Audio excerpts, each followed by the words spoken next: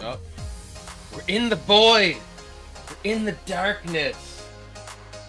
Hello everyone. Welcome to the stream for today.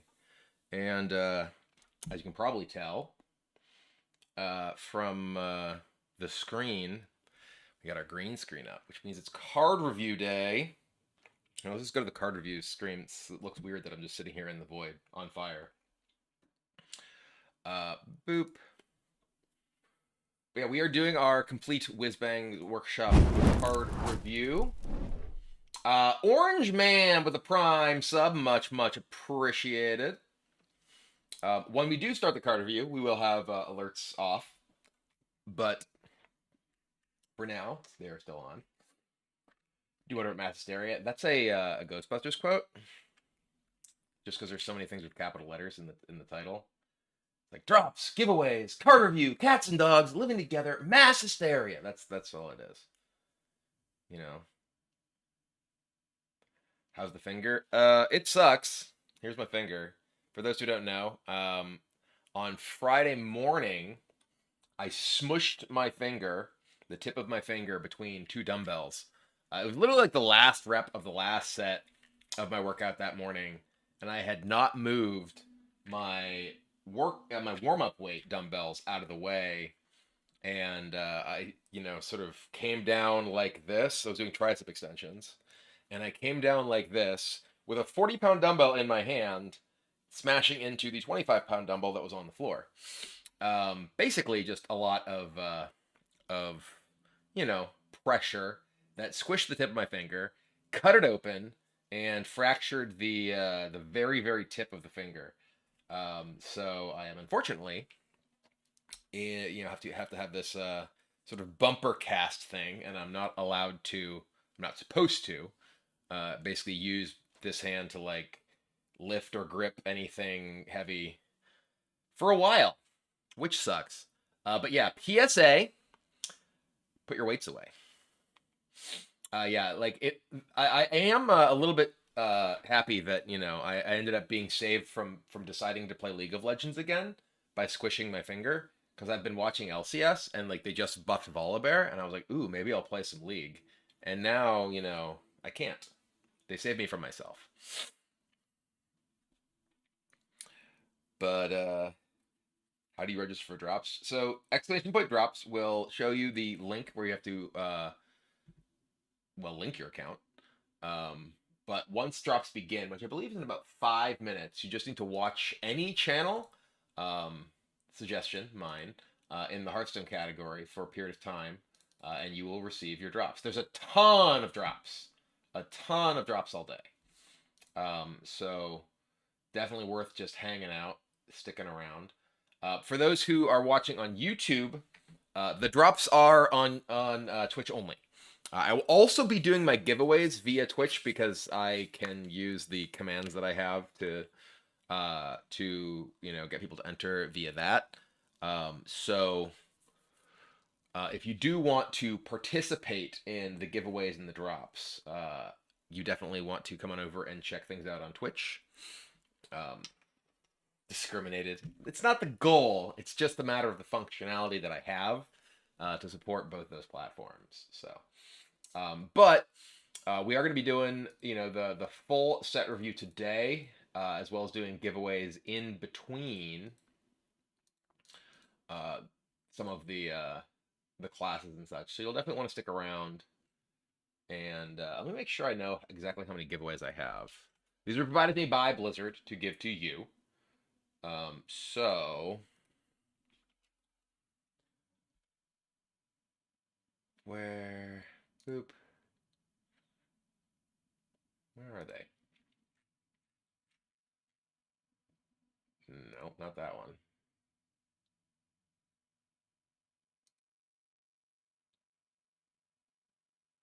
There were some giveaways codes that I had, and I don't know what. Maybe they're not in this. Maybe they're in this. There they are. Okay. Haha. I was like, what the? So I have 4 codes to give away throughout the day. We'll be splitting it up between every few classes. So all the more reason, in addition to the drops, and because you want to hear everything I have to say about all the new cards that are going to be coming out. You should stick around the whole time. It'll be fun. We also have Oko on our lap. I'd lift up Oko, but I have this in my hand, and also it's more difficult to do things like, you know, pick up my dogs when I can't really use this hand.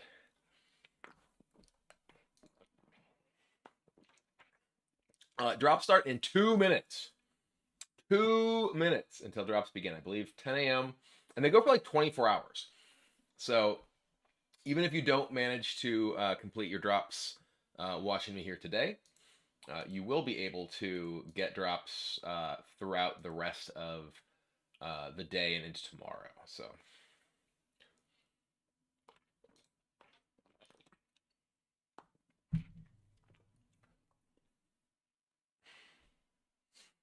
Do you think that new rotation expansion will be more fun than last expansion? It's hard to top the Excavate mechanic. I mean, I don't know why you're saying it's hard to top the Excavate mechanic. I think Excavate was like a fine mechanic, but not like, you know, crazy, outrageously like over the top fun. I think there's a lot of neat stuff. I think Miniaturize has a lot of interesting decision making possibilities. I mean, we'll go into it as we're going through. I do think there's a lot of kind of less impressive stuff. Have you seen the patch changes? I mean, this patch is just reverting a bunch of stuff, right? With rotating to wild. Is it time for starting for cards? No, I just don't think that that's useful. I think that like people give cards ratings because they like it is an easy way to be like how powerful this card is, right? But I don't think that that's nearly as useful as here are the contexts in which this card might be good and why. I think like boiling that down to like a numeric value just isn't that valuable. And I get that some people like that, but I just don't think it's nearly as valuable as like delving into what could make the card good or why the card would be bad, rather than just like 1 star won't see play. It's like, okay, thanks.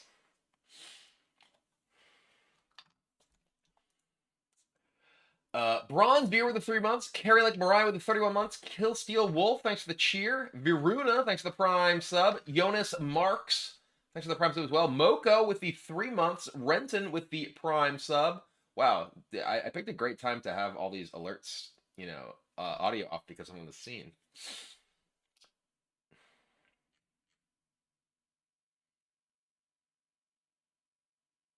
Do you think Hearthstone is entering a loop within expansions, meaning they're recycling cards? I mean, this set is specifically an homage to Hearthstone's history, right? So like that's weird criticism when it's intentional. Like if anything, I think they worked to try to make sure that the cards that were homages to old things weren't just the same thing as the old thing, but had resonance from it.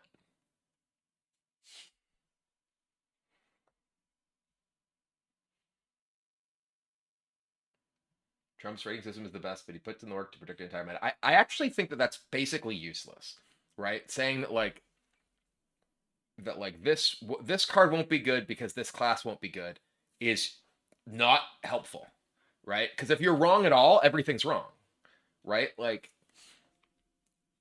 actually think that that's like actively negative, because you're not really like if you're wrong at all, right? Like, I mean, very, very notably, there was like time when Trump gave every single priest card like 1 star because said priest would be bad. Priest was good. So, what? How is that useful, right? I just think it's much, much more interesting to discuss. Hey, what are the context in which this could be good? Why isn't is this unlikely to see play or likely to see play? But yes, there are drops, and you do have to eat. There is a lot of uptime you need to watch in order to get your drops. Today is not theory crafting. Theory crafting is Wednesday, so we will have that on Wednesday.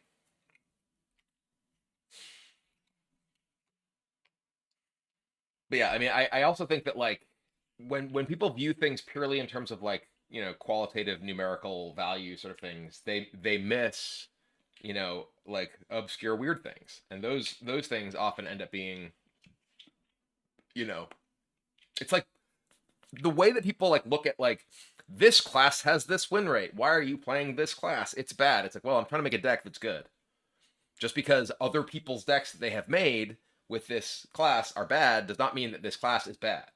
And I think that's one of the things that like people fall into this qualitative, they view it as being statistically based and evidence based or whatever, but the reality is that it's like it's like a clustering effect because people don't bother trying to play the classes and strategies that like have not yet been successful, so they just get no exposure, so they never have people finding ways to be successful with them.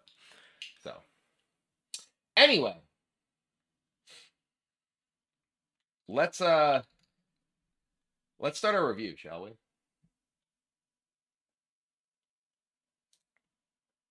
All right.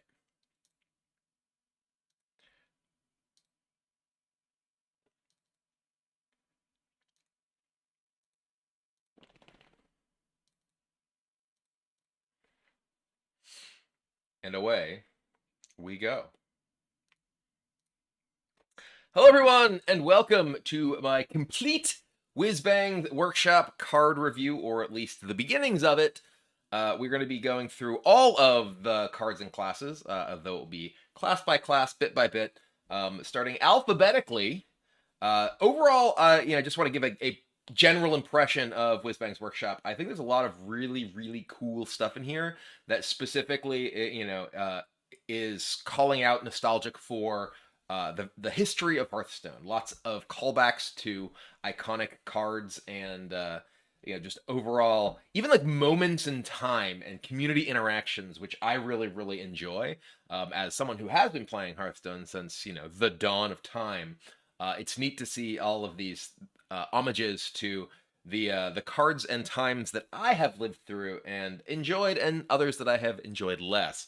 Um, but we're going to be starting with a class that has not existed for most of Hearthstone's history, but it is here now, and it is Death Knight. So, our first card here, Amateur Puppeteer.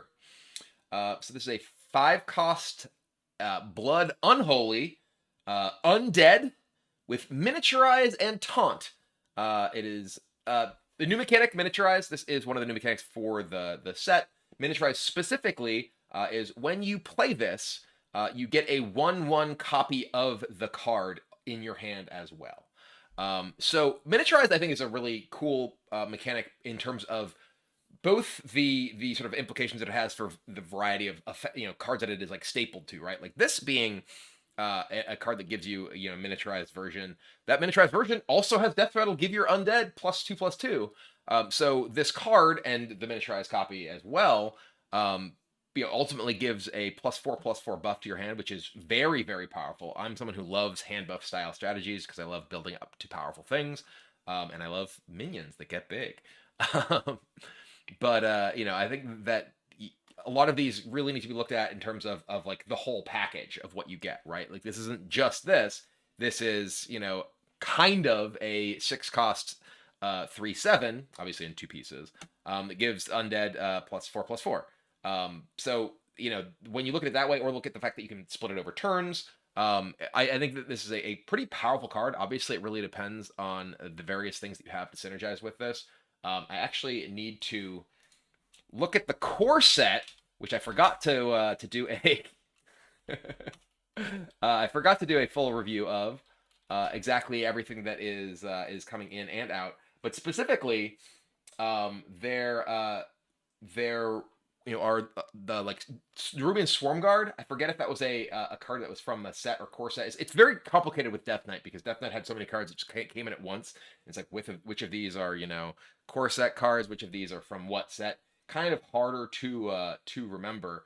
But this is a effect that works extremely powerfully with things like Gnome Muncher, or like I said, Nerubian Swarm Guard. Anything that generates multiple bodies that those buffs can be spread across is extremely powerful with this sort of effect. Anything with Rush, anything with Taunt. This also, when it dies, if you don't play out the 1/1 alongside it, it will buff the second copy, right? So this is kind of giving you a 3/3 taunt as long as this dies first. So overall, I think this is a very interesting card that is likely to be a cornerstone of any kind of hand buff style Death Knight strategy. And if that is something that does see play, we are seeing at least some of the AoE silence effects that previously were kind of dominant against buff type strategies. There's no more Shard of the Naru. There's no more Smothering Starfish. So there's more opportunity, at least, for a deck built around buffing your hand and thus getting out a big board to be successful than there have been in the past. Next up, we have Darkthorn Quilter. Speaking of things that are powerful to buff, this is a 2/4 Undead Quillbore. The end of your turn, deal this minions attack randomly split among enemies. So I remember there being like the 2/4 beast that was just like death rattle, deal its damage, deal its power to enemies. This is just every single turn. So we've come a long way in terms of the power of hand buff things. This is also something you can buff on board because it's not a battle cry effect or anything like that. But this I think is a very, very powerful card to buff. Using this alongside, say, like Blood Tap again. I have a little bit of confusion as to what cards are around. Also, I did just look, and Swarmguard is in core, so Swarmguard definitely works with that. Blood Tap also in core, so yes, it does work with Blood Tap. So basically, I think an Unholy Blood hand buff style deck has a lot more potential than it ever has before between this and the previous card we just looked at, both in terms of being able to build up a board that is threatening. But this guy with the Darkthorn Quilter, this guy gives you the ability to mow down your opponent's board, just mow down your opponent. Imagine getting this buffed up to like 6, right? Every single turn, you're like blasting your opponent's board, blasting your opponent to death. The fact that it is a minion that can eat a buff and will also just kill your opponent with that buff the turn that you play it if they've wiped your board of other big minions is a really, really big deal for this kind of strategy, because frequently without charge minions, these kind of decks can struggle to beat heavy removal based strategies. But this is a way that you can just finish the game off because, well, it's randomly split among enemies, not among enemy minions. So has the potential to be very, very powerful. Next up, Dr. Stitchinso. This guy's really interesting, and it's not entirely clear trying to read this what it does. So basically what this is a 6-cost minion. You discover with Battlecry, discover 5, 3, and 1. No 2 involved. And it's Death Rattle, summon the 5, and then the 5 has Death Rattle, summon the 3. The 3 has Death Rattle, summon the 1. So it's basically like a big nesting doll of bodies, which is a very cool concept. Like you think of like the Abomination Stitcher that like falls apart and leaves behind other pieces, and that's basically exactly what this is.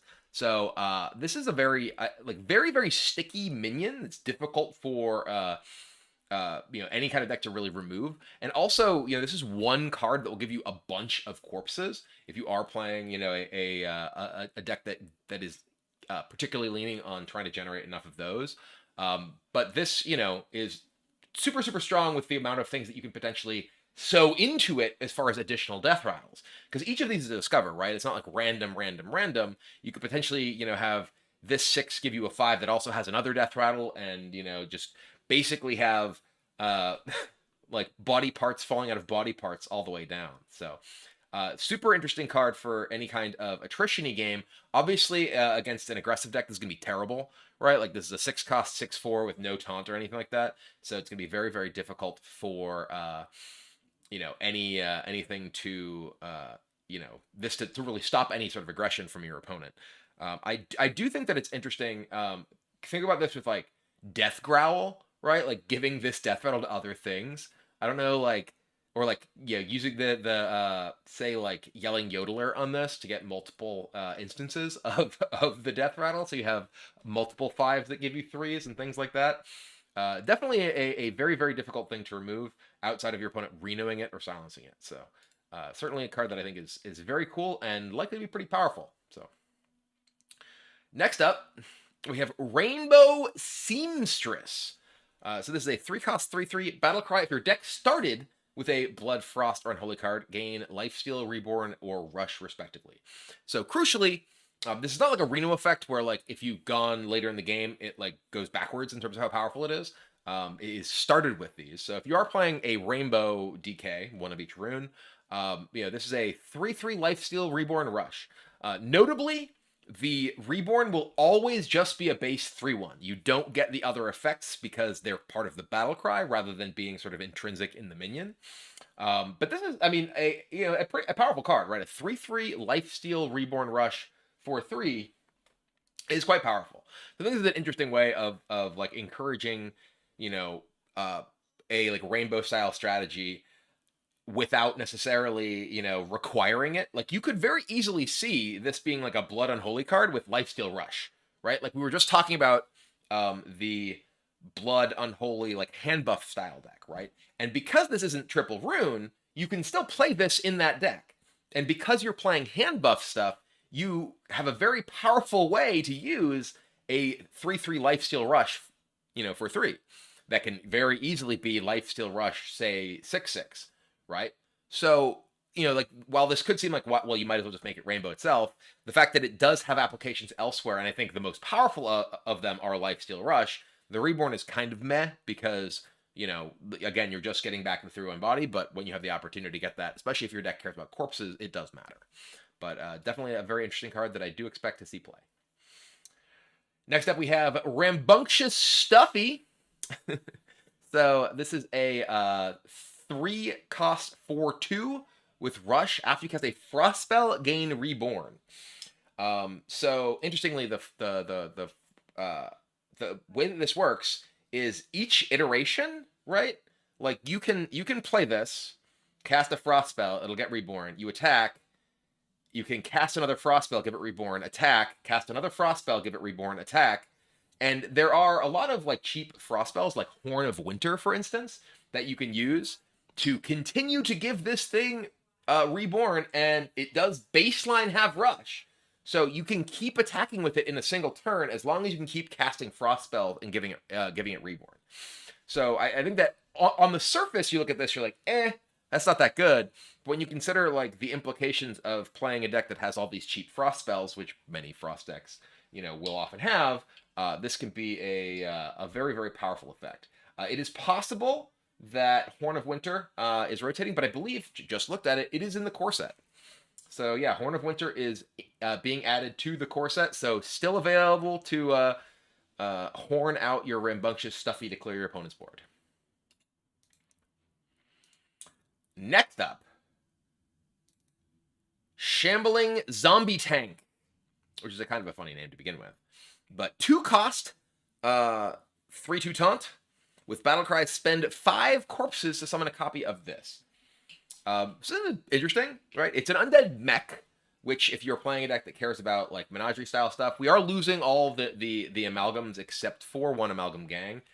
Specifically, the fact that we're losing Amalgam of the Deep makes the amalgam style strategies certainly much less appealing and more difficult to pull off. But if there's enough multi race, multi tribe, whatever you want to call them, cards, maybe you can still find use for, say, 1 amalgam band, which does remain in the format. But this, I think, is reasonable. The fact that this has is just baseline 2 cost 3/2 taunt. That's okay. It's not amazing, right? It's fine. But being able to get 2 of them later in the game, you can have the reasonable tempo option of just playing it on turn 2, as well as like, hey, I'm getting multiple bodies out of this in the later turns. I feel like there's probably better sort of things to be spending those on. But again, it is a copy, not like summon a 3/2. So this could be a card that you specifically want to play in like a hand buff style deck, right? If you're playing Blood Tap, if you're playing the miniaturized guy, you can end up getting later in the game, say you get 2 5/4s, 2 6/5s or whatever. Like that's really powerful, right? So I think that this is unlikely to see play in like normal sort of like decks that would be using the corpses for this, but much more likely to be a powerful effect in, say, a hand buff style deck, which there's a pretty solid amount of support for that we've seen so far in this expansion. So I wouldn't be surprised if there's something there. Next up, we have Silk Stitching. A 2-cost spell. Choose a friendly minion. Discover a spell that costs 4 or less to cast when it dies. I assume this is actually giving a death rattle effect. So this is sort of like, you know, like a Nerubian Vizier-ish effect, right? Because you're getting a discount, but it is a spell that you have to specifically want when the thing dies. So yeah, I don't know. This is a hard card to evaluate, right? Nerubian Vizier was great, but Nerubian Vizier also allowed you to like plan ahead and not necessarily have to, you know, have a minion that has died to make it good. You don't necessarily have to have a minion on the board. And this is also kind of like telegraph to your opponent. I assume they know what it is. Maybe they don't. Maybe they just see spell will be cast. That I think does influence pretty substantially the power level of this card, if it's like face up to your opponent or not, so they know it's going to happen when it dies. But yeah, overall, I think this is unlikely to be a particularly competitive card. For, you know, exactly the reasons I'm describing. It's very, very situational, and like, you know, if you like discover a minion, you discover like just removal, you know, like that you don't want to be casting, or it's gonna random cast. It really sort of depends on what the sort of pool of spells is. Which again, so many of the Death Knight cards are like heavy removal based, and not being able to control when the thing, you know, necessarily when the thing will die, and also, you know, what it will target, because the fact that it can trigger your opponent's turn clearly makes it something that's going to be a random effect. So it seems pretty unlikely overall to be that effective.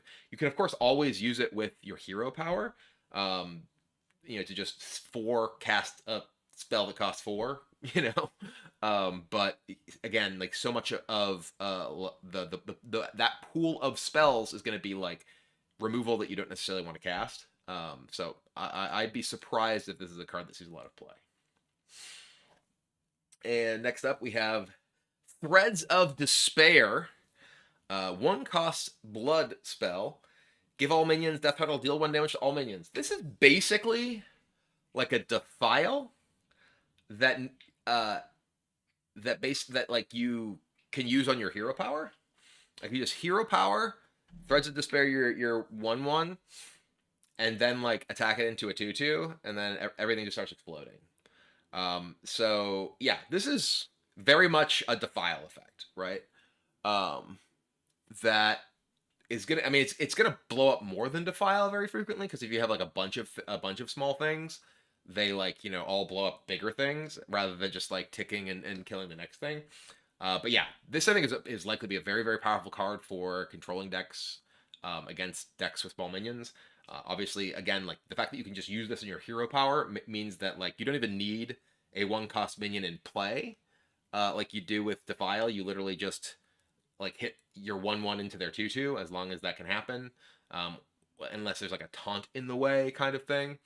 Yeah, very, very powerful card. Definitely expected to see significant play. And lastly, but certainly not least, the first Death Knight hero card, the Headless Horseman. So the 6-cost, it gives you 5 armor, pretty much like just about every hero card.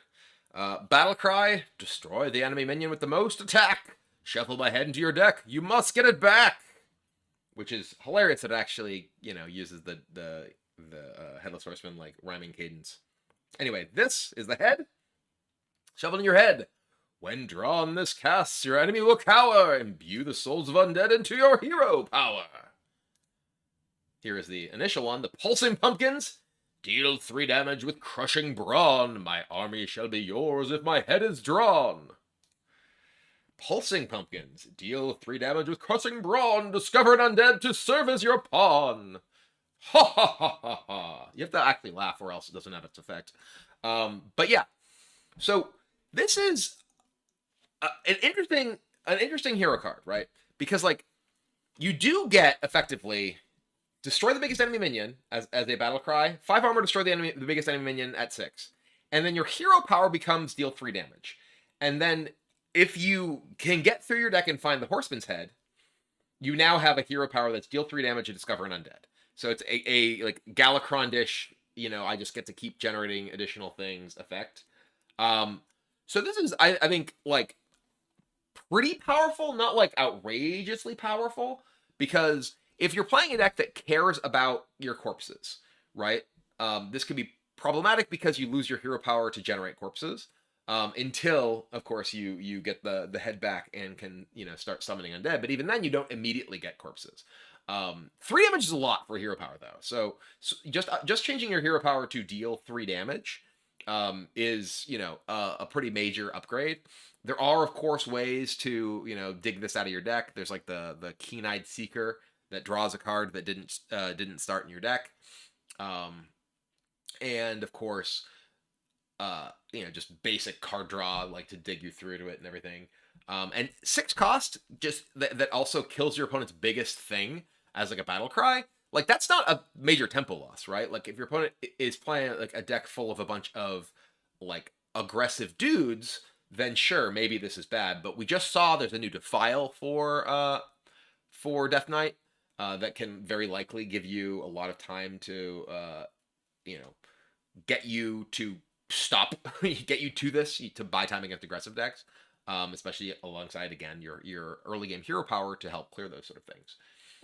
And in any kind of like controlling matchup, if your opponent isn't like OTKing you or have something that goes way over the top, ultimately getting the head and having a hero power that not only does 3 damage but also discovers an undead every turn is just very powerful. So I think this is quite good.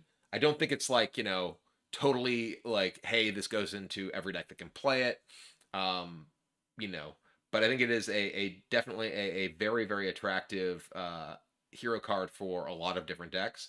I think it'll go in almost every deck that can play it, but certainly not like a really like corpse hungry deck, for instance. Like, you don't necessarily want this in your deck if you have like like Grime Walker, right? Like, if you're playing a deck that is looking to build up a bunch of corpses, like current Rainbow DK, and has like lots of ways to take advantage of the bodies and really use those with like the poisonous upgrade, things like that. Maybe that deck doesn't play it, right? But I think like the fact that it is Blood Unholy, and we were just talking about like the hand buff style decks, that deck probably loves this because it gives you this sort of direct damage and interaction, along with the ability to generate more undead later on that you can then buff with your hand buff things once you've sort of run things out. So anyway, overall, very excited for it. Definitely love the fact that they managed to get the sort of rhyming cadence on each of the cards and still have it be clear what they all do. So anyway, that is Death Knight. So first hero card, a lot of cool things. I do feel like the strategy within Death Knight that feels like it is the most supported by the set of cards is like hand buff. And as someone who really enjoys that kind of strategy, that's certainly the Death Knight deck that I'm going to explore once you get an opportunity to play with the cards. All right. Boom. First class down. Let's go to the next. Boop. How y'all doing up there? Thanks for hanging out. I do want to take an opportunity to say thank you to folks who have joined us since I last was able to look at these things. Nerdtastic with the 4 months, Bronzebeer with the 3 months, Carolic Mariah with the 31 months, Cool Papa J with the 19 months, Neptune on the Road, thanks for the Prime sub, Celestalon, 3 years, 3 of the 10, says happy birthday. Celestalon, for those who don't know, is one of the devs on Hearthstone. He is the features lead. Helps make a lot of the cool stuff that you guys have had the opportunity to play with lately, so thanks for that, chat. Void Roy, thanks for the sub. N Griner with the 26 months. Clarissimus with the Prime sub. Dave0912 with the 3 months. Torres Mo Starship with the 4 months. And Awkward True with the 39 months. Zegrok with the 71 months. Ridership with the 5 months. And Toadfish with the 42 months. Thanks to all of you. Sam D. Blade with the 51 months. Hey! Hope the finger's getting better. Screw you all. For those who don't know, I broke my finger. I broke the tip of my finger on Friday. It looks like it's actively bleeding, by the way. I think it probably is. I smushed my finger between 2 dumbbells like an idiot on Friday. So, yeah, I sort of smashed the tip of my finger, cut it open, broke the distal phalanx, which is the very tip of your finger. broke the bone into like multiple pieces. Um, so yeah, here I am, unable to really do much with this hand. It sucks. It hurts. And but yeah, fortunately, I can still play Hearthstone because I just need this hand on a mouse. Or but hey, so many more subs. Whoa, Netherdots Gaming, Hopeful Snow, Ching John, Iron Tide, Alley Bubs, and Cherub following the 6 months, Rhapsody 17 months. Whew! Thank you all. Yeah, fortunately, it is my left hand. So as far as hands to break go, this is the one I'd prefer. It is a major bummer because I am very active. I lift weights every day. That's also how I broke it. And I am big into like foam sword fighting, which I can't do with my broken hand. I went to my like LARP fighter practice on Saturday, and I was fighting just one handed, which was fine basically the entire morning, the entire day. It was basically fine. And then like the last thing, the very end of the last thing I was doing, I was like fighting, and someone came at me from behind. My hands were behind my back, and they like hit my hand, and I'm like, ooh, ow, ooh, ow, ow, ow, ow. I'm like, this is my fault. This isn't your fault. But ow. Okay. One hand gamer, yeah. All right, let's get to the next class. All right, next up, we have Demon Hunter. First card is, boom, Ball Hog. 4-cost, 3/3 with Lifesteal. Battlecry and Death Rattle deal 3 damage to the lowest health enemy. So this is a very interesting card, right? Because just like by itself, this is 4-cost, 3/3. Either like drain you, like Life Drinker you, right? Or like kill a guy. It's just like a very like powerful, like mid-range-ish tool. I don't know if there's like other Death Rattle synergies that exist in Demon Hunt right now. This is an outrageously powerful arena card, right? And the fact that it's lowest health enemy like makes it so that it's mostly going to be predictable. But like, I don't know if this is good enough in the sort of environment that we live in now. But like it's just like such a powerful card against aggressive decks, right? Like against the deck that's trying to like like pressure you down, burn you down. This like is just like a huge insulation against their aggression. And if you're using your life total and resources in some capacity, like attacking to your opponent's minions, this is a great way to buffer that as well. So I think it's just a solid card. It's the sort of card that I'm excited to have the opportunity to play in something like Highlander Demon Hunter, where you really need that like additional life gain to keep you afloat when you're getting beat up and using your face to punch into things. So, and also the fact that it just straight up has lifesteal and isn't just like each battle cry, also gains you life, means that like, if your opponent like doesn't kill it, they can't like, they can't race it. So very powerful card against aggressive decks, that's for sure. Next up we have Blind Box. 2-cost, get 2 random demons, outcast, discover them instead. I assume that this is within your class. Like you can't get stuff from other classes. Like because typically something that's random, right, would be from any class. But the fact that the outcast is discover, I would imagine that like you don't like have the opportunity to get Warlock demons, and then when you discover, you can't. It seems like pretty medium. I feel like maybe if you're playing like big demons and you want like extra stuff to potentially use, maybe you're using this.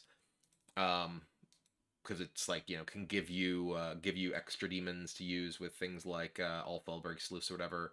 Especially now that Zilleg's gone. And you want like extra bodies to potentially fill that role, but probably not going to see much play, frankly. Next up, we have CCG. Get it? 4-cost, 4/3. Death Rattle, get 3 random first edition Demon Hunter cards in mint condition. First of all, I love this. Like the whole concept of the card is hilarious to me. But what this actually does is give you it gives you 3 random cards from the pre-nerf Demon Hunter. So this is like day one Demon Hunter.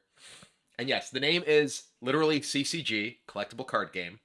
Um, so like this can give you like 0 cost Twin Slice. This can give you 5 cost Skull of Gul'dan, I think. This can give you, like I think like the 7/4 dude if you attack deal 4 or deal whatever.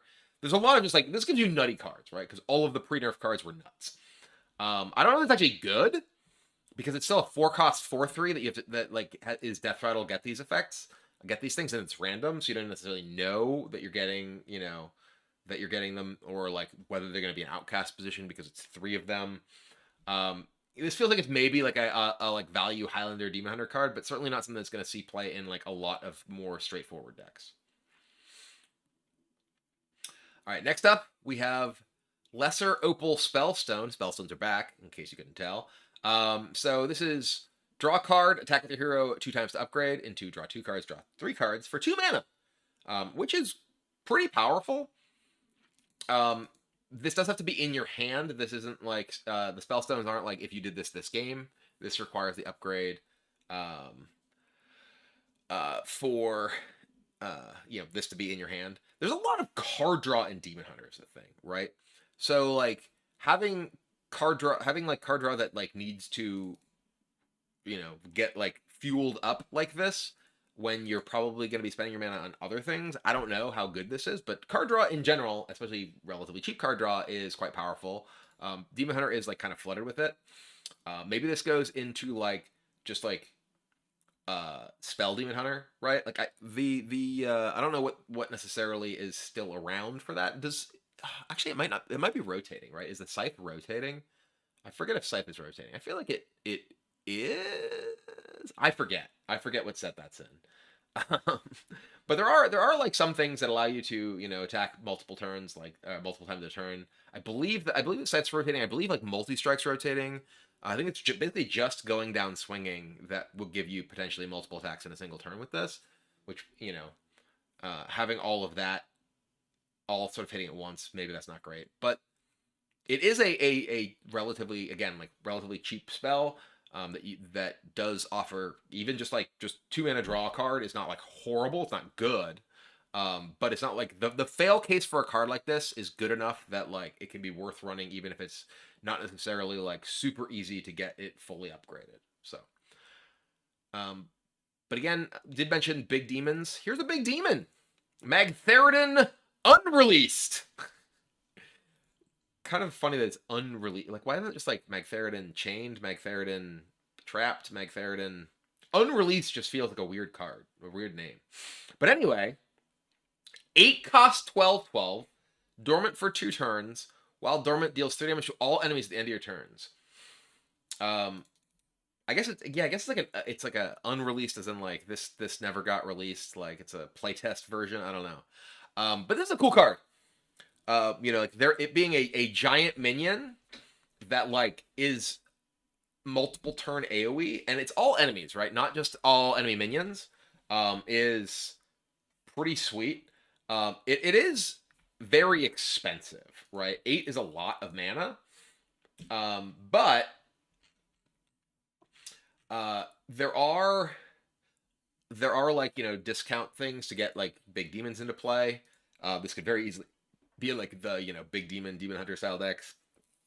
I forget if the 4 cost guy who reduces the cost of your next demon by 2 exists, or if that rotates. I believe that guy was in. Was that guy was a Corset card, right? So I think it's still in. I think it's still around, because that was like in the original set, and was just legal.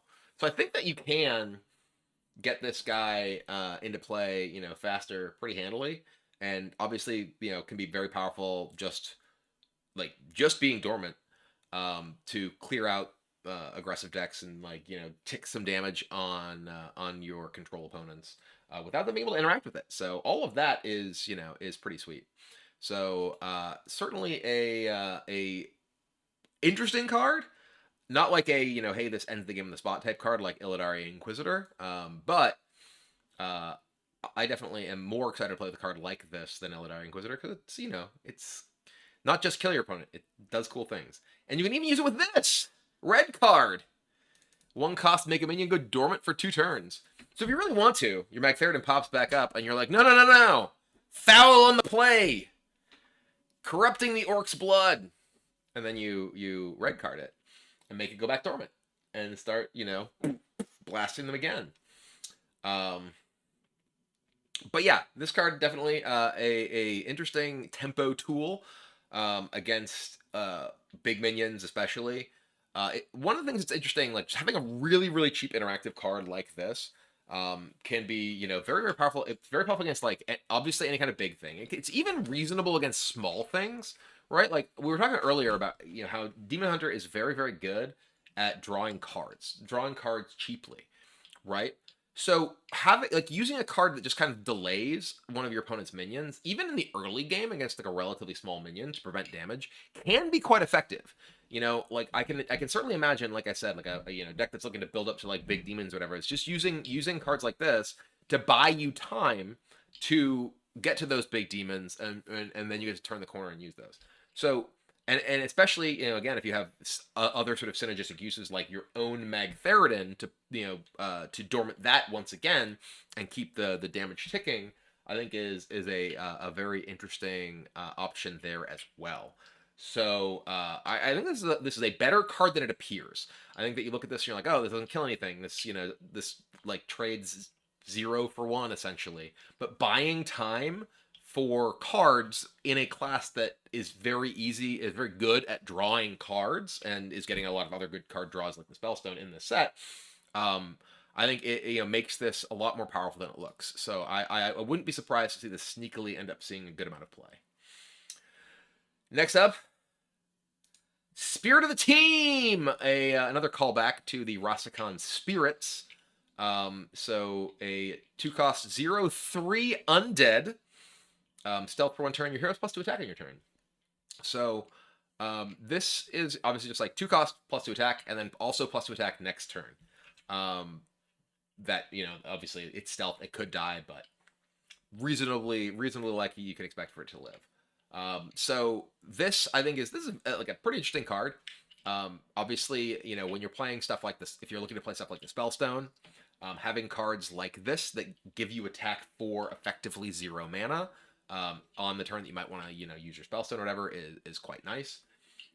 So if you just think about it in terms of like raw damage, right? Like this is 4 2 mana for 4 damage over 2 turns, and that is pretty good from like just a raw rate perspective. And obviously has again synergy with things that care about you attacking, which is a lot of Demon Hunter cards. So I do think this card seems pretty solid, and I would expect it to see a decent amount of play.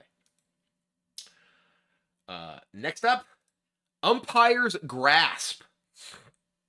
Speaking of big demon cards, 3-cost weapon, 3/2, Death Rattle, draw a demon and reduce its cost by 2. So obviously a very, very valuable card for any kind of demon deck. Just a weapon that draws a card. Like this is obviously like not particularly efficient. A 3-cost 3/2, not great. But draw a card and reduce the cost by 2 on a demon. That's really powerful, right? So like this drawing Magtheridon, this drawing, I think Illidari and Inquisitor rotated, but this drawing like the other giant dude, I forget the name of it, the 9-cost one, powerful, right? Even if you're just like playing this in like a mid-range sort of demon deck, I think almost all the vast majority of demon hunter things are bigger as far as the demons are concerned, which is mostly where you see this. But even just being able to draw something and like reduce cost to 0, also really powerful, right? So definitely a card that I think has a good amount of potential. Very, very likely to see play. Any sort of cost reduction and card draw are powerful. Cost reduction is powerful, card draw is powerful. This is cost reduction and card draw on one card that also allows you to fight for the board because of the weapon. So just definitely an overall very solid card. Next, Window Shopper. Hey, here's a demon. This is also a very good team to get reduced, right? This is a 5-cost 6/5 demon with Miniaturize. Battlecry, discover a demon, set its stats and cost to this demon's. So you could very easily imagine You know, coin out the 3/2 weapon, attack, then attack again, draw this, reduce to 3, play it, you know, get a 3-cost 6/5 of whatever demon, and then have the 1/1 and get to, you know, like continue along like this. Maybe you get, who knows, maybe you get a 1/1 Magtheridon and just get to, you know, nuke your opponent every single turn with your, you know, discount bargain basement Magtheridon.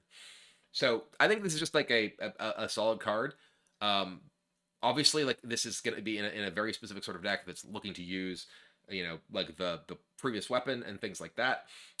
But obviously, like in a like just straight up game, playing this, you know, and getting, okay, well now I have another 6/5 for 1, 6/5 for 5 is like meh.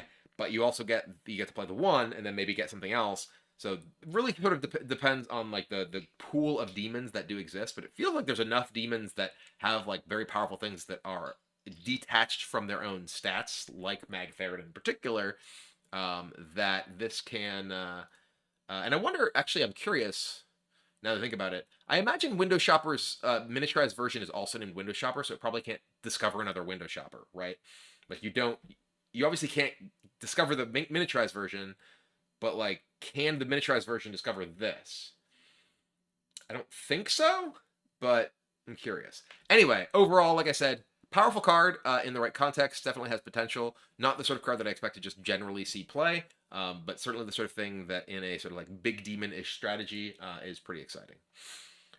And finally, our last Demon Hunter card, Workshop Mishap.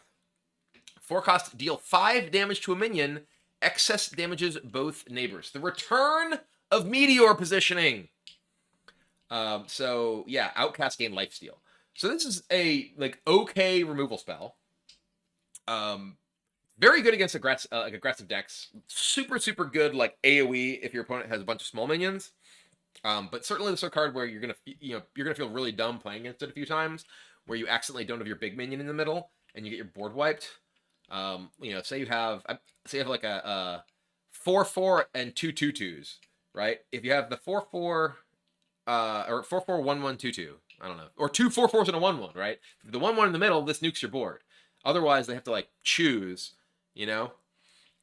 So again, it's Meteor positioning basically because Meteor always you want to have your biggest thing in the. You actually with Meteor you never wanted to have biggest thing in the middle because it was big damage to the middle. It's the opposite of Meteor positioning. I don't know. It's been a while since Meteor's been around. That's Ungora. That's like most of the past 10 years of Hearthstone. But yeah, overall, definitely a you know, especially if you can outcast it, quite a powerful card against aggressive decks. Certainly the sort of thing that, again, if I'm looking at playing like a more controlling Demon Hunter deck, whether it's like Big Demon Hunter or Highlander Demon Hunter, certainly the sort of card that I'm excited to see.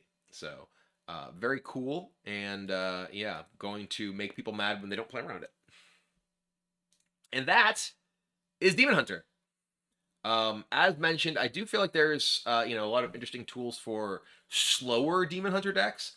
You know, a lot of so much of Demon Hunter historically has been like very aggressive type strategies. Right now, there's not really very much that Demon Hunter has going on that, you know, isn't just rotating anyway, like the Spell Demon Hunter. So I do feel like this is going to be a very different style of Demon Hunter, much more like mid-range or control oriented, are the sort of things that I see this this set supporting. Ball Hog feels like a very good you know, sort of like mid-range anti-aggro tool, along with the Workshop Mishap. But I'm most excited about like the big demon stuff with like Umpire's Grasp, Window Shopper, and Magtheridon. So I definitely just want to somehow get like multiple dormant Magtheridons and just blow my opponent up with the passive damage every single turn. That's my goal with Demon Hunter this expansion, so let's see if we can do it. Boom! Demon Hunter completed! Success! Alright, chat. We're gonna do... Also first, I want to say thanks once again to folks who are supporting the channel, like Nimsh, Neo, S Knight, my name is Kim, or my name Nick M, not is Kim, Nick M, Doom 7987 with the 97 months, Lucas O'Profita with the 5 months, Ribbo Zom with the 13 months, Dank Moody at the Prime sub, Quantic MTG with the 6 months, arrived at the end. That's the end of the second of 11 classes. So, Fallinger, you do not worry. Do not worry. There is much more to come. Love the stream? Well, thank you. Thank you. Okay, we are going to do our first giveaway, chat. We're going to do our first giveaway of the stream. So, I put Oko down. Varnana, thanks for the Prime sub. Okay, I gotta open this up. So, these giveaways that we're gonna be doing today are for the standard bundle from Whizbang's Workshop. And these were provided to me by Blizzard, so thanks to Blizzard for allowing me to provide them to you. Everyone has a chance to win. You do have to be in the Twitch chat because the command to enter is going to be in Twitch. So I apologize for anyone watching along on YouTube who does not have access to Twitch right now. Unfortunately, the tools that I have to do the giveaway are Twitch-based, so the giveaway is going to be via Twitch. But, again, this is for a standard bundle code that will be sent to you by me via the Twitch Whisper system sometime later this week before the release of the new set. Anyone can win. Subscribers do have a bonus chance to win. So if you want to give yourself the best possible chance to win and you have your Prime Gaming sub ready, you can fire it off on the channel and give yourself the best possible chance to win. Again, a Whizbang's Workshop pre-order bundle provided to me by Blizzard. In order to enter, you just need to type !ticket starting now. Just type !ticket in the chat. Not giveaway. !ticket. And again, if you want to give yourself the best chance to win, like a lot of people just now, oh boy, I can't keep up. Wark Raymond, Trollius Charlford, Jordan HS, Explode Man with the 744 and 7 months, Black Hunter at Muglore, Little Marmar with the 3 months, Will Gold, Cutfoot, Shandu, Diz Trophy, The Mandrew, MK Hammer, Rocky PC4. All you give yourself the best possible chance to win the giveaway, much like Brief Candles with a Prime sub. Hide your brother, hide your dads. BlowsCon, thanks for the sub. And thanks to everyone. I'm going to take a quick break. I will be right back. And once I return, we will pull the winner of this giveaway. So you have until I get back to get those entries in or get those subs in if you want to give yourself the best possible chance to win the giveaway. So don't go anywhere. I will be right back.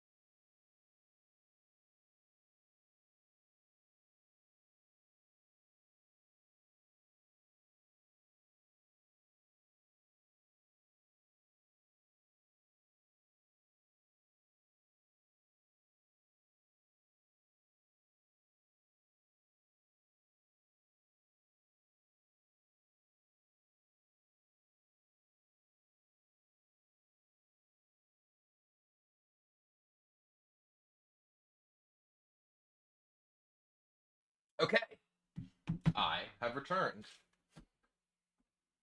Uh, whoa.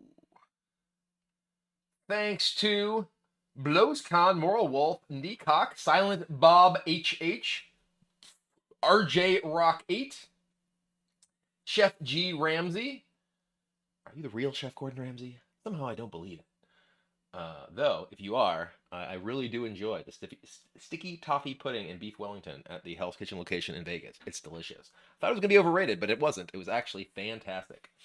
Heavy Metal Penguin, Fluffball, Swagger Monk, Superstars, Rock Mushroom Man 98, Mr. Bubbles, Ciara 19, Link Fan 0001, Limber Smile, Toby Jam, FR8 Train, Freight Train, I get it, and Grezian.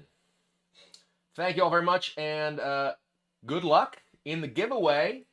You've given yourself the best possible chance to win. We're going to draw the winner of the very first giveaway in about 15 seconds. So be sure to get those entries in.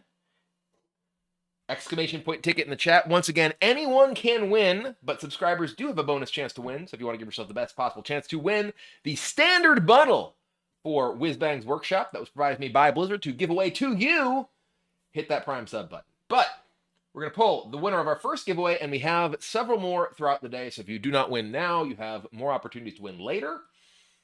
We're going to pull our very first winner in 5, 4, 3, 2, and 1. Our first giveaway winner of the day, Astrological. Astrological, you are our first giveaway winner.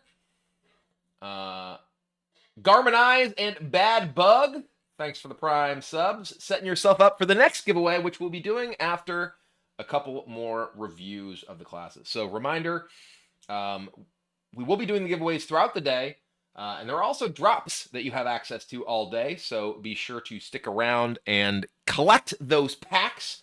There's like, whoa, I'm out of focus. I'm back in focus, hooray! But yeah, there are a bunch of giveaways and a bunch of packs throughout the day from the Twitch drops. So happy birthday, Hearthstone, and good luck to everyone in those giveaways as we do them. Sharp Guy, thanks for the Prime sub. Gaming Peyton with the 8 months. All right, we're going to start our next class in just a moment. And again, if you did not win the giveaway, there are still more giveaways throughout the day, so stick around. All right, next up, we have Druid. And our first card for Druid is, boom, Bottomless Toy Chest. This is 2-cost spell. Discover a card from your deck. If you have spell damage, copy it. One thing that Druid has gotten quite a lot of in sort of recent history is basically effects like this that are like, hey, you get extra access to copies of cards from your deck. This one feels pretty powerful. Just 2 costs. It's a 2-cost tracking, which is not particularly good. But if you have spell damage, copy it. Is very powerful for basically any kind of deck that is looking to utilize spell damage, and many of them are going to be combo oriented. So having access to not only specific cards within your deck that you can find to set up your combo, but also possible copies of those can be quite powerful. So spell damage Druid, as we're going to see going through the rest of the cards in the deck, is a heavily supported archetype in this set. And, this seems like a pretty clear staple card for those style of decks, and even something that in the right context could see play outside of that, just as additional consistency in other forms of combo decks. Next up, we have Chia Drake. So this is a 4-cost 2/4 dragon with Miniaturize. Choose one, gain +1 spell damage, or draw a spell. So this is, I think, a pretty powerful card. Obviously, just like by its raw stats, like a 4-cost 2/4 with either spell damage or draw a card, not particularly good. But Miniaturize on this is quite powerful because you can say just play 4-cost 2/4 draw a card and then save a 1-cost spell damage 1 card in your hand to be able to enable your various spell damage combo tools. To just kill your opponent with a bunch of spell damage, or if that doesn't work out, hey, I'll just play it and draw a spell. So this is, like later in the game too, you can just play both in one turn. This can be 5 mana, spell damage +2 or draw 2 spells. Just a very, very strong card that really showcases, how powerful the miniaturize effect is, allowing you to, get access to multiple iterations of, these potentially quite powerful effects. Next up, we have Insmollen, which is a throwback to Embiggen. Embiggen was just like, was it 0 cost or 1 cost? Give everything in your deck +1/+1. But this is reduce the cost and attack of minions in your deck by 1. 3 costs. So this is a very interesting card. This feels like something that, like, in any kind of like combo-ish style deck, that you can like just play Insmollen, and like set up your, say, card draw cards or your combo cards or whatever. You don't really care about their attack necessarily. They're mostly there just because you're looking to get whatever sort of utility effect from them. But this is I think quite interesting. You need a lot of card draw to support this, because obviously if you spend 3 mana doing effectively nothing, and then don't immediately draw minions that are able to take advantage of this, really wants to go into a deck with like a higher density of minions, or like a very, very dedicated combo that needs the cost reduction across multiple cards in order to be effective. But yeah, I doubt this is going to be a particularly commonly played card. But I do think this is the sort of card that it's like, okay, well, when the right tools come together, this is the sort of thing that can be like really, really gross when it's setting up sort of combo kills and things like that. Like, for instance, I could imagine it being played with this Jade Display. So this is obviously a throwback to Jade Idol, but this is a 1/1 with Death Rattle. Your Jade Displays have +1/+1 this game. Shuffle 2 of them into your deck. So this is the endless undying thing. Who knows? Maybe you Insmollen your Jade Displays, so now they cost 0 once you've shuffled a bunch of them into your deck. Probably not good, right? Because the whole point is they get bigger. But this is very much like, hey, we have the sort of endless cycle of dudes. It's just Jade Displays now. It's not just a bunch of things that also cycle up with them. So unlikely to be all that powerful relative to previous Jades. Also, the fact that there's like Reno is in the metagame right now. Even a control deck can potentially like poof your Jade Displays. That they're also can, because it's a death rattle rather than just an effect that you're casting in your turn. They can be silenced. So you don't have the ability to kind of get them as like the endless cycle that previously you were potentially able to do. It's worth noting that this is something that you can use with like Endless Swarm. I don't think did Endless Swarm rotate? Endless Swarm might have rotated, but like this plus Endless Swarm to be able to just like keep getting them back, because it's Death Rattle that they all get this bonus. And also, I think Steam Cleaner is rotating, so you can't Steam Cleaner them. But anyway, mostly I think this is like neat as a callback. I don't think it's likely to be the sort of card that's going to have tremendous amount of impact on the metagame. Next up, Magical Dollhouse. 1 cost location with 3 durability. Get spell damage +1 this turn only. So I love locations. I think locations just have been such a boon to Hearthstone's design space, giving you the ability to have cards like this, that it's like, hey, I can build a deck around being able to have spell damage to enable my cards, and I don't have to like play a minion every single time that I want to play a spell damage synergy card and risk getting it killed, and then having to basically only ever have those things be like, hey, I set up to combo kill you, right? Like, this enables, hey, I can use my card that like draw, like, discovers a card from my deck and copies it if I have spell damage. I can do that in turn 2, right? This is clearly a card that is like going to be a staple in these things, that these cares about spell damage decks, for that reason, right? Like, you can enable those things without having to have dedicated a full card to enable like just that particular thing being online. Be able to just turn 1 Dollhouse, turn 2 Toy Chest, in order to like find additional copies of your stuff. certainly just like, a very very powerful 1-2 punch as far as like synergy is concerned to give you additional consistency, and not have to just consistently add resources or expend resources in order to enable those things. But as far as big payoffs for spell damage, Aulonius. 7 cost 6/6 spell damage +1. Your spells get double bonus from spell damage. So clearly this is a boomkin. Looking to boom people. We've seen, moonbeam decks. Previously, we saw this, play a bunch of spell damage things, bring them back with Endless Swarm, which we were just talking about with respect to the Jade dudes. But yeah, this is some serious boomkin action. So your spell getting double damage, double bonus from spell damage with the ability to have like cheap spell damage off of the miniaturized dragon as well as off of the location and this itself. You can pretty handily set up, hey, I'm going to get a bunch of spell damage and nuke people.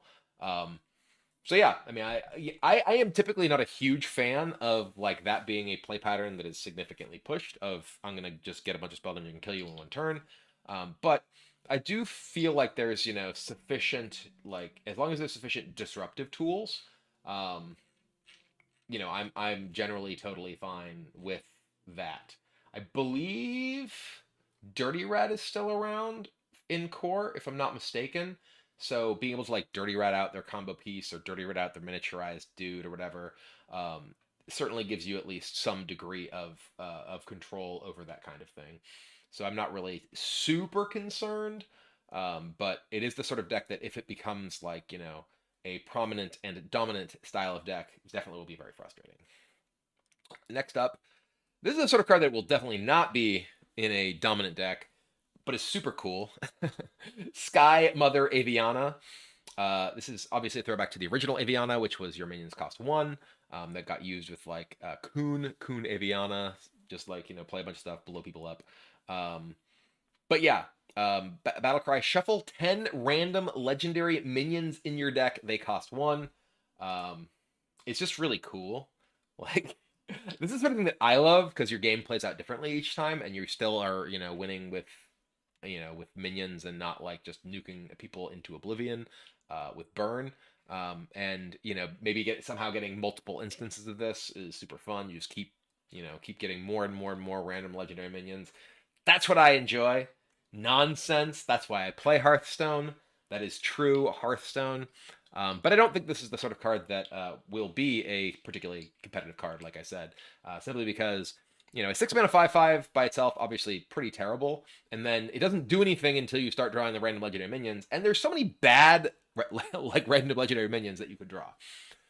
So I think it's hilarious and awesome, probably not any good.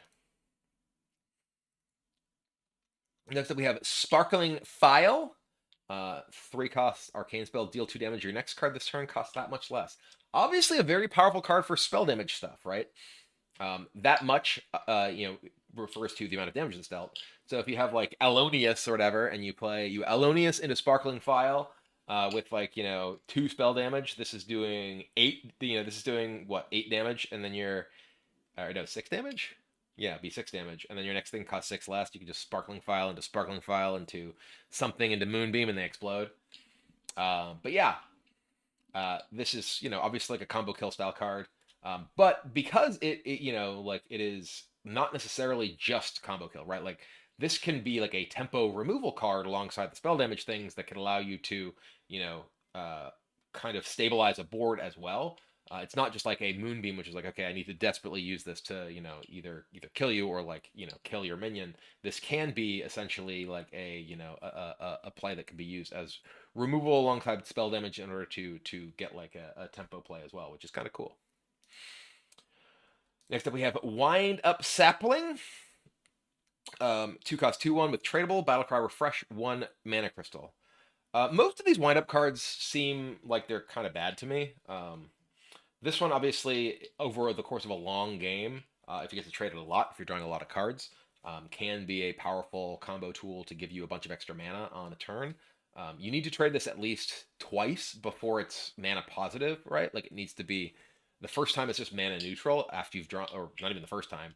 The second time through your deck, once you've drawn it after trading it, it's still just mana neutral. So it feels like it's going to be pretty difficult for this to ultimately end up being a particularly effective tool in a lot of these decks, just because it requires you to go through your deck so fast to get, trading it 2, 3, 4 times before it's really worth it.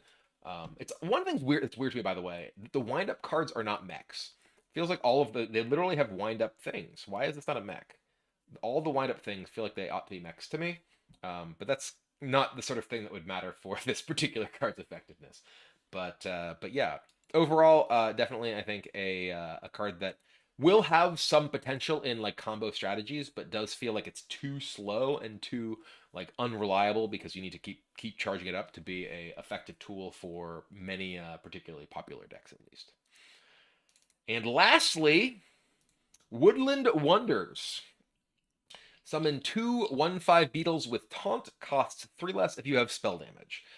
So this is, potential tool for those spell damage decks to keep yourself alive. With the location, you can just play the location on 1 and get 2/1/5s on turn 2. Maybe there's some kind of like hybrid like spell damage plus dude buff deck. Because this is, the sort of way that you beat combo style decks is typically you attack them. You attack their face. This makes it pretty hard to attack their face. It's a very easy inclusion. And this is just cost 3 less if you have spell damage. It's not cost less per spell damage. So, this won't be like multiply impacted by multiple instances of spell damage. It's not for each spell damage you have, it's discounted. But yeah, it does feel like this is a pretty solid defensive tool for any kind of spell damage combo deck that can buy you some time to assemble the piece that you need. It's very akin to a spreading plague, but obviously much more limited. Not just like, hey, you have minions in any kind of druid deck. Fine, now I have minions. But again, does seem like maybe there's some sort of interesting way to like double dip and play like a spell damage go wide deck, because this is such a powerful go wide style card. If you're able to just play the location and then play this on 2, it's just a lot of stats for low cost, as long as you're able to support both those sort of strategies. But yeah, that's Druid. I think it's pretty clear that spell damage is the primary sort of strategy that is enabled by this set in Druid.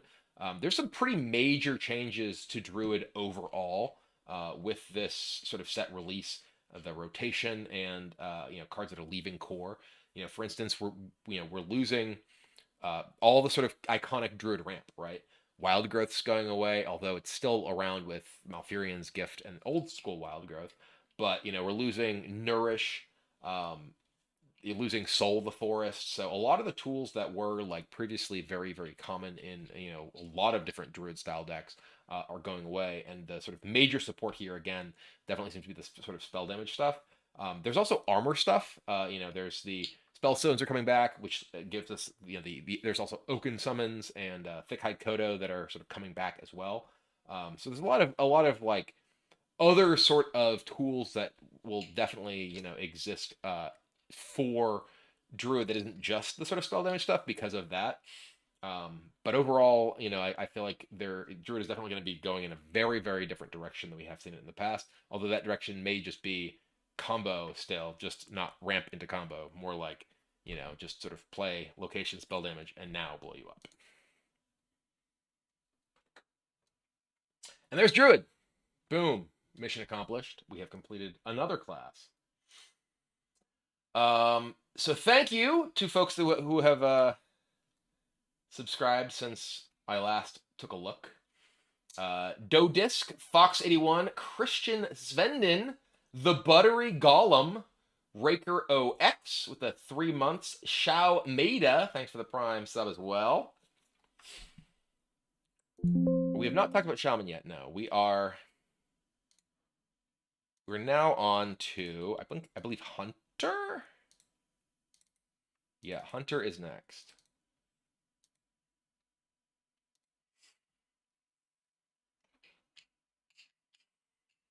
And I don't actually know how you check your time for drops.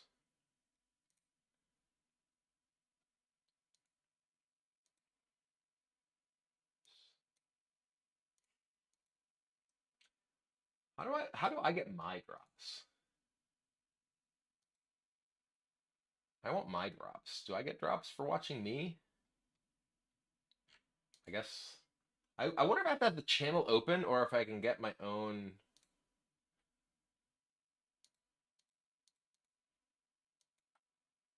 If I can get drops from like my other screen.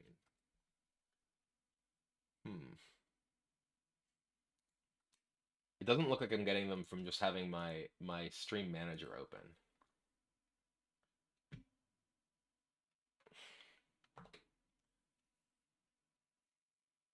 Where's the inventory page? Inventory. No items in your inventory yet. Curses! Alright.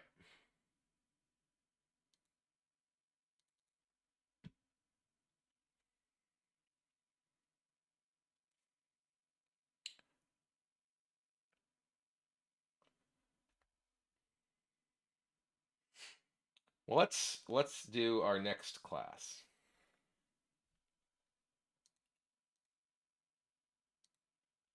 Also, what time is it? Oh, okay, it's 11:15. I'm gonna grab a water real quick.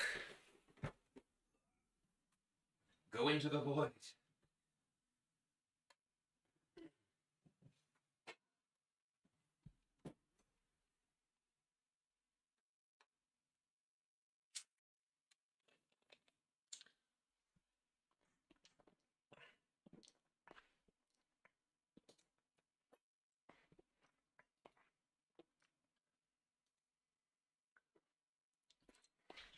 How are the pups doing? They're doing well. They're just kind of chilling. All right.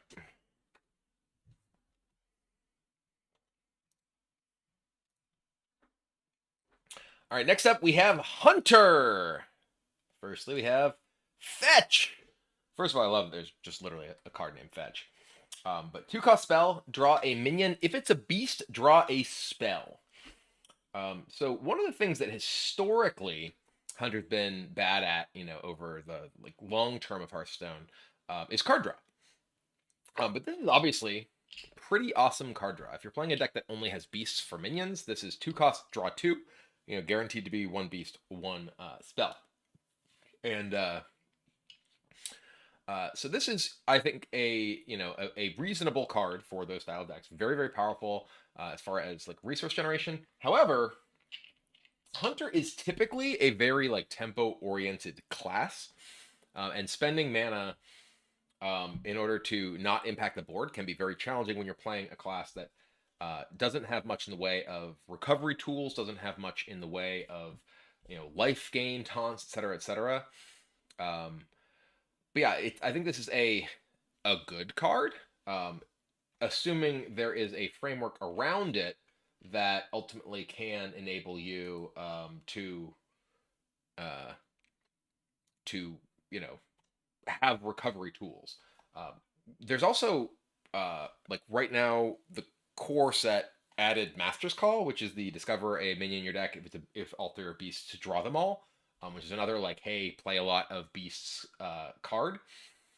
So there's a reasonable amount of support for like that. However, just as I said, like you kind of need to be able to recover from uh, whatever it is that your opponent's putting on the board when you're spending mana drawing cards as a hunter, because there are very very few tools to come back as a hunter. It's very much a class that's built around tempo, and built around sort of getting control of the board and staying there. Um, or like pressuring rather than recovering. So I question how effective those cards can be, just given the overall framework of the class and the various restrictions that these put on you. Like assuming you have to have all beasts, it's like okay, well what beasts can I be playing? I believe Hollow Hound is rotating, which is one of the cards that was like the most effective at enabling Hunter to, potentially come back in sort of situations like that. And if you are not able to Hollow Hunter or Hollow Hound, and restore a bunch of life, and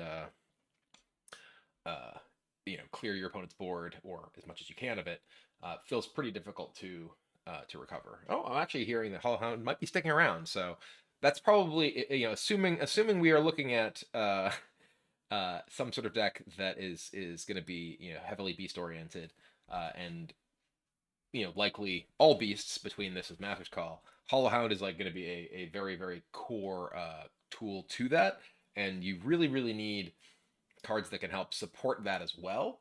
Um, to give you additional copies of Hollow Hound, like but like Breeder's going away, and also isn't a beast anyway. So I don't know. Like I'm very skeptical of the effectiveness of these kind of cards, like I mentioned, even if there is Hollow Hound, just because it alone probably isn't enough to sort of keep you in these sorts of games. Anyway, speaking of cards that want to go into decks with a bunch of beasts, but are themselves not beasts, Hemet Foam Marksman. After a friendly beast dies, get a random legendary beast from the past. It costs 2 less. So this is obviously a card that wants to go into a play a lot of beasts deck. One of the things that I like about this set of cards is that there's actually quite a few sort of go wide beast cards, and this is the sweet payoff of hey, you got like a bunch of things killed. Well, get a bunch of random legendary beasts. There's a really wide range in random legendary beasts. A huge percentage of the colossals were beasts, which makes you get a pretty high chance of hitting colossals from any individual thing dying, relatively speaking. But there's also like just horrible old beasts, like the Beast from the original classic set, and like a lot of the older things like Malorn or things like that. There's just a lot of really really really bad things you can hit.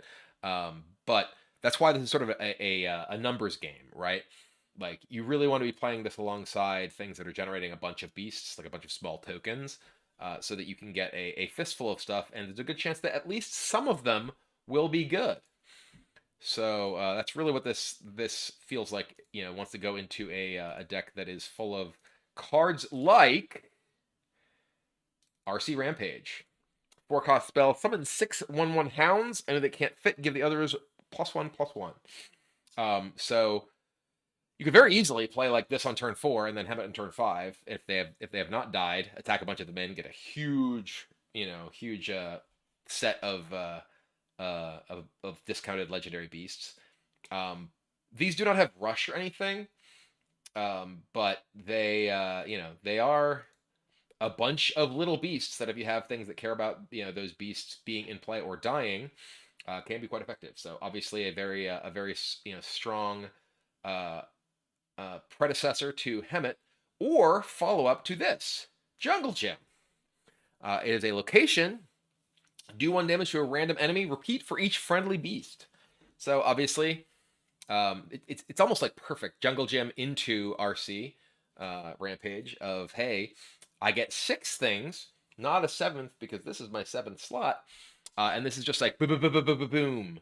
So Hemet, Jungle Gym, the Rampage, lots of things that are like, hey, have a bunch of small beasts in play, and this is random enemy, so this can just like nuke your opponent in the face. We talked about this with the hand buff DK guy who triggers the end of each turn. This is the same sort of thing where it's like if you're playing a sort of aggressive deck, you get your board cleared, you can like refill it and then just have damage to the face awaiting. Hunter is very good at that, obviously, with its hero power and things like Kill Command already. But because Kill Command's back, baby. Also, Ball of Spiders is back, as far as like like things that generate multiple small minions and can potentially give you additional value. That one's also a reasonable follow up to just Jungle Gym, right? You're gonna absolutely have it got changed to 3-cost. Make 3 web spinners with Death Rattle, get a random beast. Much more powerful than the 6-cost version of the past, that's for sure. But yeah, Jungle Gym, definitely a powerful card for a go wide beast strategy for sure. But it's not just going wide with beasts. There's also going big, like King Plush. So 9 cost 6/6 charge. King Crush has gotten a little smaller, but Battlecry, return all minions with less attack than this to their owner's decks. Not hands, decks. So this is something that can potentially use hand buff style effects to get even bigger, but can also just get around any kind of like taunt, death rattle taunt, anything that is not big. But yeah, this is just a really powerful card.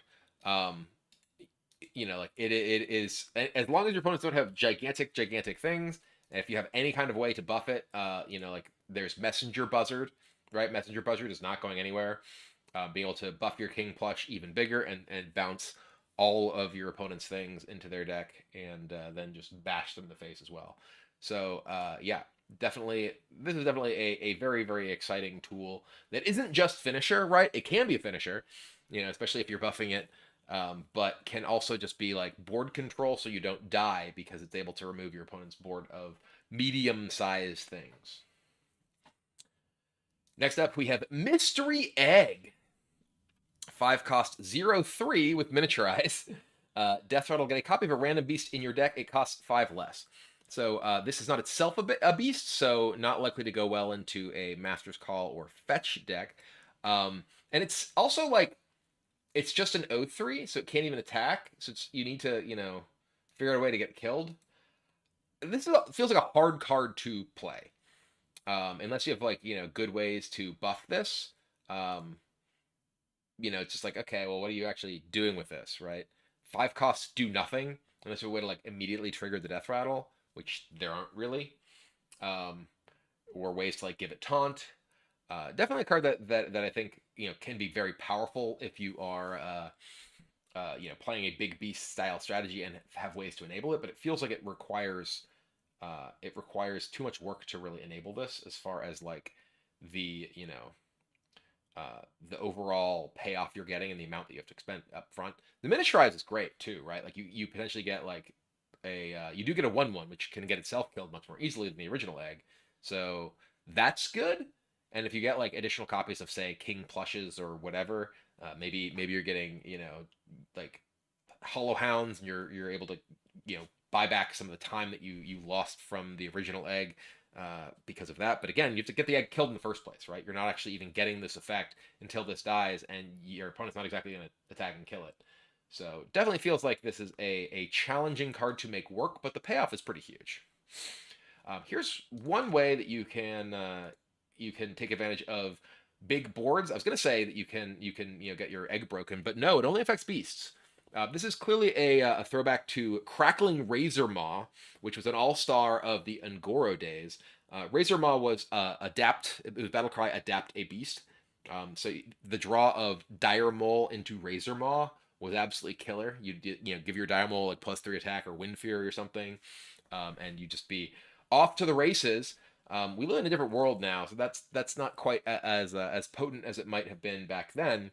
But this is give each other friendly beast a random bonus effect.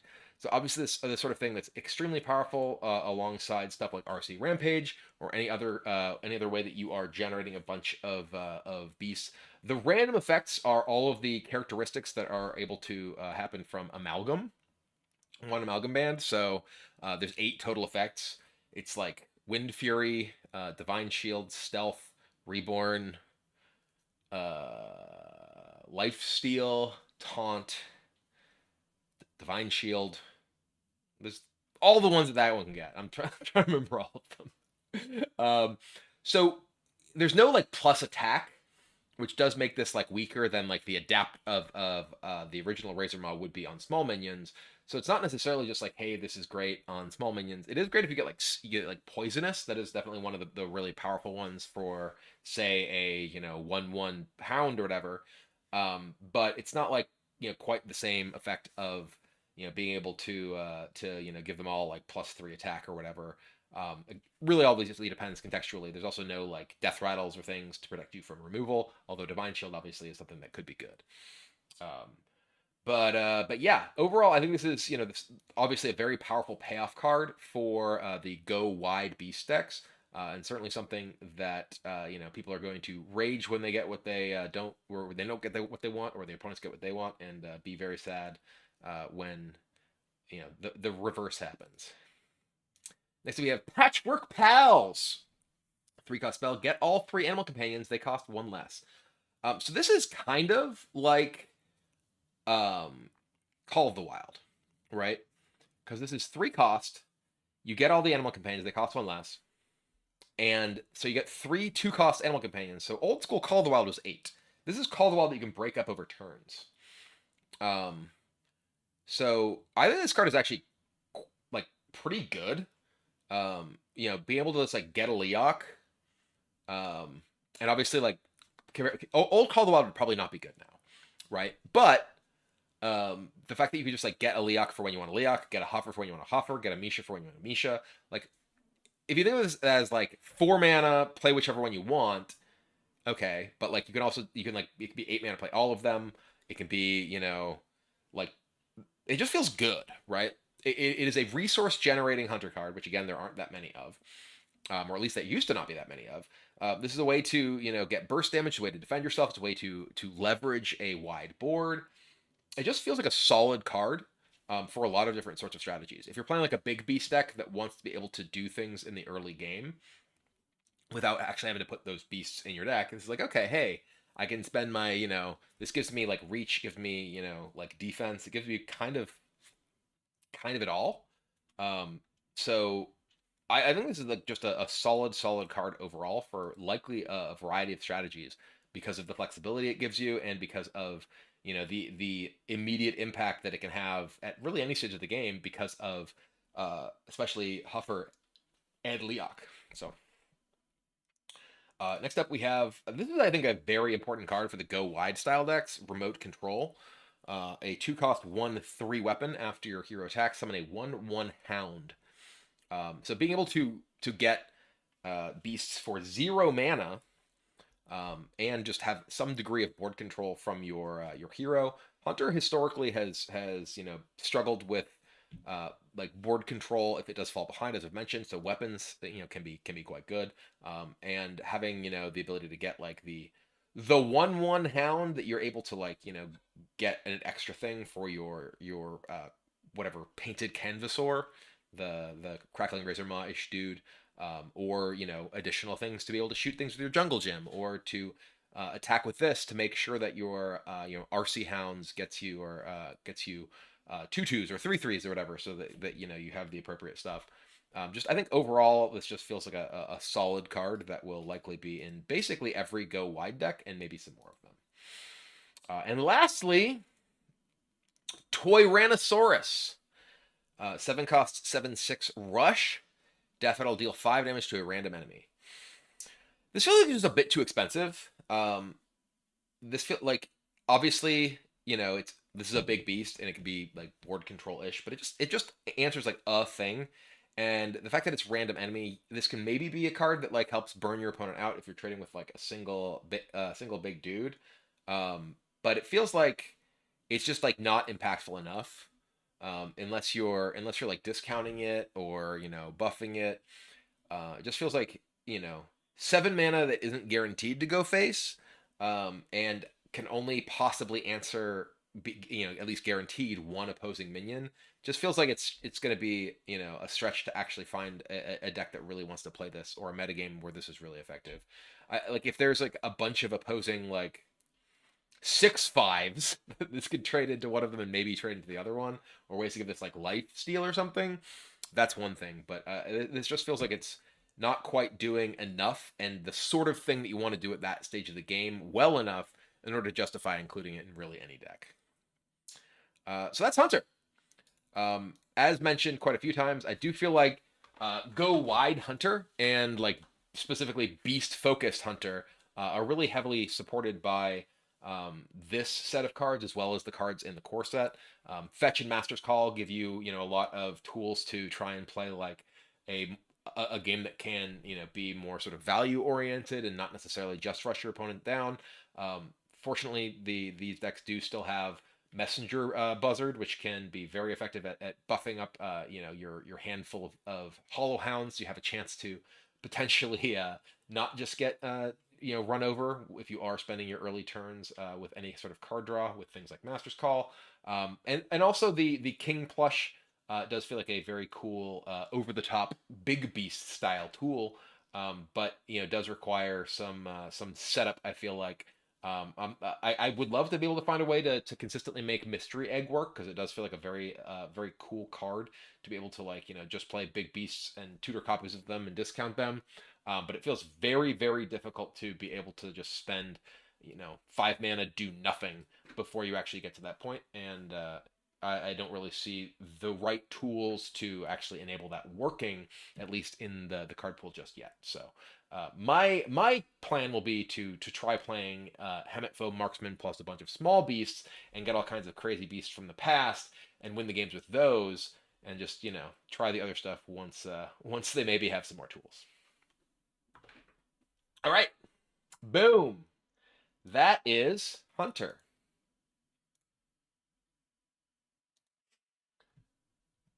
But yeah, I think that there's lots of very cool things.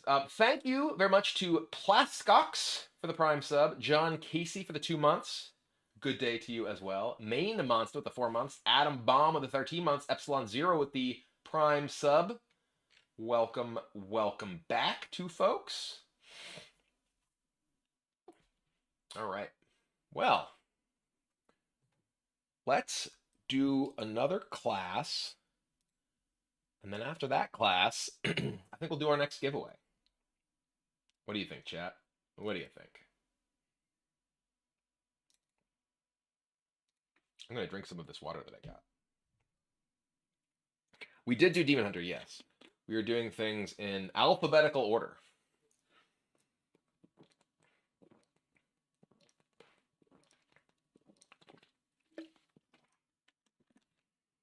Yes, the plan is for everything that we're doing today to also go up on YouTube. Hi, I'm Poe. Thanks for the 4 months. Crunchy. Thanks for the Prime sub. Much appreciated.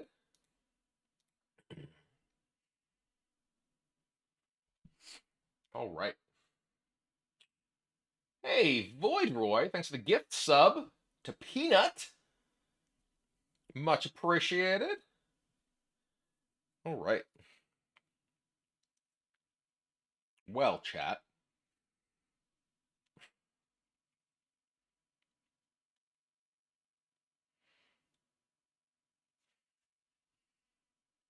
Hey, Taxista Karaoke with the 2 months. Welcome back to you.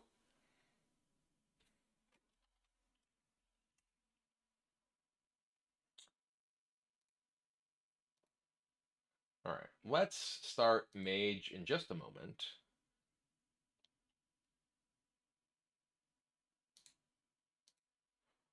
Do.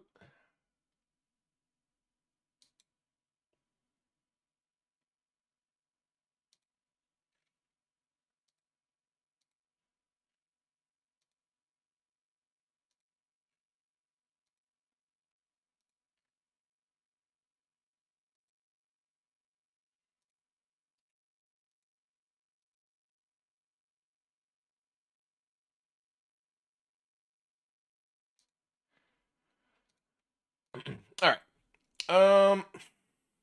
Let's do Mage.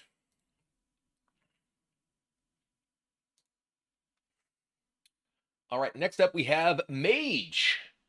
And boom. First card is Frost Lich Cross Stitch. A 4-cost frost spell. Deal 4 damage to a character. Ooh, we went in and out of focus. If it dies, summon a 3/6 water elemental that freezes. So this is, an interesting card. Like, water elemental previously cost 4 mana. And now this is a 5-cost, deal 4. If it dies, summon a 3/6 water elemental. So, like, if you're just like as a like mid-range-ish removal spell, this is a pretty solid card. If you have anything that can reduce the cost of this, pretty powerful. But I think that like mid-range-ish value type games are, not super common in most like high level competitive Hearthstone these days. Maybe we'll see like a switch with the rotation. Um, but there are tools that have, synergy with this that can make it so this isn't, just hey, uh, play at full cost, like boom, watercolor artist. Say 4 cost 4/4 battlecry, draw a frost spell at the start of your turns, reduces cost by 1. So there's a couple of important elements to this particular card. It is draw a frost spell, so you're guaranteed to hit a specifically a frost spell, and the start of your turns, reduce cost by 1. So this is every single turn that spell keeps getting reduced by 1. So this is like already 4/4 draw card, but also, hey, you can go get, say, that Frost Lich Cross Stitch, and in a few turns it'll cost like 2 mana, 3 mana, 0 mana. So this is, I think this is a important card to think about when you're looking at cards like the Frost Lich Cross Stitch, which is a mouthful. I think this is like definitely a very interesting and very powerful card that can help both sort of just like be a generally solid value card. And it can also like set up like combos if you have like you're trying to set up like a big burst damage combo and you have like frost based damage, like the Frost Lich Cross. I'm gonna keep having to say it. And this the reduction, from my understanding, is not tied to this being in play. So this could die, and that card still has its effect reduced by 1, reduced by 1. That's part of the battle cry, not like an effect of the watercolor artist. This has to still be in play in order to keep reducing that. So this I think is just a like reasonably solid, just like value style card that can give you some interesting combo and tempo opportunities from the cost reductions in the future as well. Next up we have Hidden Objects. 2 cost, discover a secret, set its cost to 1. This is, I think, a pretty interesting card. We're losing some of the major sort of like secret synergy style cards in this set. There's no more like Orion, I believe, is from Castle Nathria. So that's sadly going away. But being able to like use this with like say Contract Conjurer, or with like Shady Bartender, to give you access to cheap secrets to be able to enable those things that care about you having secrets, is pretty nice. We are losing Objection, which was obviously the singular most both powerful and frustrating secret that existed. So Secret Mage can definitely use some serious help alongside that shift. But I think that considering the loss of Objection, considering the loss of Orion, probably not likely to see a lot of like secret-based strategies until we have more support from them. So this is unlikely to see play in the near future, but I would not be surprised to see additional secret synergy cards where this becomes a powerful option for those styles of deck in the future. Next up, Manufacturing Error. 6 cost, draw 3 cards. If your deck has no minions, they cost 3 less. So obviously, Spell Mage, all Spell Mage being pushed fairly substantially with this. And this is basically just like Skull, right? This is like post-nerf Skull Gul'dan with no Outcast. Obviously, when you are, drawing, not able to draw minions, you're not able to have like nearly the same like level of like tempo. But when you're playing the discounted things, but like just draw 3, they all cost less, is just real powerful, right? So yeah, I think that as far as like things that are worth playing no minions for, Skull of Gul'dan is one of them. Skull of Gul'dan that does not require Outcast. So it's unclear whether we'll necessarily see enough support for like no minion mage, but even just like playing having this, you can already play like the keyboard, cosmic keyboard or whatever it is, to give you some amount of tempo. You can just play that on 2 and then start playing spells and generating minions on 3. Cold Case does go away. Cold Case was Nathria era, so you don't have necessarily that many. You're losing some of the ways to generate minions, but there is now this. Spot the difference. Uh, as far as things that can generate tempo, a 4-cost spell, discover a 3-cost minion to summon if your deck has no minions. Repeat this. This is one of those, like, you would literally never play this if it wasn't with no minions. But yeah, this is summon two 3-cost minions. It's a discover effect, so it's not random, which makes it so much better. Just get a random 3-cost, 2 random 3-costs, much worse. Being able to discover, very likely to be able to hit something with some sort of immediate board impact, well, whether it's, or just like a lot of stats. Be able to get like a, injured Blade Master style card, the injured hauler, or getting like, taunts or death rattles can all be quite powerful alongside this. So yeah, definitely a couple of minionless cards that are solid support, along with this one, Yogg in the Box. 8-cost spell, cast 5 random spells. If your deck has no minions, the spells cost 5 or more. Well, there you go. There's some payoff. We all love our random spells, don't we?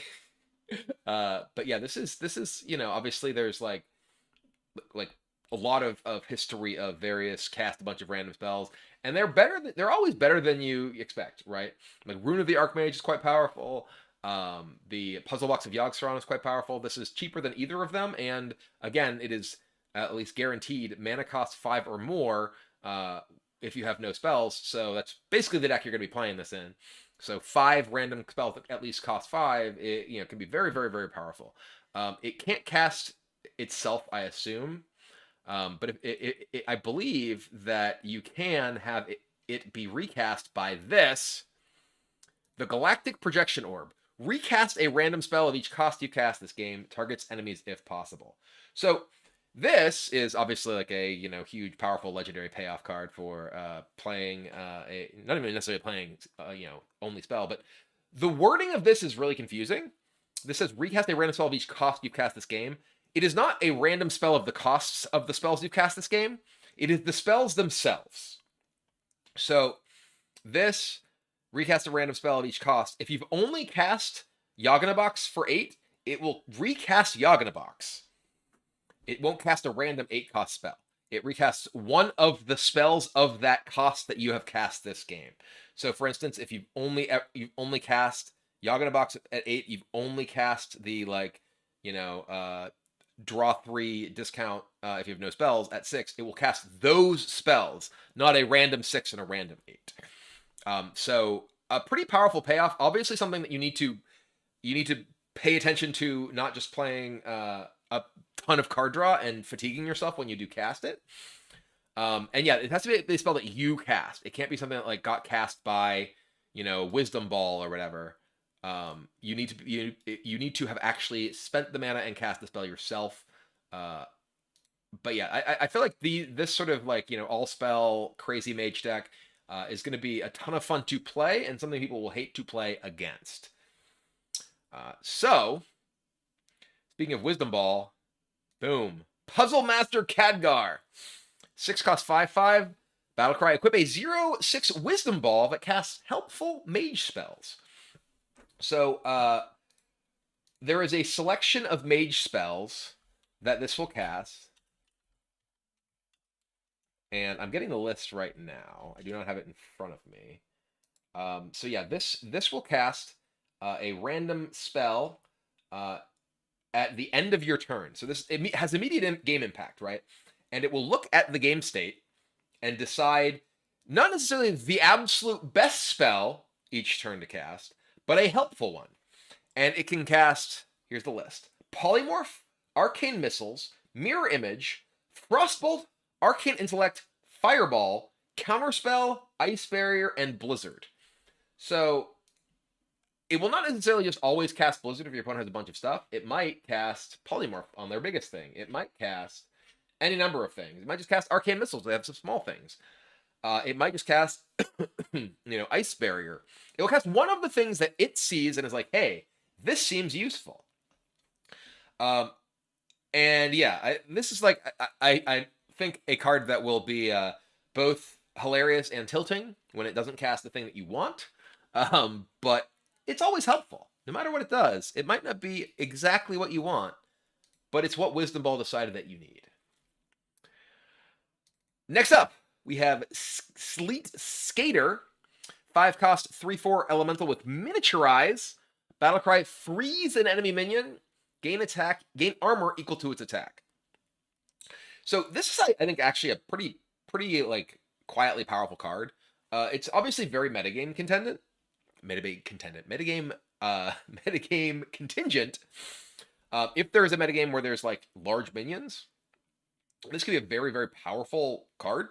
You know, being able to freeze a big thing twice and gain armor twice, based on its cost, quite strong. Or not its cost, its attack rather. You know, the survivability that you get from this is, you know, is pretty solid, right? Like armor gain in a sort of like controlling mage deck can be, you know, very appealing, very effective. And like it is an elemental. I don't really feel like the style of like elemental mage deck is, you know, that I have at least played historically, is necessarily the sort of thing that wants like this kind of card. But it is like, you know, it is an option, you know, if they're sort of like, again, like mid-range or large minions, where this can like buy you some time to get to sort of bigger things. I do think there's like, you know, some hilariousness that can happen with, you know, Therazanes and like, you know, trying to buy time to get like truly enormous giant monsters, and then maybe your opponent's going to have their own Sleet Skater and then gain 8 billion armor. But again, very metagame dependent. Really, only something that is effective in a world of like, you know, relatively large minions. I don't know if we live in that world or are likely to, but definitely an option to keep in mind if we do. Lastly, another elemental, Triple Wick Trickster. Meh. This just feels like such a weird card to me. Battlecry, deal 2 damage to a random enemy 3 times. Like, obviously, if your opponent has no minions, this is like just a fireball connected to an elemental body. Like, maybe this is good if you like Mesa Dune it and get 2 of them. You know, you get like a 2/2 and a 2/1 that each have this battle cry for 2 mana. Maybe it's like a reasonable card against like aggressive decks where they have a bunch of like 2 health minions and you can like, you know, you can blast them and you know, like use this for board control. Maybe this is better than I'm thinking it is, right? But like it just feels like it has such a chance to like, you know, backfire and like not kill what you want because it's random enemy. And like say they have like a 4/4 and you're like, okay, I hit your face for 4 and you for, you know, your thing for 2, and it's like, oh, okay, well now you just get to like, you know, dome me or whatever. But yeah, this feels medium.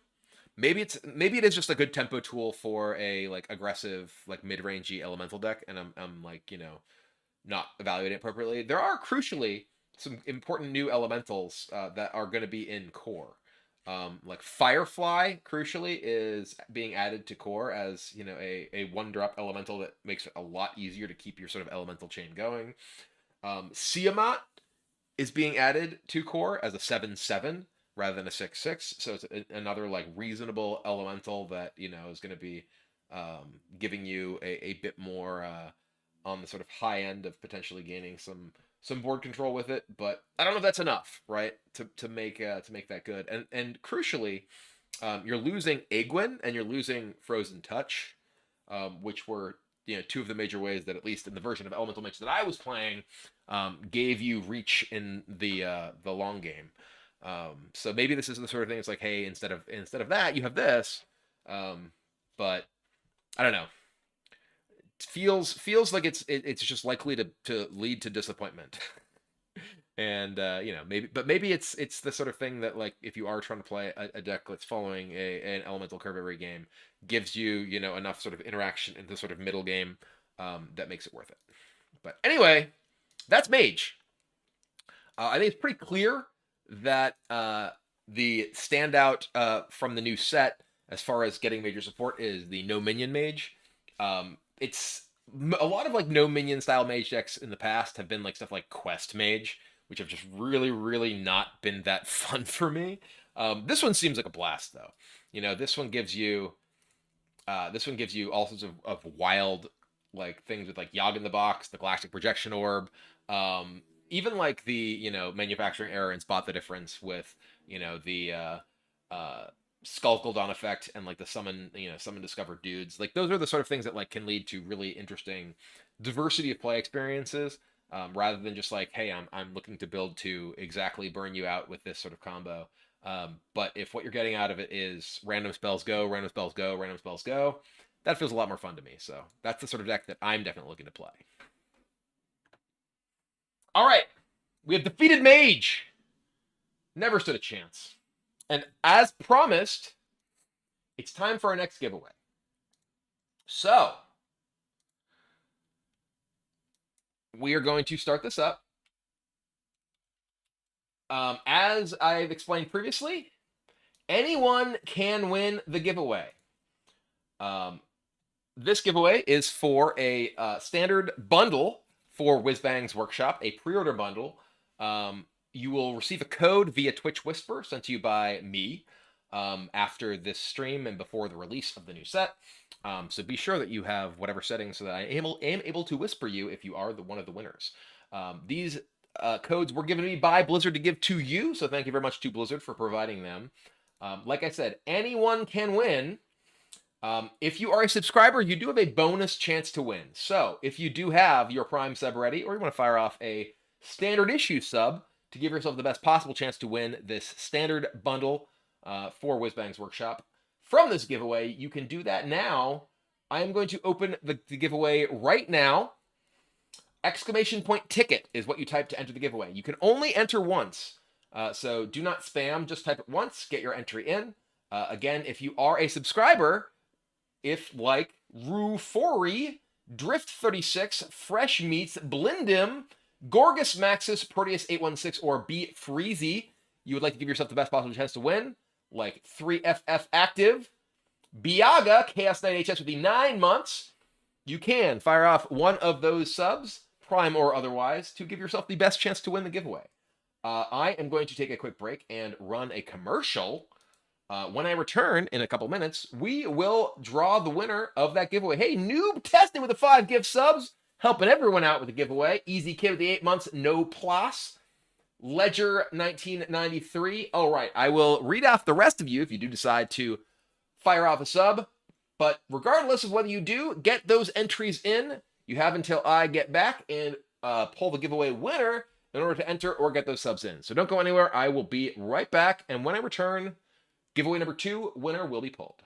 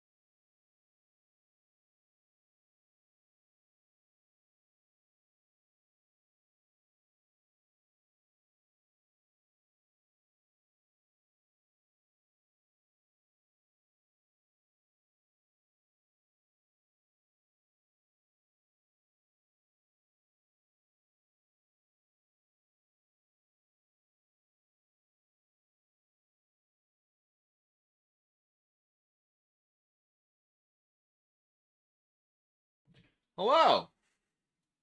I have returned with Ellie. I believe Ellie deserves a treat. Oh, Ellie's getting down. Let's turn on the dog cam for a moment.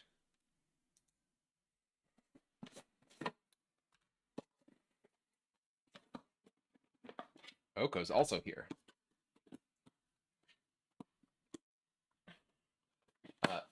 Get your entries in after I feed the dogs their treat. We're going to draw the winner. The dogs have received their treats. Thanks to... Oh, wow. Ellie just got her treat and she's leaving. Wow. I want to say thanks to... Bebby Cow, go forth and give him the 13 months. Agili, Bo Bracha for Life, Johnny Prido, Noob to Hire, Nicholas, Vikiv, Yavuzel, Tanking It, Pocket Tens 10, Y Helm, Dreadlocked Rasta, Stestic, Mapu 1983, Muckin Fajik, Braden Bazeri, Genuino Court, Giuseppe Yawa. Thank you all for your support and for giving yourselves the best possible chance to win the giveaway, which I am going to draw the winner for in 5, 4, 3, 2, and 1.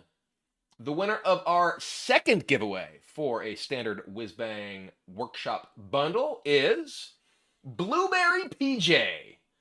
Blueberry PJ is the winner of our second giveaway. Oko's trying to get up my lap. Oko, hold on. All right. It's like noon. I'm going to have mine. Oh, did I not put... What did I do? Wow. I literally got these protein shakes and just put them on my desk. I just put these on my desk instead of in my fridge. Fortunately, I have another one that is in the fridge. But I was like, I'm going to grab this. Wait, where are they? The answer is just warm on my desk. They're just sitting there. All right. Oh, they don't spoil. They're non-dairy.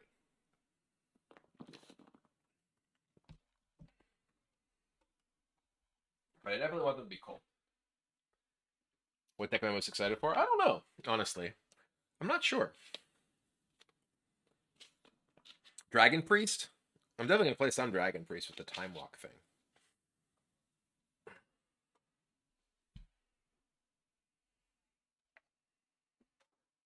I am awkwardly scooping creatine into the narrow opening of my protein shake with like one hand because I can't use this hand other than to like precariously hold this. It looks like there's like spilled like drugs all over the outside of it. Just what I need is more things to make Twitch chat say that I'm on drugs. Drops are pretty sweet. Hell yeah. Yeah, the for those who don't know, Twitch has tons of drops today for Hearthstone Community Day, which is a celebration of 10 years of Hearthstone. Make sure, by the way, you connect your account. I literally just clicked on it myself, and it was like, hey, oh, I just claimed some stuff myself. Why is this not? Yeah, I need to hold on. Where is it even like? How do I do this? Where is the? I'm clicking and it's like, how do I link it? Connect. Press connect. Okay, there we go. Twitch. It is connected. Okay.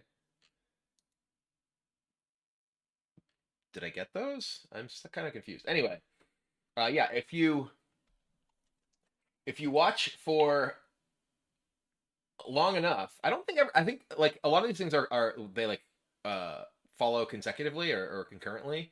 You don't need to like watch for an hour, then another hour, then another hour. Like they all add up. You have to watch for a total, I think, of 4 hours over the course of the 24 hours to get everything. I believe. Okay. Let's finish this and then we'll get back to it. There are bugs. All right. Like they are generally very good at handling these sort of things in a timely fashion if there are issues. So I would not be concerned if you're having sort of issues. Just make sure you do go through the thing to link your account with your Battle.net account to ensure that you do get your rewards. Exclamation point drops in the Twitch chat will send you to the link that you need to go to in order to make sure that that account is linked. The dog on screen is Oko. Oko. See?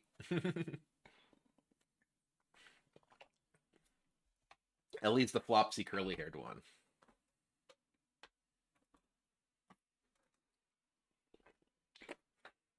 All right, I'm going to finish this, and then I'll get back to it. Get back to the review. Hi, Ellie. Ellie's coming in, too. Hi. You got your treat, and then you just ran off. They both like to lounge. Are these the Sam's protein shakes? This is a muscle milk one. This is not my favorite. The other ones that I have, I like better. Should do your hair like the guy, like Whizbang. I don't think my hair's too long to put up like Whizbang has his.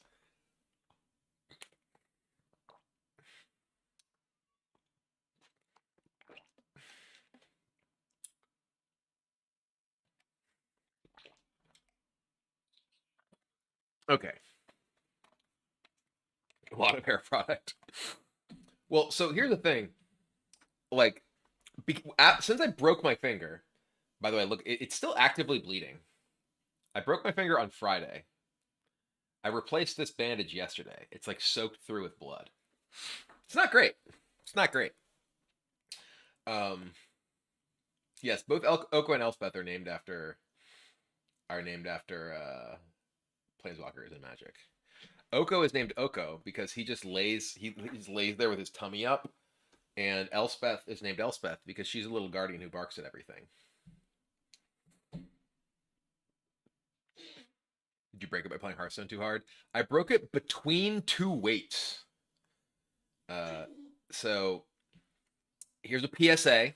Even if you have a home gym, re-rack your weights. So what happened was Friday morning, I'd already done like everything in my workout. I'd done like bench press, incline dumbbell press, decline dumbbell press, flies, and I was doing tricep extensions. And I had done my warm-up in tricep extensions at 25 pounds, and then I was doing my working sets of tricep extensions at 40 pounds with dumbbells. And on my last rep of my last set, I was coming down and I was trying to accentuate the negative and kind of like lost control here, and my hand went down and hit the other dumbbell from my warm-ups that I had not cleared, and squished my middle finger between the dumbbell in my hand and the dumbbell that was on the ground and crushed it.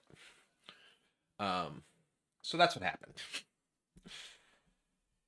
So it cut open the bottom of my finger here. There's a big ol' cut. It wasn't a big cut at first. It looked like it just kind of a little bit of broken skin, but then the swelling basically forced the skin open, and it's been like a majorly swollen and just like open cut. And they gave me this sort of protective splint thing to not bump it. But apparently the tip of my finger, the distal phalanx, whatever, kind of broke into multiple pieces. So it's just a matter of giving it time to heal. So it sucks. It's not fun. I'll tell you that much.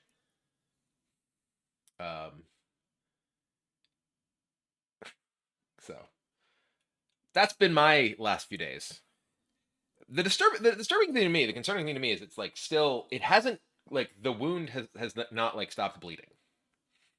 And I specifically asked them, I was like, hey, should I get like a suture or something? And they said, no, it doesn't need it.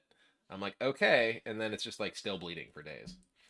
So Anyway, let's stop talking about my injury and start talking about cards. Ooh, you ruptured your Achilles? Ugh, that sucks. When I was a kid, my dad ruptured his Achilles playing basketball, and he was like laid out for a long time. Lost control of 10-pound dumbbells. You're only 75% off. They were 40-pound dumbbells. You want to get up? Okay. Oko wants up on my lap. Bud. Everyone say hi to Oko. Oko say hi to everyone.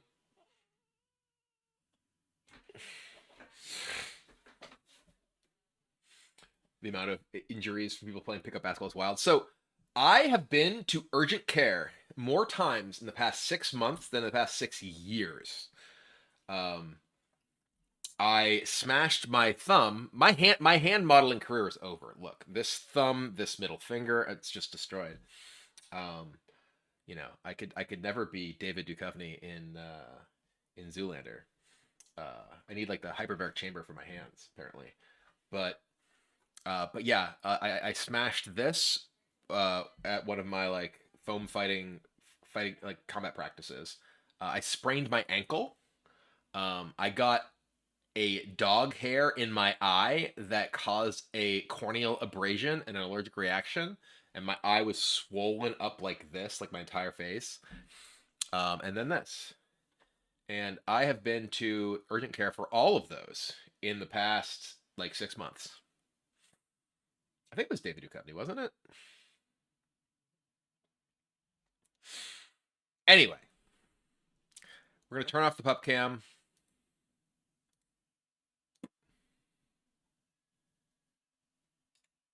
And let's go.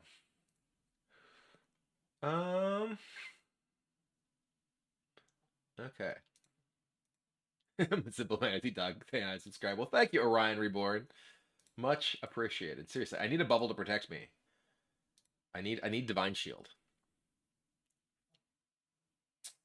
All right. Next up, we have Paladin. Starting with boom. Nope, that's not Paladin at all. That's the Horseman's Head. Just kidding. This is Paladin. Cardboard Golem. 4 cost, 4/4 battlecry. Increase the duration of auras in your hand, deck, and battlefield by 1. This is a weird card. I think that obviously you need to be playing a deck that is leaning fairly heavily on auras in order for this to be something that you are interested in. There are some pretty powerful auras. My guess is that a deck that wants this probably doesn't want to be playing Crusader aura necessarily. You're probably going to be playing a ton of auras, not necessarily a bunch of small things. Maybe you still want Crusader aura because it's so good. But Deputization aura, really powerful, right? Additional turns with Deputization aura can be extremely powerful at buying you extra time. Whatever the spell cost increase aura is, that one against certain decks can be extremely effective if you get it for multiple turns. There's even a new aura that this can buff as well, which is Crafter's Aura. A 7-cost aura. At the end of your turn, summon a random 6-cost minion lasts 3 turns. So I feel like if you're going to be playing the aura deck with Cardboard Golem, you probably want this thing, because this is getting an extra turn off of this means that you don't have to replay a 7-cost thing. But you could very easily play like the curve that I envision, right, is mining casualties into Deputization Aura, because mining casualties Deputization Aura is super powerful because you get to attack with the Silverhand Recruit and the Risen Ghoul with the bonus and lifesteal for each of them, sort of going down the line, and then you get the extended turn off of it and everything. But yeah, Crafter's Aura. The end of your turn, summon a random 6-cost minion lasts 3 turns. This is like a interesting and powerful value type tool. And obviously, if you have Deputization Aura or Crusader's Aura aligned with it, those can be giving you additional value as well. So yeah, I think that the sort of like leaning heavily into auras is an interesting strategy. The Cardboard Golem specifically, remember, this impacts all the auras in your hand, deck, and battlefield. So you're upgrading all of them when you play this. So having like a higher density of them is certainly something that increases the value of any individual Cardboard Golem you are playing. So I think it's pretty sweet. And you know certainly want to try that sort of overall package of stuff. Ellie's got a cough. You okay, girl? I don't know if y'all can hear Ellie coughing, but all right. Next up, we have Fancy Packaging. A 1-cost spell. Give a minion with Divine Shield +2/+3. We are losing. Do we lose Sanguine Soldier or whatever? This is obviously like if you're playing a deck with a bunch of Divine Shield minions, this could be quite powerful because it's just a super efficient buff effect. We do still have, if I recall correctly, we do still have Righteous Protector, who is a very efficient Divine Shield minion this could be used with. And like you really need to have a lot of Divine Shield minions in order to actually justify playing this in your deck. Because you're pretty unlikely to be able to if you don't have like a really really high density, you just say have like 6 or 8 or whatever. You can use this alongside Shroomscavate. It's a very cheap way to like give whatever it is that you whatever minion that maybe lost Divine Shield, you can buff it back up with this. So I think that there's probably a high enough density of Divine Shield minions in Paladin right now, and there is the return of which is it? Well, I was actually thinking it was the other thing, the other Liadrin, but there's the Lady Liadrin is coming back in core, which is a quite a powerful tool alongside various buffs like this and Shroomscavate. Obviously, like Lady Liadrin used to be a card that you saw played alongside Librams and everything, but you're getting similar value from like getting your Shroomscavates and fancy packagings back to be able to nuke your opponents to death. So I think that like there probably are just enough Divine Shield minions for this to be like good now, and still has potential in the future. Next up is Flash Shell. Speaking of Divine Shield minions, 4-cost spell, summon a 1/2 mech with Divine Shield and Taunt. Give your minions +1/+2. So this is by itself, right? This makes it a Noyotron and then gives +1/+1, or +1/+2. So by itself, this is 4-cost 2/4 Divine Shield Taunt, which isn't terrible, right? It's not good, but it's not terrible. But if you do have stuff to go wide on a board, if you have like been able to stick a couple of minions, this is really good. Right? Like this is very, very, very powerful if you have, say, 2 or 3 minions on board. You're getting not only the 2/4 Divine Shield Taunt by itself, but also buffing the rest of your board. And that's like hugely, hugely impactful here. So I think this is a very good card, and I would expect this to see quite a bit of play if there is any kind of proactive / aggressive Paladin decks. You do lose like Buffet Biggin for a lot of those decks that you would kind of be in this place previously. But you still have like Muster for Battle that you can play into this. That again, if your opponent isn't just like immediately removing your board, suddenly becomes very, very scary. Next up, we have Painter's Virtue. 4-cost 2/3 weapon when your hero attacks with lifesteal, by the way. When your hero attacks, give minions in your hand +1/+1. Hand buff will come back. We will hand buff. This is, just generally quite solid. 3 charges on this is really, really nice. And the fact that it has lifesteal certainly allows you to, justify the amount of mana that you're spending for a 2-attack weapon. Who knows? Like, I don't know if there's necessarily like enough stuff. This is the sort of thing that can be also very powerful, like just generally like in a deck that is also using fancy packaging, right?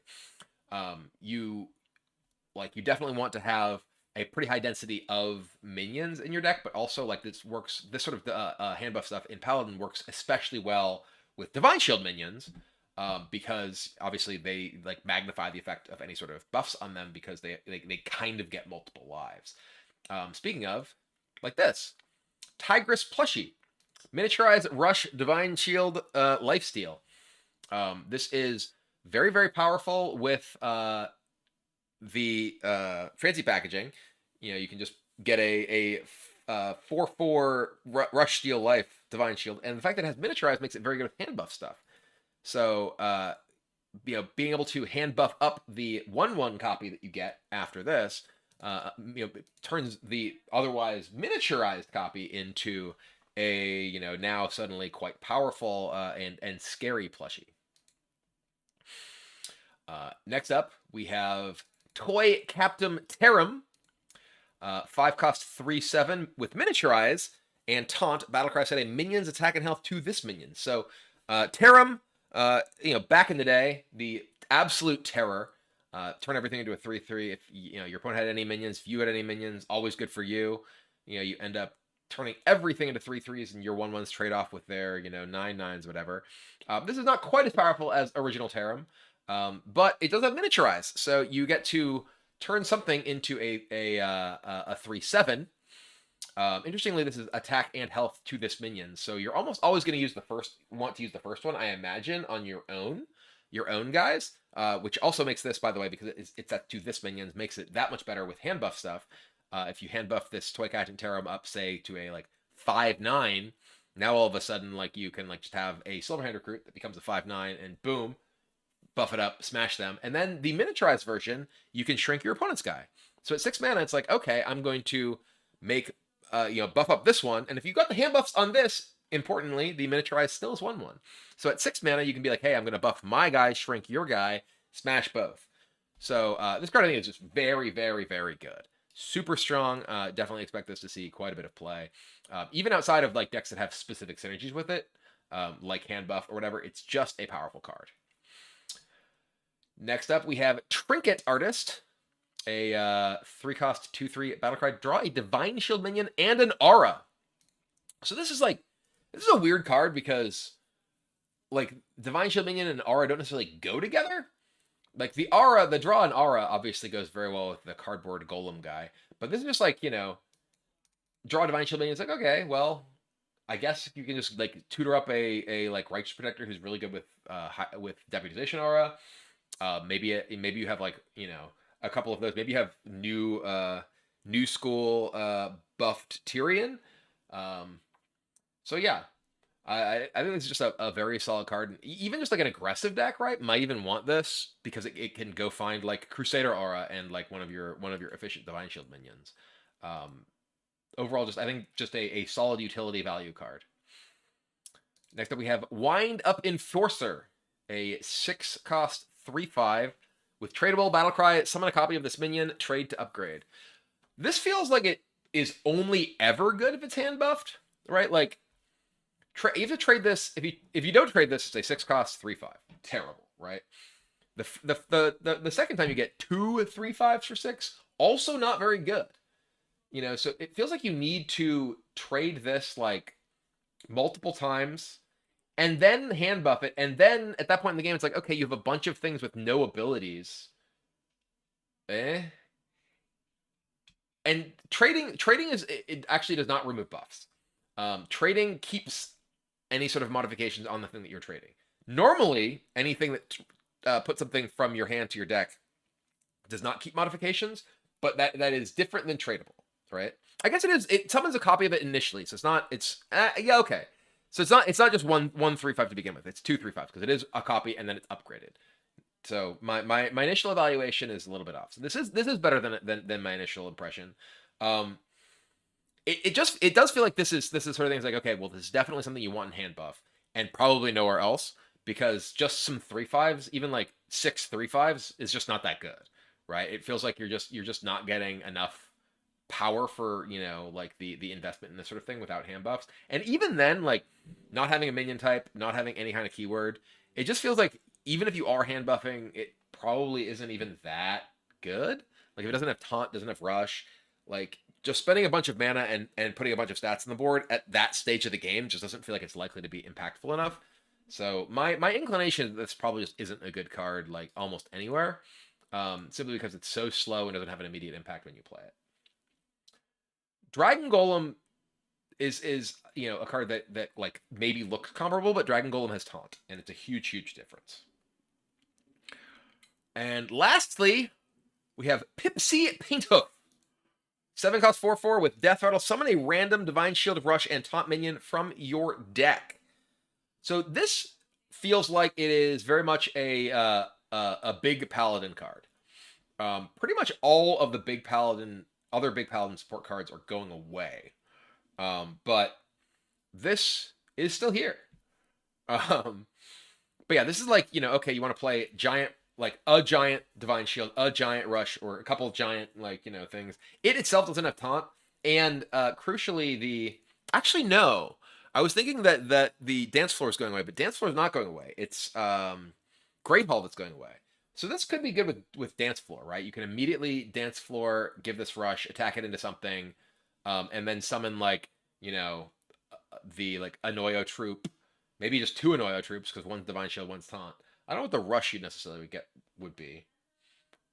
But yeah.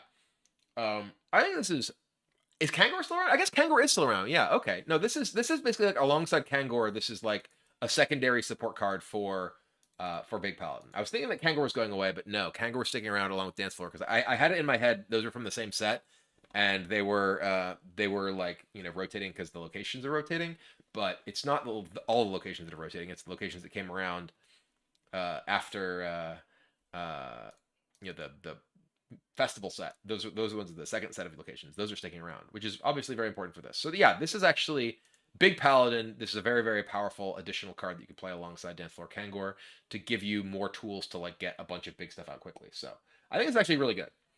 Now that I've sort of rewound my evaluation to remembering what's legal, I actually think this card's quite good, because it's another powerful thing that you don't need to have your Kangor in your opening hand. It's like kind of a secondary individual card that can like sort of generate a board for you and win the game kind of on the spot against some decks. So yeah. So yeah, overall with Paladin, I do like the sort of hand buff and aura sort of stuff that's going on. Pipsy is a very powerful card for a big Paladin style deck, and there's Tarim's really good, Tigress Plush is really good. I think like generally like the entire package of Paladin here looks like every single card might see play. I think Wind Up Enforcer is probably the one that stands out to me as like, this probably doesn't have enough of an impact, but everything else feels like it might have a home, and that's a really exciting thing for a pool of cards to almost entirely look like it might find play in Constructed. Okay, Paladin, boom, defeated.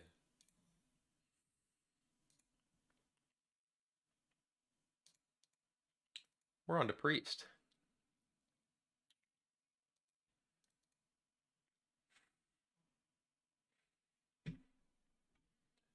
Boom, indeed.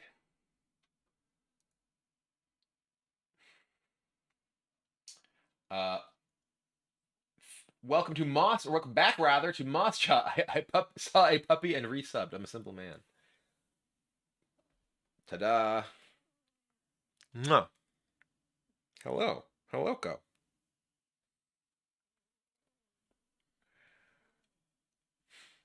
All right. Can you theorycraft now? Meaning, like, what do you mean by theorycraft? Like, think about things? There is, by the way, for anyone who does not know, there is the theory crafting, or rather, there are the theory crafting streams that will allow a number of us, including myself, to play with the new cards early on Wednesday.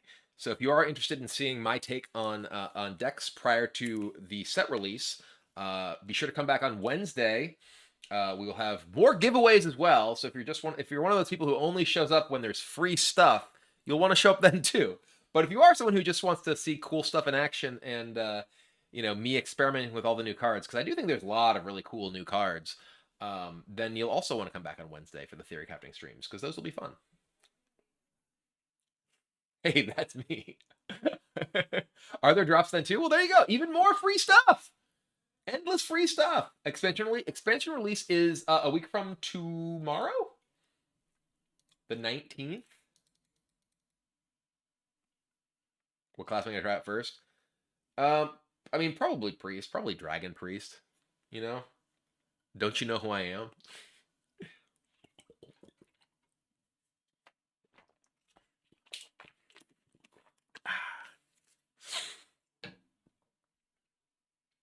Why don't you invite someone to a showdown? What? We can't play with the new cards yet.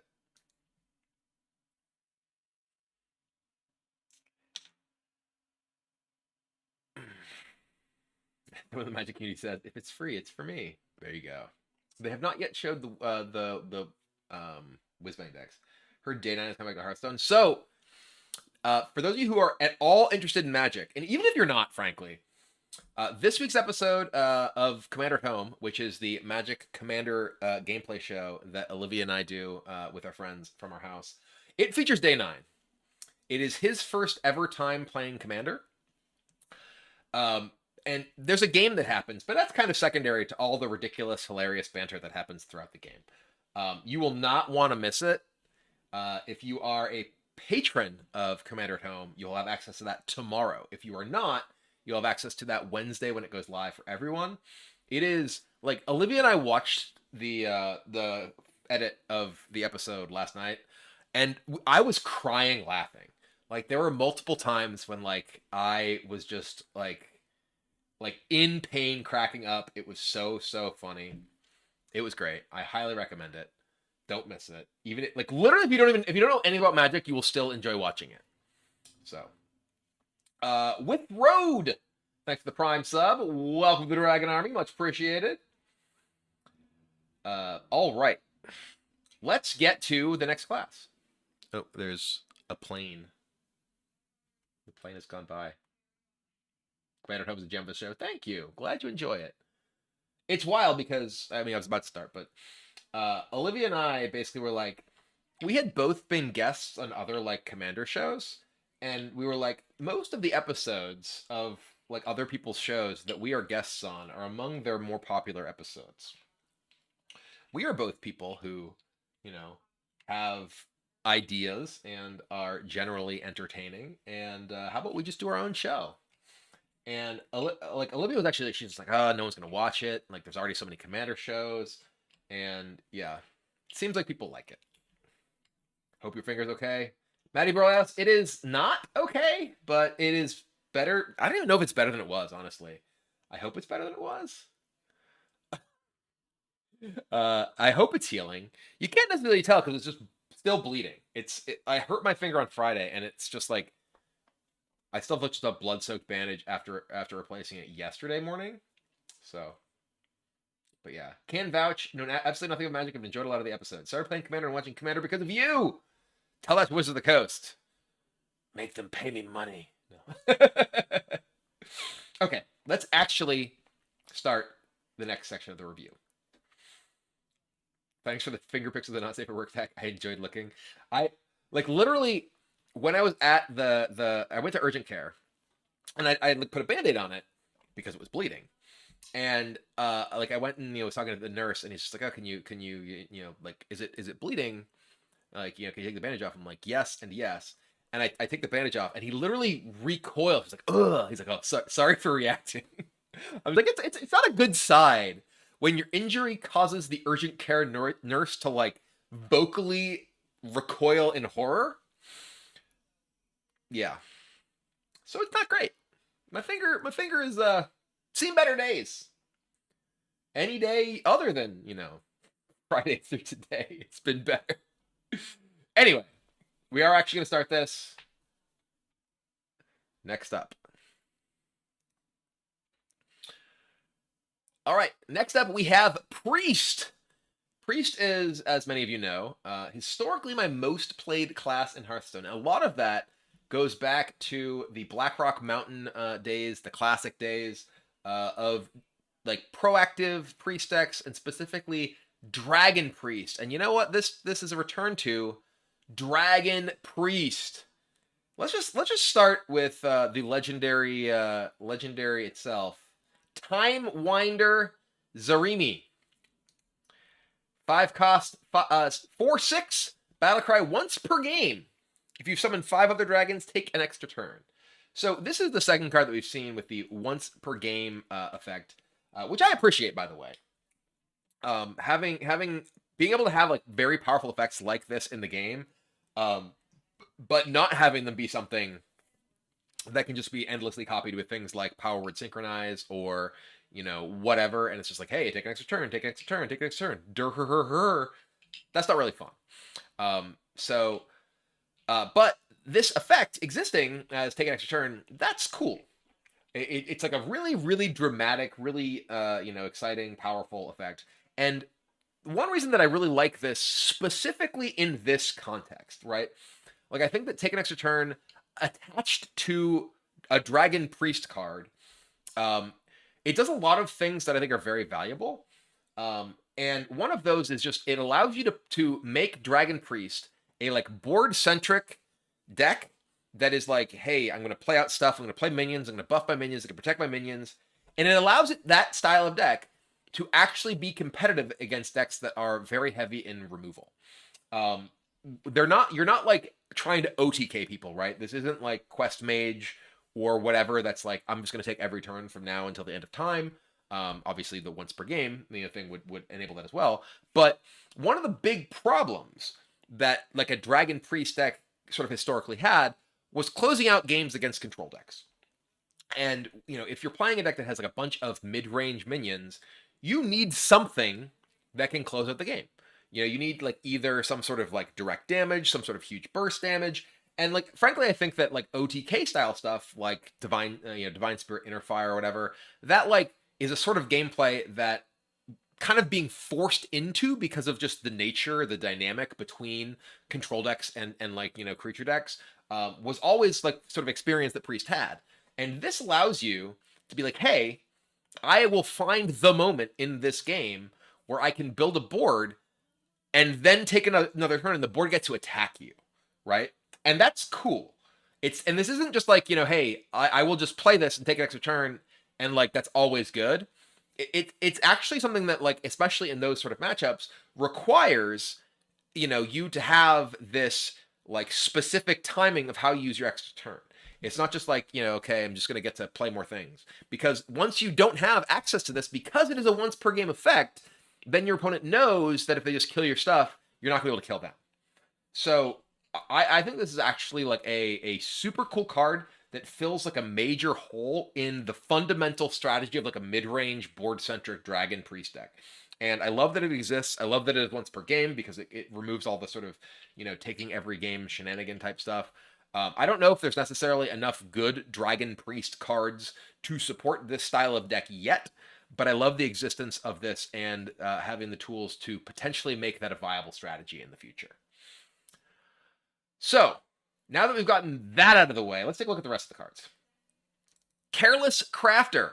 3 cost 3/3 with Death Rattle. Get 2 0-cost bandages that restore 3 health. Every card so far in this set, just about every card in this set, seems to, or at least in the Priest set, really lean into the style of Priest decks that I love. Because I really like Dragon Priest. I really like Overkill Priest. I think that Overkill Priest is a really cool overall design. And I think that Careless Crafter is something that is, a really cool way to help enable that. Gives you the ability to get these 0-cost healing effects to be able to trigger your overheal stuff. It itself is, as a 3 cost 3/3, maybe this isn't quite good enough, right? Like, it's possible that requiring you to play this 3 cost 3/3 that then has to die, that then gives you the bandages, maybe that ends up, making this card not quite good enough for, a very powerful metagame at least.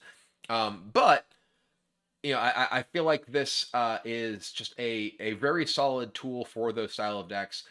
Being able to, get these 0-cost things to trigger like Injured Hauler, to trigger, what's his name? Hadanis, to trigger, any of these things is all the overheal effects love this kind of thing. And all the all the overheal effects, if I recall correctly, are sticking around. I don't think there's, other than Holy Champion, which is a card that was which I played a lot of in a world of druids, ramp druids, because you couldn't afford to make like a big board against them. You had to kill them very quickly. So Holy Champion was sweet with a lot of those things. But I do think that it is overall as a strategy, there's a lot of cool stuff in Overheal, and would love to experiment with the Careless Crafter in there as well. Next up, we have Chalk Artist. 4-cost 4/3, Battlecry, draw a minion, transform it into a random legendary one, keeping its original stats and cost. This is a weird card. Stat-wise, this card is real bad, right? 4-cost 4/3 is real weak. But you have, if you have like a deck full of like generally cheap minions, being able to get like, random legendaries, your like cheap minion turning into random legendary has the potential to be pretty good. My guess is this card is unlikely to see competitive play because it's too random. You can't really build your deck in such a way that this is a consistently powerful effect. The body is pretty bad, so it's unlikely to just be like a good value card. And if you're playing any kind of deck that has like synergies that it leans on, because this transforms one of your minions, this could leave you with just you're missing one of your key things. Like maybe this is a card that you play in like a Silence Priest type deck, right? That has like overstated minions with drawbacks, and you can play your Chalk Artist, draw your like Ancient Watcher style card, and then now you get like a 2-cost 4/5 that has upside because it's random legendary instead of this. But overall, yeah, I think this is a like mediocre at best card. It's a cool card. Like I like that this card exists, and I think that it's fun, but I don't think it's likely to be good. Next up is Clay Matriarch. This is a 6-cost 3/7 with Miniaturize and Taunt Death Rattle. Summon a 4/4 Whelp with Elusive. So Elusive, for those you don't know, is the new keyword for the Fairy Dragon effect. Cannot be the target of spells or hero powers. There's a lot of stats in one card, right? Notably, this is also effectively two dragons. Well, actually, this is basically every dragon you need for Time Winder, because Time Winder is summon. Is Time Winder summon or play? Let's look. Time Winder is summon.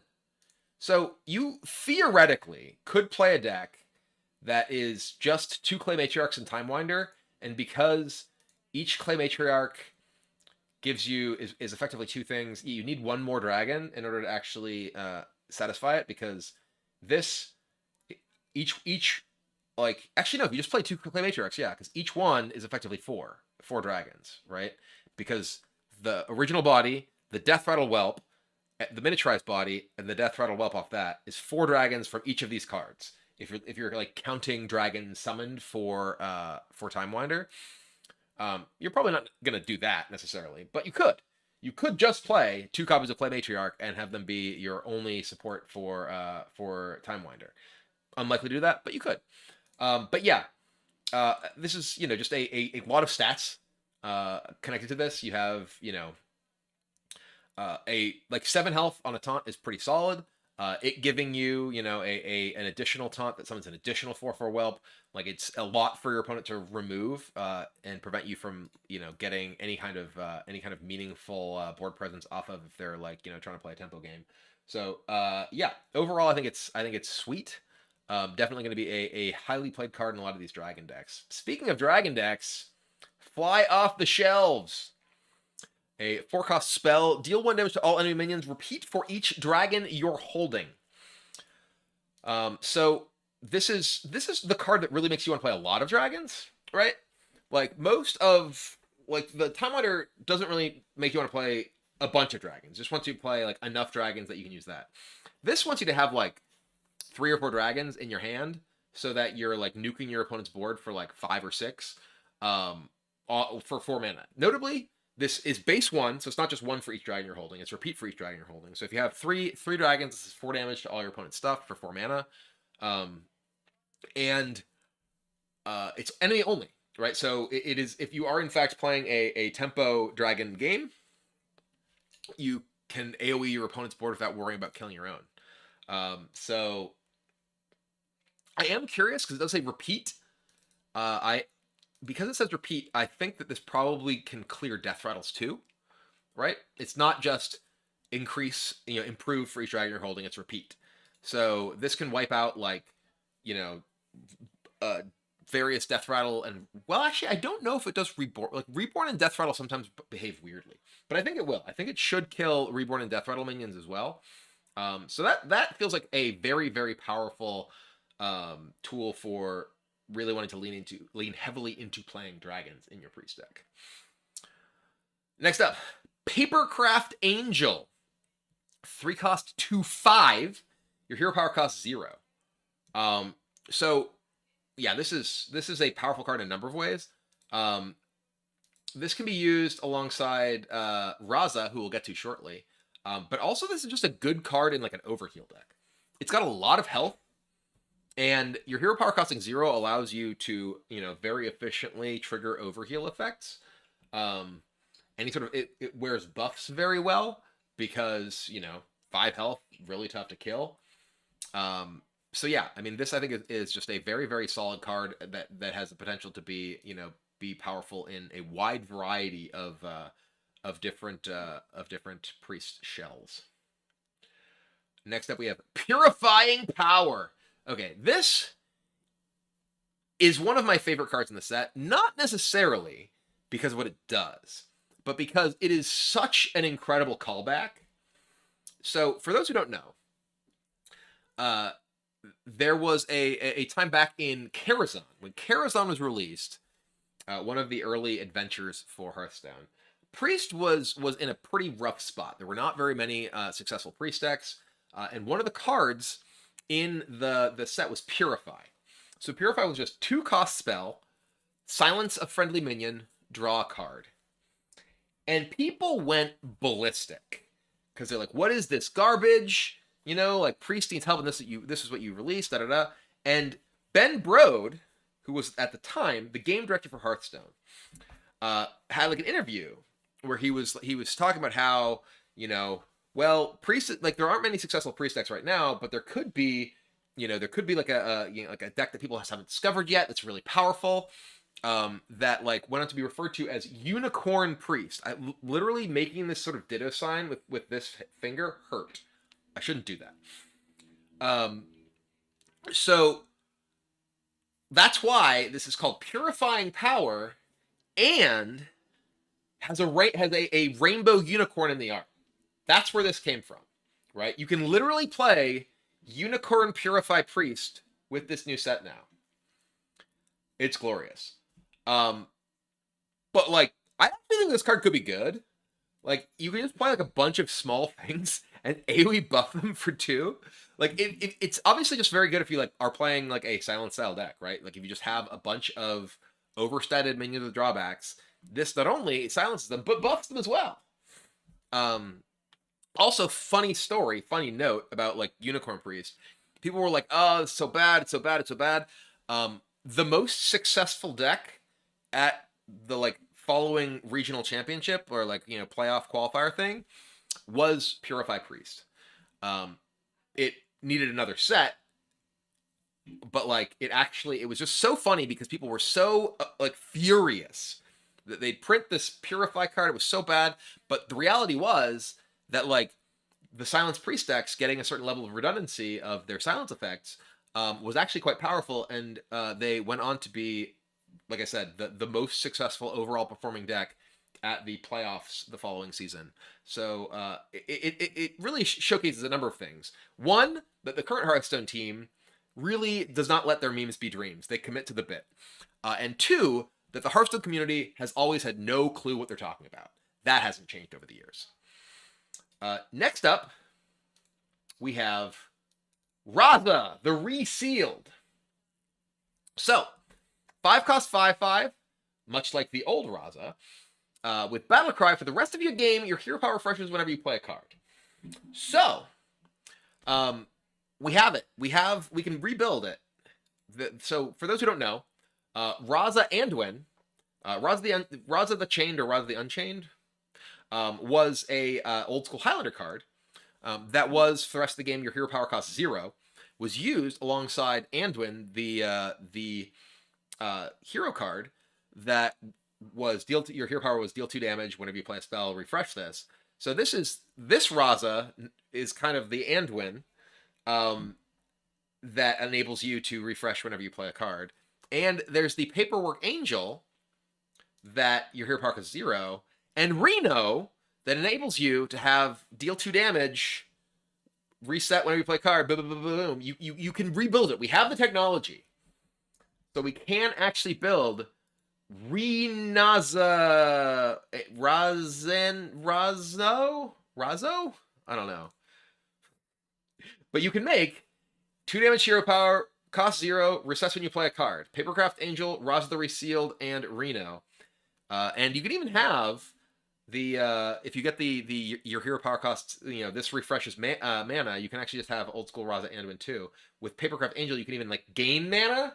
You can set all this up and like just play a bunch of cheap things and nuke your opponent over and over and over and over and over. But really, realistically, you need a lot of things to go right, and it's not nearly as straightforward as the old version, but it still exists, and that's cool.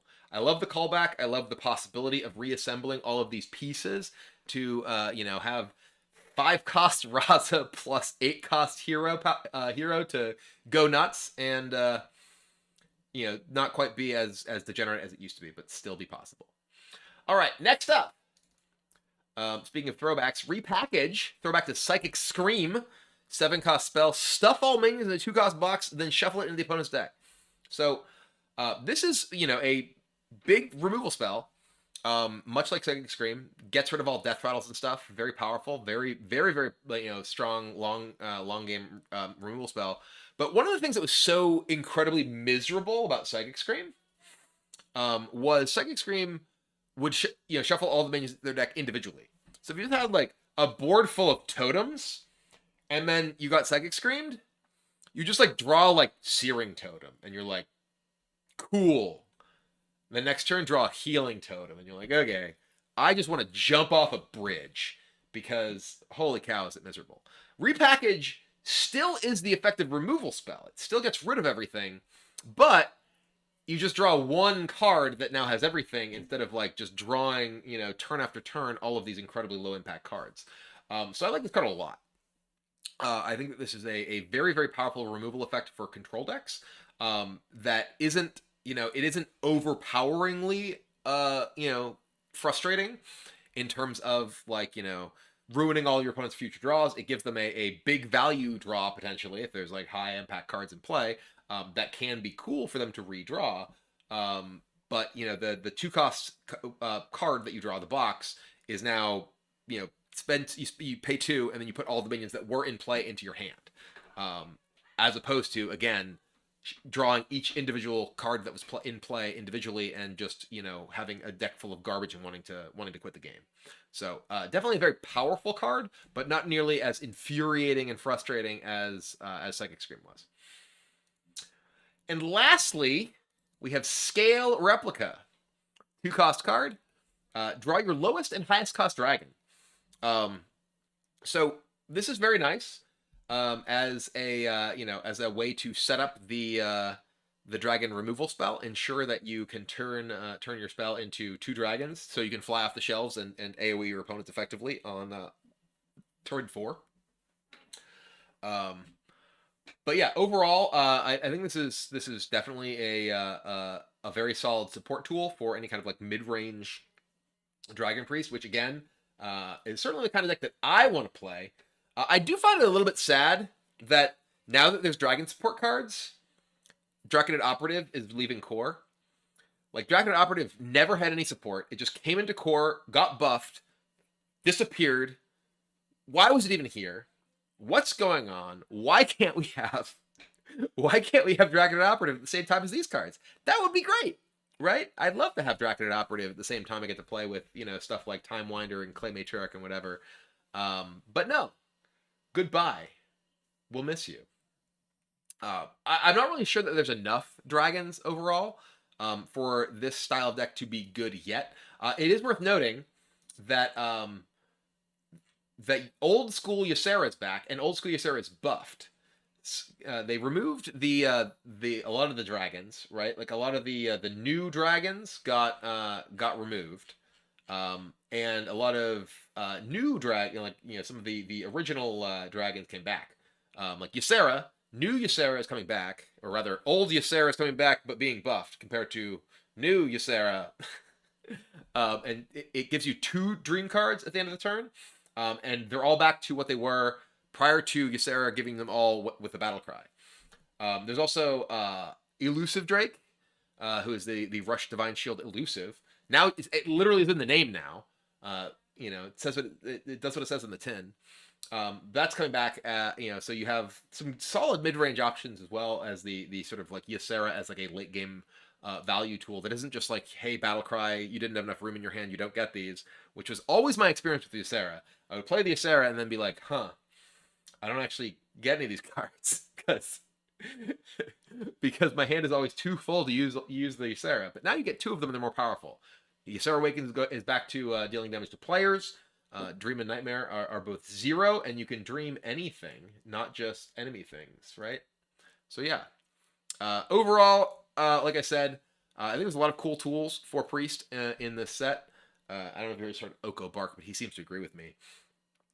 Very excited to at least experiment with Dragon Priest initially. Hopefully there'll be some more dragons to come along to give some more tools to the archetype. But that and Overheal, as well as control combo stuff, all seem to have options. So Priest has probably the set of cards that I'm the most excited about in Whizbang's Workshop of any of the classes that we've seen. A lot of cards that not only I think are powerful in individual archetypes, but have cross archetype potential as well, which is really what you want to see from a set when you're looking to really hypercharge a class that definitely needs some help. And I'm certainly going to be trying to play some Priest as soon as the set releases, or just in theory crafting when that happens. At least at the time of recording of this in 2 days. So be there. All right, boom. There we have Priest. How do drops work? Well, unfortunately, Gui Gonzalez, they do not work on YouTube. You have to be on Twitch in order for drops to be effective. But for everyone who is on Twitch, exclamation point drops will bring you to the link that you need to use to ensure that your Twitch account and your Battle.net account are linked. And then you just have to watch. You just need to watch for a total of 4 hours to collect all of the various drops, which are what 1, 2, 3, 4, 5, 6, like 6 packs, including a golden pack, along with multiple tavern tickets and a bartender, a hearth bartender. You don't need to type the drops thing in order to actually use it. You just need to, I'm just saying you can type that to make sure that you have your accounts linked. All right, so how long am I streaming today? It's a good question. I don't know. At least until we're done with the review, I'll tell you that much. And then probably a bit longer after that. Oh no. MTGBot is spamming.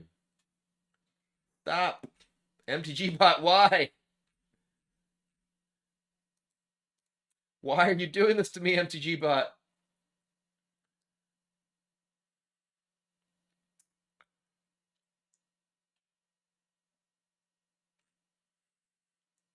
What's the most underrated new card? I don't really know what other people think of cards, so I can't really say what I think underrated it. It's a fun card breakdown. Thanks for doing such high quality. Well, thanks for watching. Oh, I see a treat redeem. All right, let's offer the pup some treats. Hey, Ellie.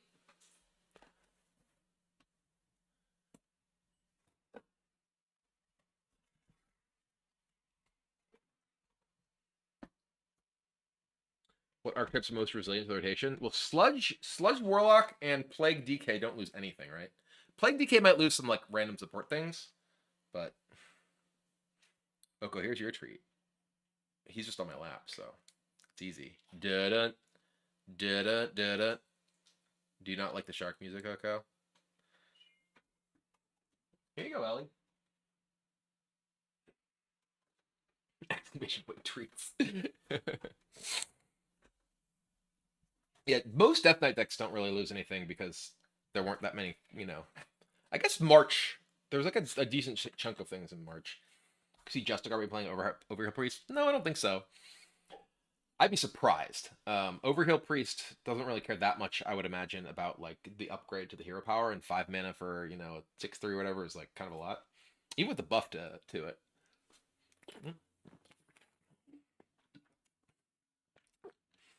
Danger Noodle, I like Geeky Teas a lot too. The owner of Geeky Teas actually plays my LARP.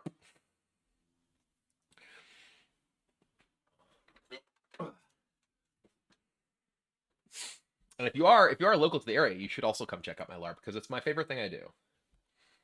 It is super fun.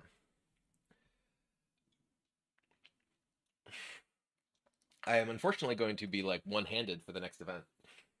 But what's my LARP character? I am a dragon, unsurprisingly. Is there a rule set you can review? Twinmask.com. I've just typed it in the chat. That is the game I play. I also helped write the recent rulebook.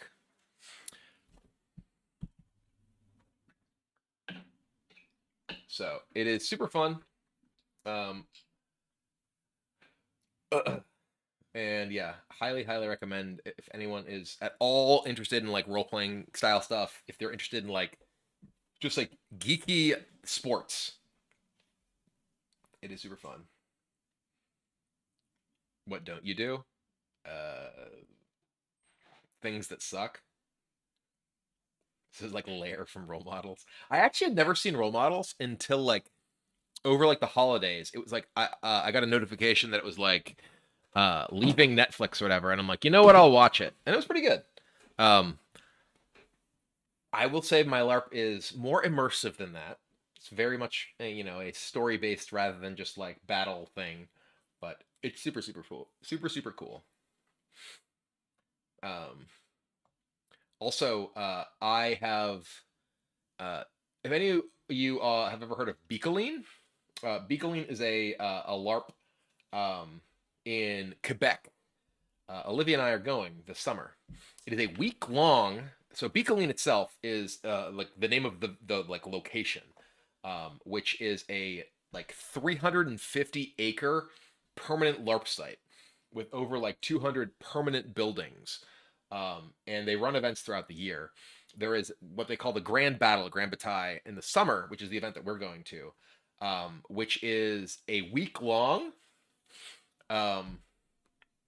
And they have like 4 to 5 thousand people, including like 1,000+ versus 1,000+ like battles. We're going to that. And I also ordered this custom measured plate armor that should be here this week. That I'm getting in part for Beacoline because it requires like actual metal armor for, you know, the way that their battle system works to get like the maximum value from it. And also just because I kind of wanted it and it was a good excuse. So I'm excited to get that. I'm less excited about the fact that I currently have a broken hand and won't really be able to, you know, mess around with it. But how heavy is the plate armor? I don't know yet. Specifically, mine is made of spring steel, which is like 40% lighter than regular steel. But we've talked about doing a LARP episode of Commander at Home as well, in which we play decks built around our characters and wear our costumes. What is your LARP weapon? I generally fight with 2 swords. I have many, many, many foam swords. Let me show you this one. I don't really use this one. It's more of a. This is more of a aesthetic piece. This is my like dragon bone sword thing.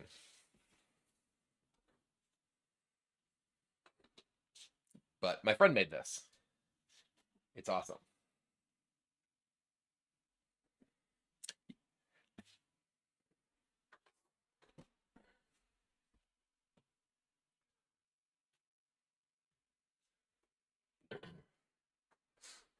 All right. Let's get back to it. Is LARP combat fair? I don't know what you mean by that. I mean, hopefully people don't cheat. Are you a licensed massage therapist? No. Yeah, LARP is live action roleplay, is what the acronym means. For those who are having trouble following along. Okay.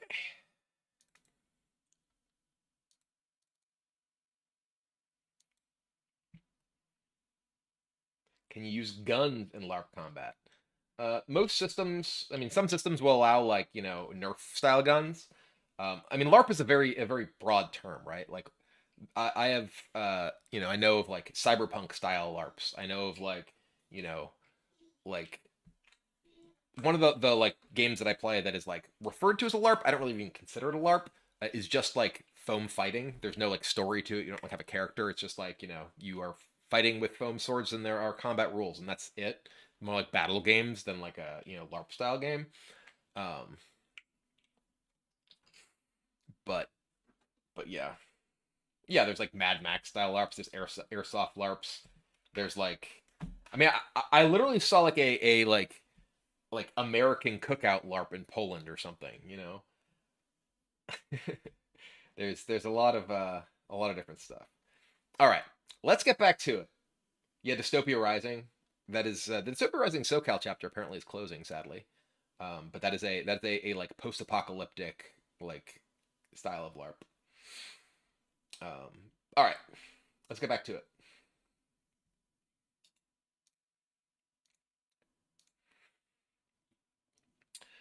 Next up, we have Rogue.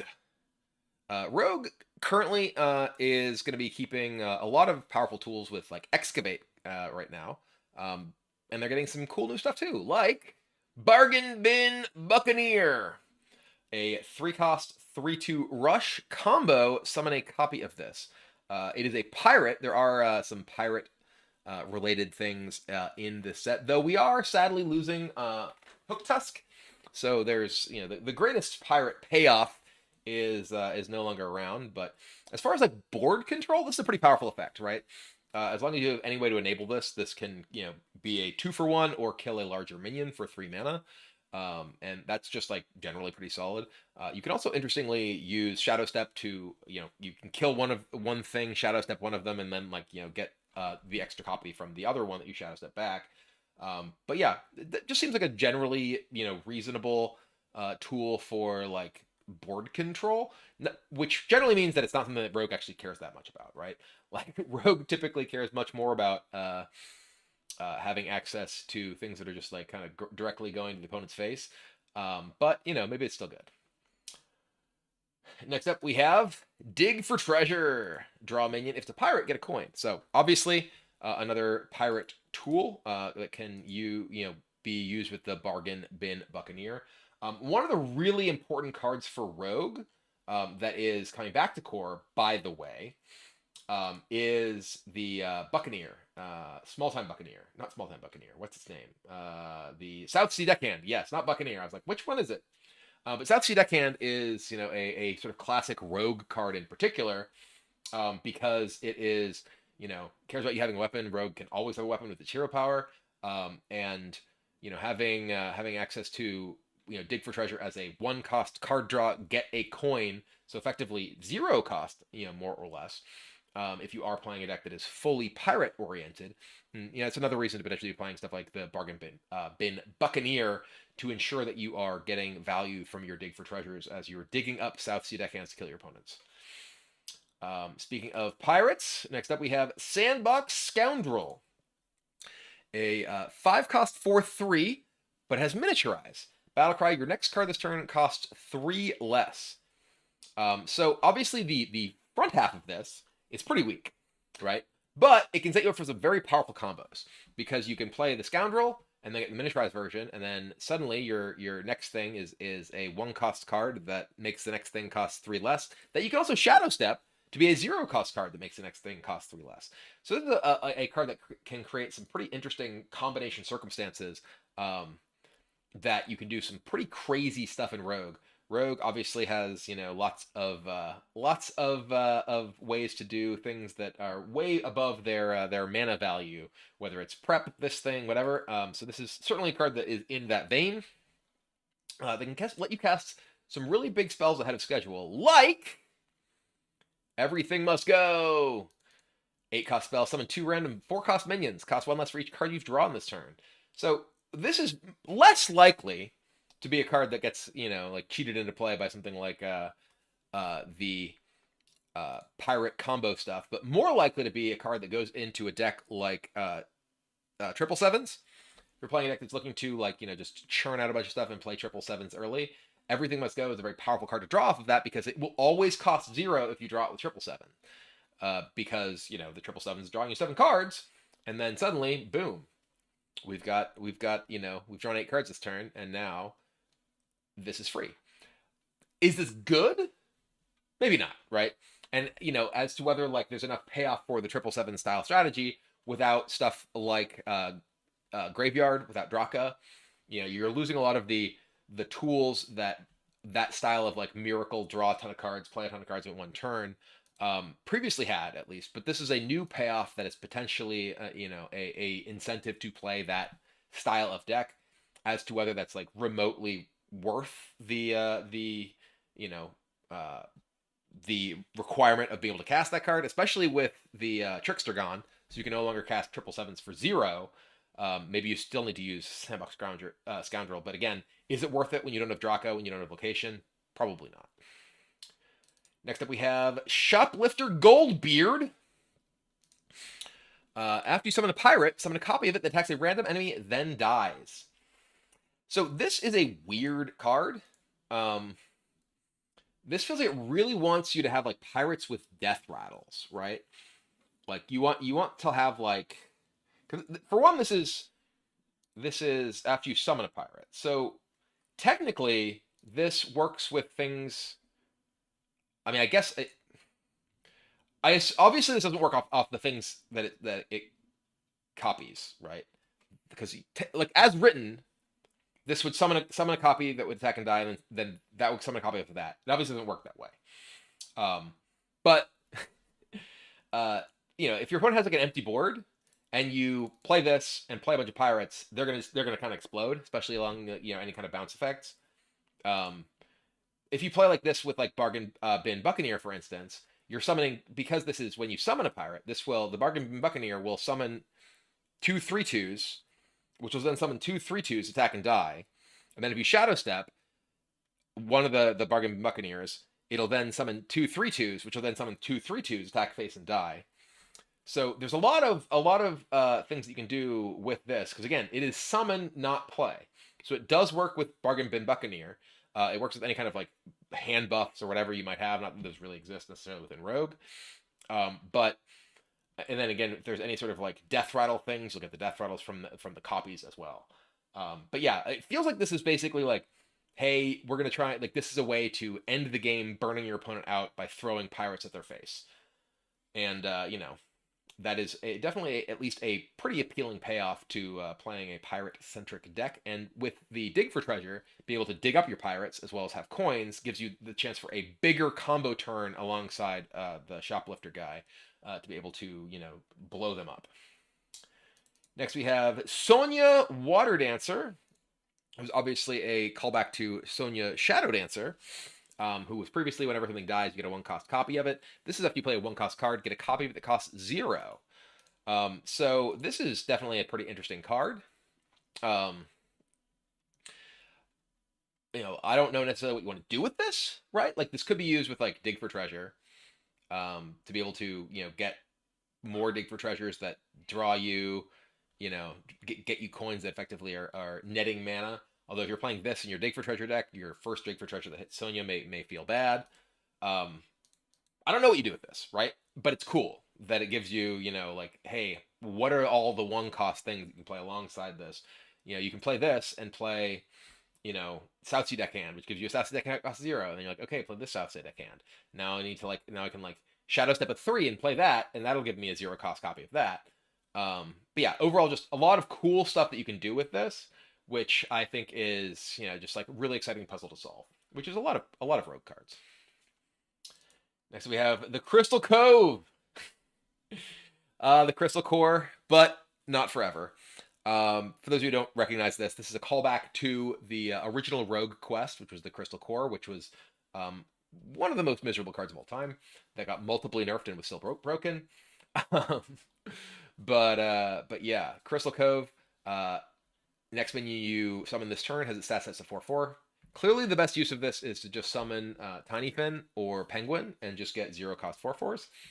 You can also use it with this could be something you use alongside uh, the Shoplifter plus the uh, South Sea Deckhand and Shadow Step. So you just keep Shadow Step. You play a 4/4 deckhand, get a copy of a 4/4 deckhand, attack with a 4/4 deckhand, hit them with the other 4/4 deckhand, Shadow Step, get a two power deckhand, 4 power deckhand, hit them with those, Shadow Step, boom, boom, boom, boom. But yeah, Crystal Cove, obviously, any kind of like cheap things that you want to make bigger, like charge minions, for instance, can be powerful there for sure. Could be powerful with things that copy, like the Bargain Bin Buccaneer.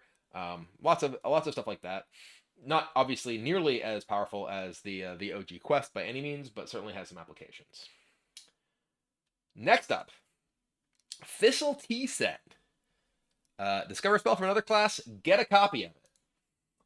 So Thief Rogue is alive and well. We do still, I believe, have Tess, but there's not really that many cards in for like Thief Rogue payoffs, I believe. But this is, a throwback to Thistle Tea, which was like, what was it? Draw card, get 3 copies of it or something like that. This is, obviously a modernized version that is at least a Discover effect. That can get some interesting stuff that can allow you to set up some cool tests in the future. But again, not really that many support cards for Thief Rogue. There is Cutlass back. That is true. The Cutlass is coming back, and Cutlass was definitely a very, very powerful tool for a longer game Thief Rogue. So maybe that's what I'm gonna have to play. But yeah, there's Cutlass coming back. What else is coming back? Oh, Feldori Strider.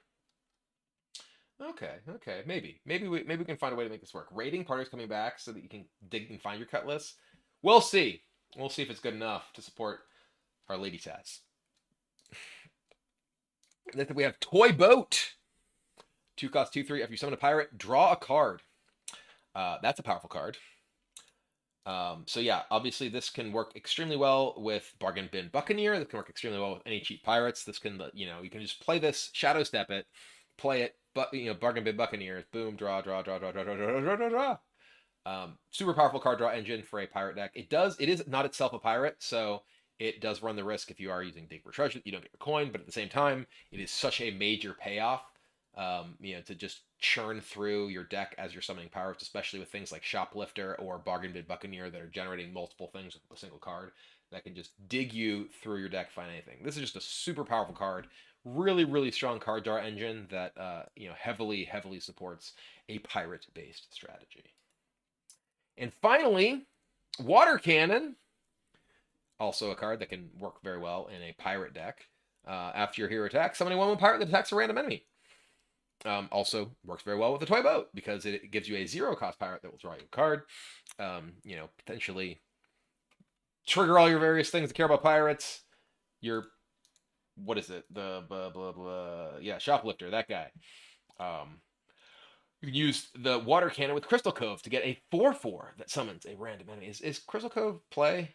No, it's summoned. So yeah, this works with Crystal Cove would work with things that are summoned like off of Water Cannon as well. So, but yeah, definitely a number of really interesting cards in Rogue here. I do think that the heaviest synergy clearly is pointing toward Pirate Rogue, and as I mentioned before, the fact that South Sea Deckhand is back gives you burst potential for your finishers for any kind of Pirate Rogue deck. I think the sort of odd man out card is the Everything Must Go, which obviously, as I mentioned, leans toward wanting to be a Miracle style deck with potentially 777s, which lost most of the rest of its support.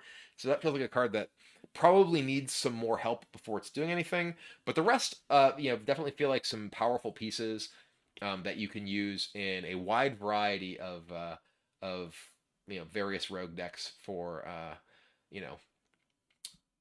general utility and power. But like I said, between like Toy Boat, Shoplifter, Dig for Treasure, Buccaneer, a lot of things that make you want to lean toward playing pirates, and Yarhar, let's go. Can you explain how the legendary pirate doesn't infinitely summon any single pirate? Because that's just not how it's coded. Obviously, as written, if you were just interpreting the words it says, then yes, it would. Because you would summon a pirate, which summons a pirate, which summons a pirate, which summons a pirate. But it is clear that they did not make it work that way, because that would be dumb.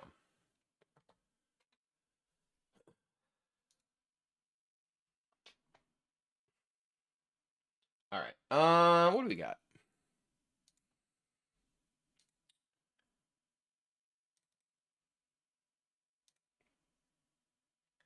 Doot.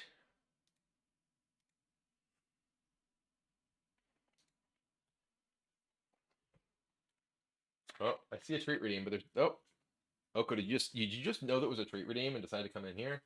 Although it was for Ellie, not you. You read about rules changes in patch notes. Like what? I do want to say thank you to Varnek, Titan Razor for the 3 months, Ska Wamin for the Prime sub, Small Pumpkin for the 5 months. Much appreciated. Coin can go back above max mana. Oh, that's interesting. So you can get your Ysera freezing trapped. That's cool.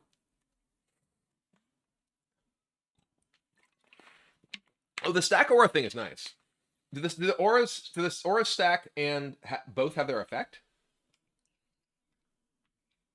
2 of the same aura can be active now?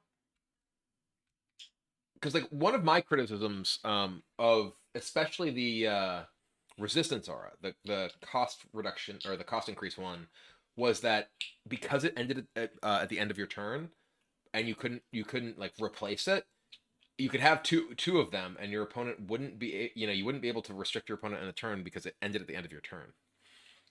So you can have 2. Oh, okay, that's interesting. New Silverhand Recruit art. Whoa. I knew Spell Totem was back. Let's get cynical with the 9 months. Welcome back. Said I'm back. Drops are live. I am was told that there was some sort of bug that Blizzard was addressing to potentially that potentially was impacting drops to some extent. But they they do exist. So stick around, get your drops.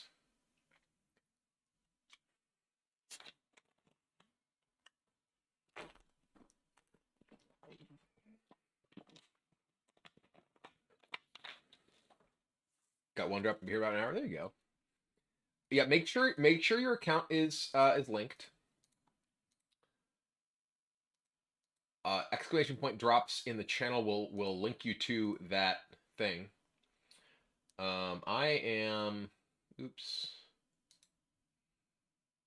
Oop. I'm getting my drops. I have my own stream open another tab because I need to have my own stream open to be able to get the drops. So you don't need to spam it. I wish like I need to figure out how to make MTG bot not spam because it just keeps spamming. Let's get cynical the 9 months and adjusted Jeff for the 2 months. Welcome back. Anemic Plague with the 28 months. Welcome back as well.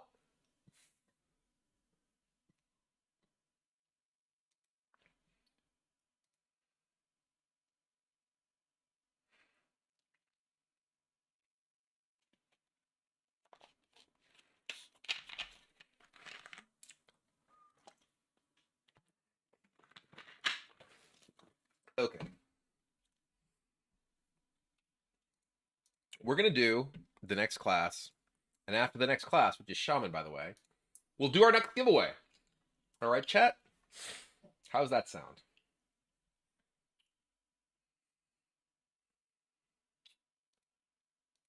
How many cats do you have? I have 0 cats. I had a cat when I was a kid. So when I was a kid, I had a cat. And I got a cat in part because my brother wanted a dog. And it's like when you're a kid, you want to have like one of the ways that you like build your identity is just the stuff you like, right? And you want to be different than other people, your siblings, whatever. You want to have this like unique sense of identity. And I was convinced that I wanted to. I like cats better than I like dogs because my brother wanted a dog, and I'm like, you know what? I want a cat. And then I got a cat. My brother got a dog, and my brother wasn't really into the dog, and I ended up like liking the dog much more than he did, and ultimately just became much more of a fan of dogs in general. Um, I never really was like super into the cat. It was just more of like it wasn't like I didn't like the cat, but it just wasn't like really into cats. It was sort of like growing up. You're like, what's your favorite dinosaur, right? And my brother was like, oh, I like T-Rex. And I'm like, well, I like Triceratops. And it's like, T-Rex is clearly cooler than Triceratops. Like it's just true, right? But like I honestly think it was like because I saw something about dinosaurs that like said that like Triceratops would win in a fight against a T-Rex because it just stabbed them in the gut with their horns or something. And that was why, because I wanted to have the dinosaur that could beat up my brother's dinosaur.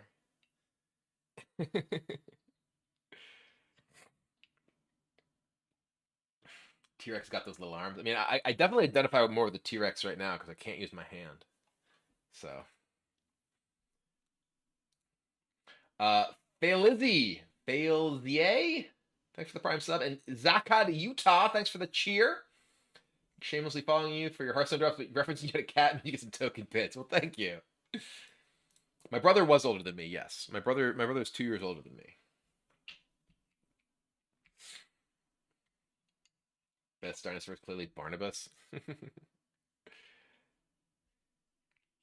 You're really interested in dinosaurs to choose Triceratops. I mean, like we didn't have the internet when I was a kid. We just had like books about dinosaurs. You couldn't have niche special interests like anime in 1985 or whatever. Littlefoot, yeah, Littlefoot was the goat. I mean, I still have what was it, Ducky? Yep, yep, yep. This is Land Before Time, kids. This is before your time too. All right. Let's do our next class.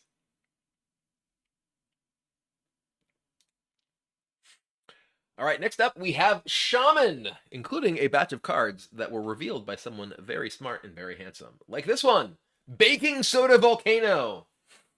I believe what I said in the reveal about this one is that it's a very powerful control tool in basically any kind of Shaman deck that is looking to extend the game. 10 damage, randomly spent among all minions with Lifesteal is super powerful, right? Like this is a incredible tool for coming back against any kind of aggressive deck. One of the key things about this is all minions, not opposing minions, and it can even be used alongside your hero power in order to give you life back, even against decks that don't have a board, right? Like if your opponent's like done a bunch of damage to you early, and then it's looking to burn you out and not playing significant minions, you can just use your hero power, make some totems, and then blow up your own board to life steal back. So I think this card is just clearly super powerful. 10 damage AoE for 4 mana, like by itself is already quite good, and then life steal to just dig you out of whatever kind of hole you might be in is just extremely, extremely powerful. So I expect this card to see a lot of play in any kind of control and shaman deck. Next up, Fairy Tale Forest. 3-cost location, 2 durability. Draw a Battlecry minion. It costs 1 less. This card is pretty nuts. Super high value card. Obviously, this is giving you, not only 2 card draws, but specifically 2 targeted card draws. You could play a deck that just has, I mean, you probably won't play a deck that just has like Shutterblock and Hagatha or whatever, but this gives you like the ability to, like dig for very specific cards in a deck that is based around comboing with certain things. The cost reduction as well is extremely powerful to enable, a lot of different like multi-card combos. Like I said, with like Shutterblock, be able to reduce the cost of that. Hagatha, be able to reduce the cost of that. Both those extremely, extremely powerful cards. And obviously, if you're playing a deck with Shutterblock in particular, which we'll just show now, you're probably going to have a significant other number of Battlecry cards to combo with, but just being able to dig to one or the other so that you're much more likely to have any of those together is just very powerful. But speaking of Shutterblock, this card's super strong. 6 cost 5/5 with miniaturize. That part's really crucial. Battlecry, your next Battlecry triggers 3 times but can't damage the enemy hero. So, a couple of key things about this. Can't damage the enemy hero just means cannot deal damage to them. If the effect itself doesn't deal damage to them, then it works. Like something, for instance, like gain attack. That didn't deal damage to them. That gave you attack, which then allows you to damage them. If it's like, casting a spell that the spell would damage them, that works. Right? Like, it's just the Battlecry itself cannot damage them. So, it's very interesting. It says can't damage them, but there's a lot of ways it still can. Like, for instance, with this. Sand Art Elemental. Give your hero +1 attack and Wind Fury. You could triple this up with Shutterblock, and that works because you're giving your hero a plus attack and Wind Fury, which is not itself damaging the opponent. It is giving you attack, which then damages the opponent. Or if you play Shutterblock with original Shutterwalk, the Shutterwalk itself is not damaging the opponent. It is recasting all of the battle cries, some of which may damage the opponent. So there's a lot of intricacies there about it's not like it's making your opponent immune for the turn, right? It is making your opponent it is doing things that then damage the opponent.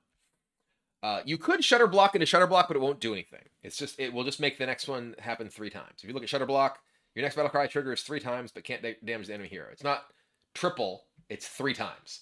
So Shutterblock into Shutterblock would just be your next Battlecry triggers 3 times, which doesn't do anything. But yeah, also a card I revealed, Hagatha, the Fabled. 5 cost 4/4. Battlecry, draw 2 spells that cost 5 or more. Transform them into slimes that cast the spells. So, this one is pretty sick. The slimes themselves are creatures with the cost equal to the cost of the spell that have Battlecry cast the spell. So Hagatha with Shutterblock, for instance, say you Hagatha and you draw this spell, Wish Upon a Star. 7 cost spell, give +2/+3 to all minions in your hand, deck, and battlefield. Let's say you have a miniaturized Shutterblock, and then you play miniaturized Shutterblock into the slime that casts Wish Upon a Star. So now you are giving your board +6/+9, nice, and your hand, deck, and battlefield too.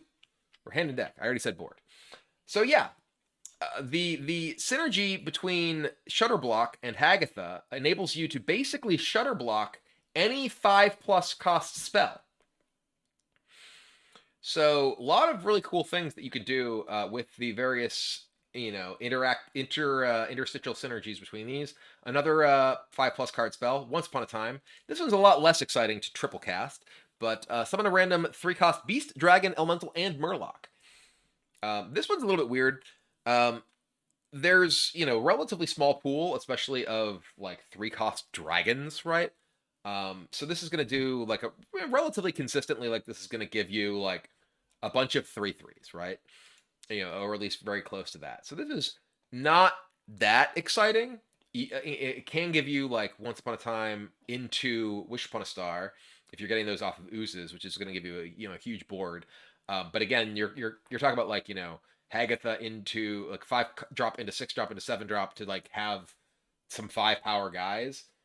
This is probably the weaker of the cards. Certainly, much less impressive than say Wish Upon a Star. So you probably want some other stuff to include for your Hagatha hits. This one might not be worth it. Next up, we have Incredible Value. Discover a 4-cost minion, set its attack and health to 7. So this is obviously a callback to Flame Wreath Fates list, the 4-mana 7/7. That was a 4-mana 7/7 with Overload 2. This is, you pay the upfront cost of 3, and you can get whatever as a 7/7, which is pretty cool. This I doubt this is likely to be that impressive a card. Maybe this ends up being a deck that like specifically wants, shadow spells or spells, or just play big minions, and it gives you early game stuff that can be used um, to help set that up. But most likely not going to be a card that sees a lot of play. But I do love the callback. But next up we have Pop-Up Book. 1-cost spell, also a card I revealed. Deal 2 damage, summon 2 0/1 frogs with taunt. It's a nature spell. This I think is just a solid early game removal spell for any kind of controlling shaman deck. This is just very, very effective at delaying, opponents who are trying to attack you early. Being able to remove a minion and then get 2 small taunts in the way can really muck up the board against a lot of opponents. Also, interestingly, has some weird synergy with Baking Soda Volcano. If you as I mentioned before, if your opponent is trying to burn you out, you can just play this, hit them, and then Baking Soda Volcano to heal yourself off of the frogs that you get. Boom, nailed it. I did briefly touch on the standard elemental in the context of Shutter Block, but I want to talk about it a little bit more. So this is a 4-cost 4/4 with miniaturize, give your hero +1 attack and Wind Fury. Obviously, anything that gives you like additional attack, this could be quite valuable with because of the Wind Fury. It can also just be, hey, this is some reasonable board control, can enable you to like trigger the battle cry, or rather the death rattle of a weapon faster. Just overall, I think this is just a potentially like just solid card for like elemental decks too, to give you like reasonable board control, especially against stuff like say like Righteous Protector, and gives you a small elemental that can continue your elemental chain across turns, and has again synergy with any kind of attack buffs to just burn your opponent out. Taking a quick look, there's not any of the like Doomhammer's gone. There's not like Rock Biter or any of those sort of things.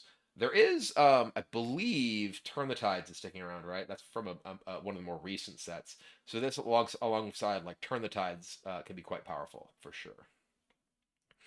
And lastly, since we went through a lot of these pretty quickly, we have Shining Sentinel, a 3-cost, or rather 3-cost, 7-cost, taunt elusive. Oops, we didn't actually click on it. I hovered it. Don't get baited by a hover. 7-cost 3/7 taunt elusive. Battlecry, summon a copy of this. This is fine. Oh, it's Turn the Tides from Sunken City. Curses. Turn the Tides is gone. We can't use it with that. We'll have to find other things. But one of those things worth keeping in mind. That guy exists for any kind of future attack buffs. But yeah, Shining Sentinel, 7-cost 3/7 taunt elusive. Battlecry, summon a copy of this. This is fine. If without any kind of like stat buffs to this, it's pretty difficult, I think, for this to be that appealing.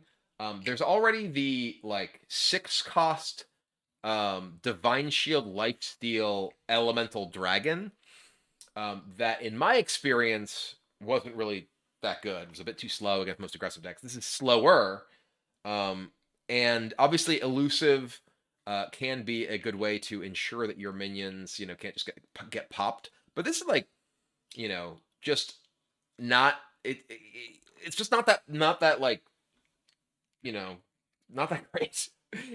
It's expensive, right? Like this sort of effect this late in the game.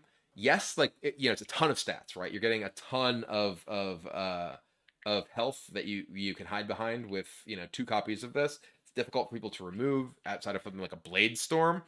But 7 is just very expensive, right? Like you definitely need to have defenses earlier against aggressive decks, and like I said, against like controlling decks.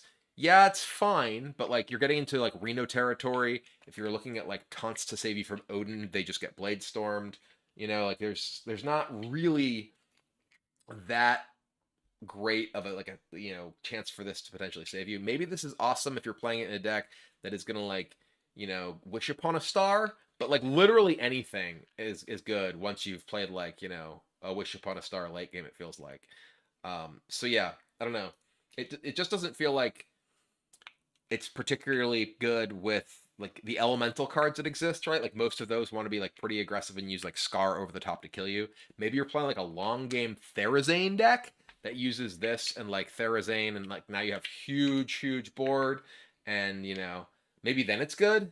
Like that certainly is appealing, but again, we're talking about getting to the point where you have Therazane, and like that's starting to get into dreaming territory. But overall, this one feels like it's probably a bit too expensive, but maybe there's like a, you know, maybe this is just like a late game tool for a control deck that is getting to that point thanks to, you know, the baking soda volcano. It just doesn't feel like, it feels like you just do better things once you get to that stage of the game. Maybe it's like, you know, the best option that exists right now though, if you want to just like, you know, survive and get to like turn 8, 9, 10. Who knows? But overall, I think there's definitely some very exciting, very powerful things here for Shaman. I'm most impressed by the Battlecry stuff. Hagatha looks awesome. Shutterblock looks awesome. Baking to Volcano looks awesome. Fairy Tale Forest looks awesome. Sandart Elemental is kind of, you know, something that maybe can find a home if there's like attack buffs and stuff. Maybe it's good in like Elemental Shaman, like I said, as like a mid game sort of board control / burst thing if there are other things that you can use to increase your own attack.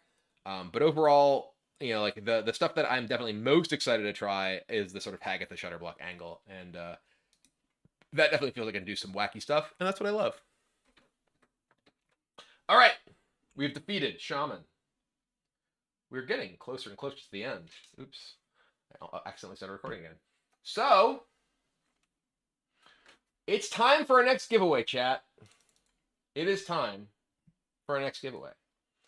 So for anyone who has missed the explanation, these are giveaways for a standard bundle of the Whiz-Bangs Workshop expansion set. The pre-order bundle. These are provided to me by Blizzard to give away to you. So thanks very much to Blizzard for hooking me up so I can hook you all up. Anyone can win the giveaway. All you need to do is enter, and I will tell you how you do that in just a moment when entries are open. If you do want to give yourself the best possible chance to win, subscribers do have a bonus chance to win. So if you have your Prime sub ready and you want to give yourself the best chance to win a free bundle for Whiz-Bangs Workshop, that I will be messaging you with the code via the Twitch Whisper system. Unfortunately, for everyone who's watching on YouTube, we are unable to sort of cross the streams there with the giveaway. It is automated to run on Twitch, so if you do want to enter the giveaway, be sure to come on over to Twitch and enter in the next couple minutes. So yeah, like I said, anyone can win. Subscribers bonus chance to win. I'm gonna start the giveaway right now. Type !ticket to enter. You can only enter once, so don't spam. But if you want to give yourself the best chance to win, like a bunch of people, holy cow. Shield Maiden, not to bet any of the 5 gift subs. Dunkmeister, Magul, Brox Igor, Fadian, Cat Mongrel, Yunk 2395, Trajan, Sultan of Style with the 3 months, Tinny with the Prime sub, S Scorpid, Mayday 76 US, Bryce Pat with the Prime sub, Voidrow, hey, thanks for the cheer. Kinamero, Banana Patil, Malfunction with the 3 months, Chrono Trigger X, and Robot Murloc, thanks for the Prime sub. Buggyman13, thanks for the Prime sub. Thanks to all of you. And hopefully that good luck, bonus chance to win that you got will give you a better chance to win the giveaway. I am going to take a quick break and run to the restroom. I will put the pup cam on. And I'll be right back.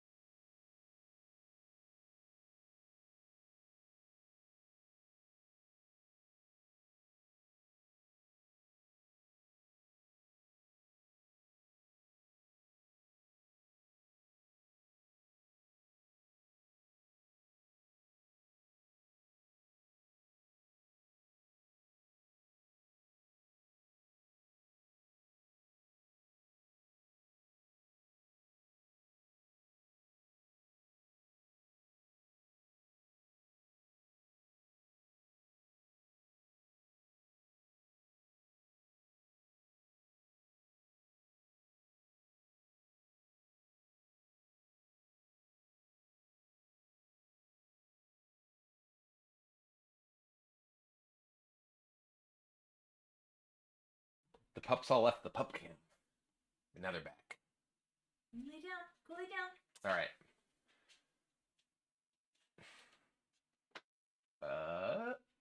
Thanks to Buggyman, Agent Double Nix, Geek Bite Stack, Keyax, Justine, Chad Morning, Sherlock RJ,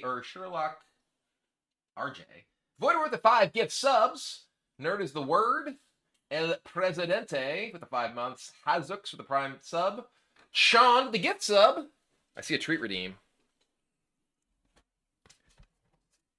All right, get your tickets in. If you would like, get your subs in to give yourself the best possible chance to win the giveaway. Here you go, Ellie. Here you go, Oko. I am going to pull the winner of the giveaway in 5, 4, 3, 2, 1. Giveaway is closed. The winner is Jack Rabbit 3000.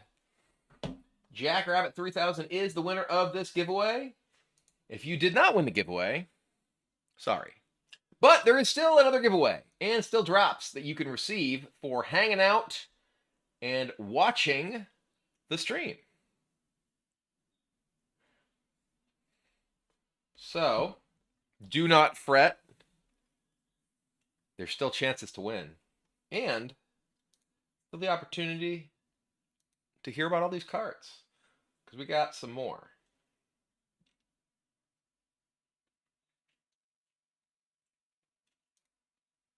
I'm clicking connect. It says I'm connected. I'm checking out my own drops.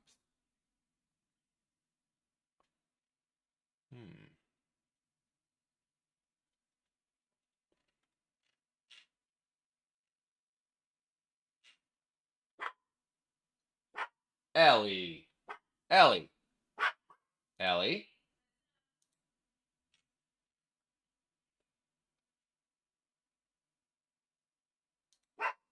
Bork. Bork. How do you check if you're good to see drops? Exclamation point drops in the chat, which unfortunately will spam. The bot spams because it's foolish. We have 3 large boxes from the Ukraine. Oh, shit. My armor's here. We may have to try on the armor after we finish the set review.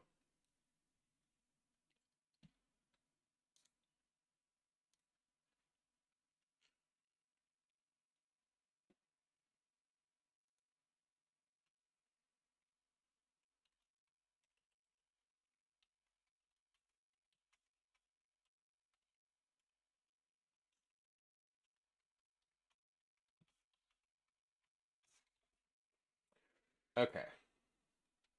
Armor for what? For wearing. Duh. Clearly I needed to get gauntlets to protect my finger. That was the one thing I didn't get. Okay, let's get on with the card review.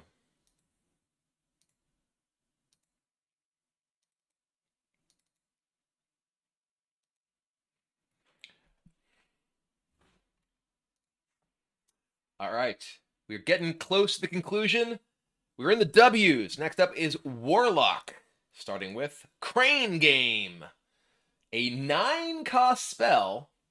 Summon copies of 2 demons in your deck.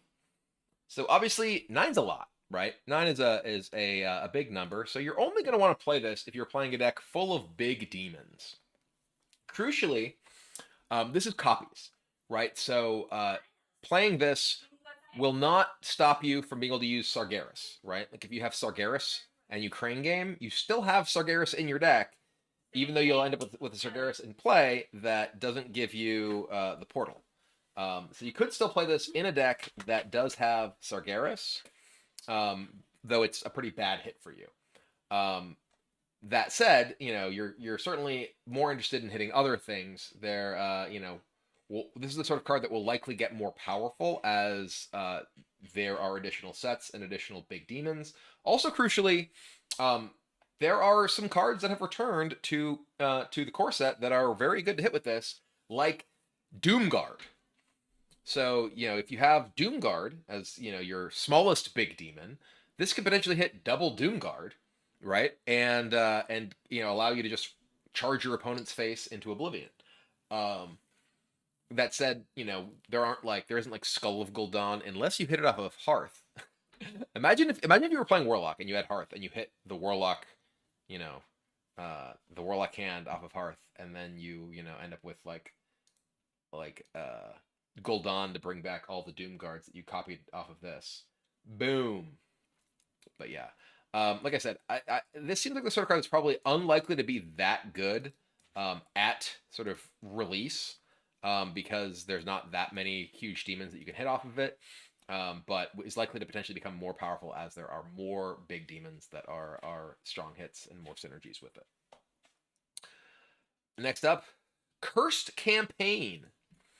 Give a friendly minion death rattle, summon 2 copies of this minion that are dormant for 2 turns. This is an interesting one. This is the sort of thing that you really need to like kind of combo this off with something in order for this to be effective.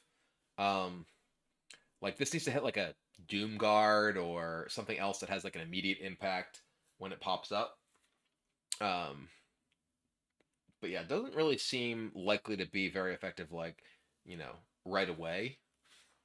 Maybe it's good. Maybe there's tools that make this powerful. But right now, this definitely feels like it is not great. Again, maybe like I said, maybe with Doomguard, but like trying to play combo cards with Doomguard when it makes you discard cards in your hand definitely is troubled. Who knows? Maybe put this on like the it's not Nemzi. What is the death rattle? Like destroy cards in each player's deck, draw a discard thing or whatever. Just get a bunch of those and just ruin everything for everyone. Next up is Endgame. Resurrect your last demon that died. Obviously, another pretty powerful like big demon card. Again, I don't know that there's necessarily enough like big demons for this to be good. But obviously, if you have ways to get like big demons into play early, maybe this is good. Be able to get like a Doom Guard into play or whatever. Like for instance, this. Maybe this is this Nemzi is actually the key. She has Battle Cry, draw a demon, Death Rattle, swap places with it. So you could have this draw a big demon, get like say a Doom Guard or whatever. The other big demon. Let's just take a look at the big demon in this set is Wretched Queen, which is an 8-cost 4/4 with Death Rattle. Summon 2 4/6 knights with taunt. This is kind of Void Lord-ish, right? And this is a pretty powerful thing. Obviously, if you get it early. I am curious if the knights themselves are demons, right? Because if the knights themselves are demons, this is incidentally like a bit worse. Because it means that your end game can potentially not summon the Wretched Queen. But someone in the chat said the knights are demons, so that is a little bit unfortunate because it does mean that you can end up resummoning those with end game rather than resummoning the queen herself. But it has definitely some synergies there that are a little bit anti-synergies, but can still be potentially good. But yeah, that is Nemzi is obviously like a pretty key element to the sort of big demon effect working, with Wretched Queen alongside it. Next up we have Malefic Rook. This is another like, hey, you want to cheat this into play for sure. 3-cost 5/6 demon, battle cry, attack your hero. A lot of ways to mitigate this. You can use the weapon. You can also use Void Virtuoso. Probably not going to play this in the deck with Void Virtuoso because Void Virtuoso is itself a demon, and if you're playing, you're probably going to be playing like end game and things like that just want big demons. But this, you do have the possibility of having this as like kind of the like littlest of your big demons in a deck that is looking to be basically a big demon deck. Next up is Sketch Artist. Battlecry, draw a shadow spell, get a temporary copy of it. So 3 cost 3/3 Battlecry, draw a specific category of spell is like not bad. The temporary copy is interesting because this could be like, hey, I'm gonna draw something and can get like, in the late game it can be like higher value because you get to use the additional copy. Fortunately, curses are going away. This drawing like curses and getting you extra copies of like the curses could be real annoying. But those are rotating. So I'm happy about that. But like for instance, this is a shadow spell. Table Flip. Deal 3 damage to all enemy minions. Costs 1 less for each other card in your hand. Notably, Handlock is kind of back because the Giants are back. Both Molten Giant and Mountain Giant are back. So you could potentially use like Molten Giant alongside, Malefic Rook, or like playing a Mountain Giant alongside Table Flip. And being able to play cards like Sketch Artist, potentially draw like, hey, I'm gonna, I'll spend my mana, I'll draw a Table Flip, which will cost way less because my hand is full, and boom, free or cheap Table Flip because hey, it's an extra card in my hand. This could cost as low as 1 if you have a full hand. Just nuke your opponent's board for cheap. And again, like in like a handlock style deck, having a card that not only replaces itself but also gets you a temporary additional copy can be quite powerful. Then we have Tabletop Role Player, a 4-cost 4/3 with miniaturized. Battlecry, give a friendly demon +3 attack and immune this turn. This is clearly for a like more aggressive demon deck. A lot of the imp cards are going away, right? Because all of the stuff from was it Murder Castle after that had a bunch of the existing imp stuff, because that had like Vile Library and such. Those are all gone, which means a lot of like the aggressive demons are gone, right? Like there's no more, and also like Imp Gang Boss and Fiendish Circle are out of core. So there's a lot less to be able to effectively use this for like an aggressive version of Demon Zoo. Like it doesn't give, if it's a game like gave like life steal rather than immune, I could see using it with like Malefic Rook and just being like an aggressive deck. Because that's another thing. Like you could just use Malefic Rook, right? Like this could just be in like an aggro deck, right? Like this isn't necessarily just like, hey, I'm playing big demons. This could just be like, screw it. I'm just playing like cheaper Pit Lord and just smashing you, not mitigating the damage, just like taking the damage. That's fine. And notably, Spellstone's back, which cares about you damaging yourself, right? Like Spellstone cares, cares about damaging yourself with your own cards. So you could just play like a deck that plays like Spellstones, and plays Malefic Rook to upgrade the Spellstone, and then just use the Spellstone as removal to gain life back as well. So yeah, there's a lot of like options for some of these things, like the Rook. But Tabletop Role Player definitely feels a little bit less exciting to me, because I don't really see like a 4/3 for 4. Let's pull it up again. A 4/3 for 4 is just like really, really weak stats. It doesn't have a minion type of its own. Obviously, miniaturize is good, but I don't really see there being like enough like cheap aggressive demons that you really want to like pair this with in the current format right now. But I could very easily be wrong. But this one, our final card of the pool of Warlock cards, Wheel of Death. 8 costs shadow spell. Destroy your deck. In 5 turns, destroy the enemy hero. This is just hilarious. Yeah. I don't think this card is any good, right? It feels very unlikely that this card is any good. Because 5 turns is a long time, right? A long time. And barring any kind of like way to mitigate your fatigue damage, you're taking a lot of fatigue, right? You take 1 and then 2 and then 3 and then 4. I don't know whether it triggers at the end of the turn or the beginning of your turn. So I don't know if you take 5 fatigue damage from the last one. Like, do you take 15 or 10? but yeah, you either need ways to like refill your deck, or to mitigate the fatigue damage like Harp. And in that whole time, you've just spent 8 mana to do nothing, and then you still need to win the game. Um, I think this is mostly just a crazy highlight reel, like wacky, fun card rather than a card that you'd seriously build a deck around. Maybe you're playing this and you're just like you're playing this as like a steam cleaner for your sludge deck that has additional upside, right? So yeah, I don't know. It's cool. You can play Phenatum for 0 the moment you play this, which is sick, right? Like you can play this, immediately play a 15/15 lifesteal taunt, which certainly can buy you some time if your opponent can't kill it, right? But yeah, I think this card is sweet. I don't think it's good. I definitely think it's a card that I will experiment with and will be a like wild, wacky highlight reel card. But I would be very surprised if it becomes a meaningful component of the metagame. But overall, Warlock seems pretty interesting. I definitely think that the big demon stuff, along with like Malefic Rook, are really kind of the standouts. Malefic Rook as either a hyper aggressive card. I think you can. The what's its name?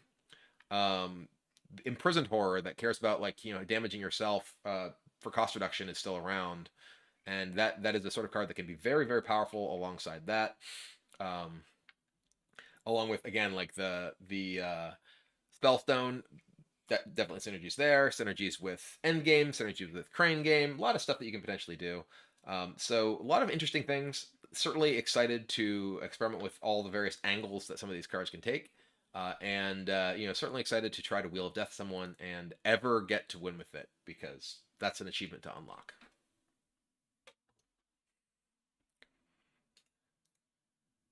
Okay, that's Warlock. Next is the other war cards. This says it's a weapon with miniaturized. That's kind of cool. Actually, I had not seen that yet.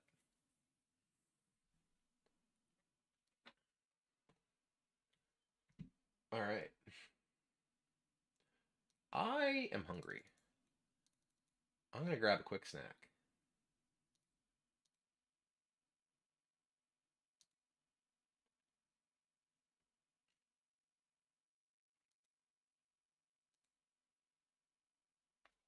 Give me one sec.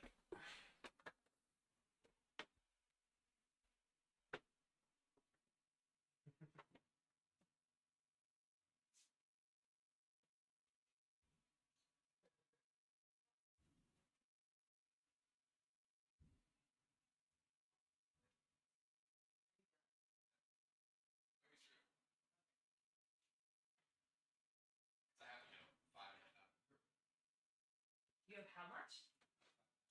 Yeah, yeah, you sick. You keep going. Get it, babe. Oh.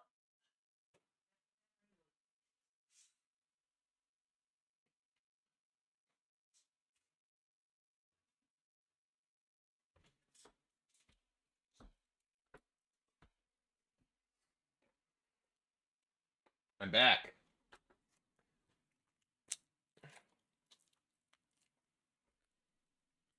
He exploded during commercial break. Boom! Are we allowed to get snacks during this? Yes, I have string cheese, chat. Uh, Hi, Ellie. You come here. It's my string cheese, though. You can't have it.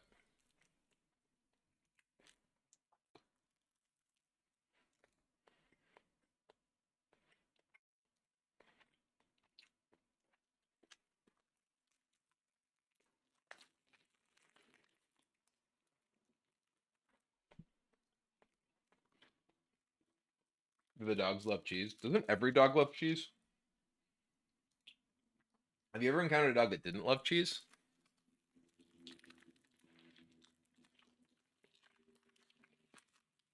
Is that a thing that exists?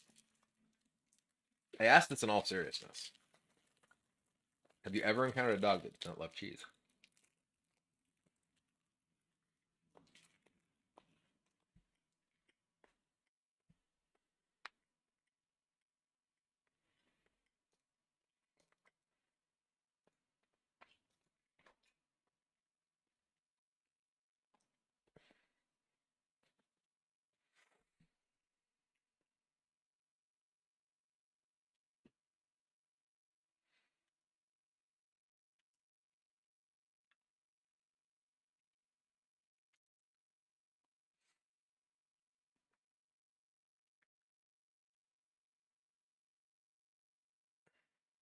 Okay.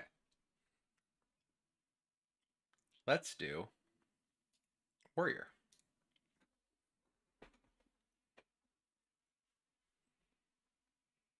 Yeah, I as far as the drops go, I did hear that there are some technical issues that are preventing some people from getting their drops.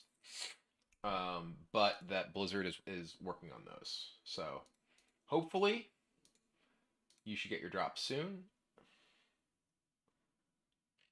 if you've not already. All right, let's do warrior. We are on to the final class of Whizbang's Workshop, which is warrior. And what would warrior be without Dr. Boom? Whizbang's Workshop is a throwback to Hearthstone classics, which of course includes Dr. Boom. This is Inventor Boom. 8-cost minion. 7/7, of course. Battlecry, resurrect 2 friendly mechs that cost 5 or more. They immediately attack random enemies. So this is pretty wild. Mechs that cost 5 or more can include the new Ziliax, who is sick, by the way. We'll get to him in neutrals. It's a little bit sad to me that this is 8 when Boom was, historically Doctor 7. Now it's 8. But this is, I just think you can control this pretty well, because it is 5 or more, so you can very easily have like a pretty limited pool that this will bring back that can be quite powerful cards. Them immediately dying, that you'll get death rattles from them, which can be quite powerful. They can be used as a finisher to like hit your opponent in the face with giant minions. Overall, just clearly a pretty powerful card from a value perspective. Again, with like things like death rattles, and from a burst perspective by just being able to connect with your opponent's face. So let's take a look at one of the really powerful things you could potentially get off of that, which is Bot Face. 9 cost. I guess this isn't that good because it doesn't death rattle. But this is a powerful mech that you can get.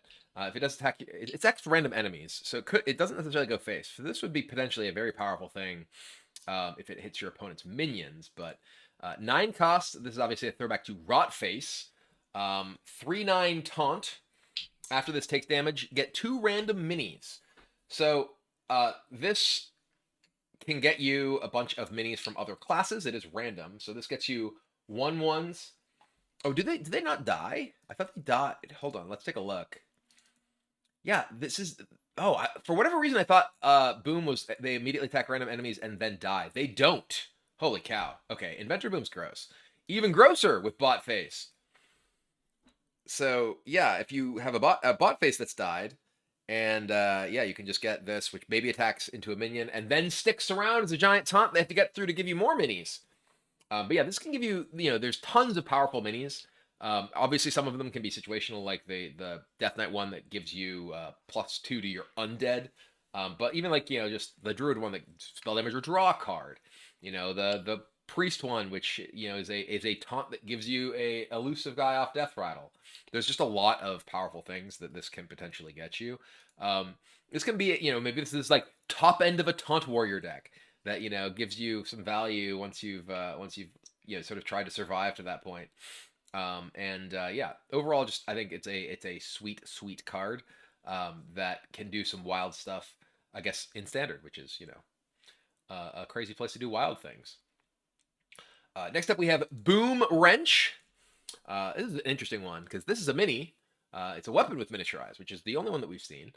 Everything else has been a minion, but 4 cost 3/2 with miniaturize, so you get a 1/1 copy of the weapon afterwards, but has death rattle. Trigger the death rattle of a random friendly mech.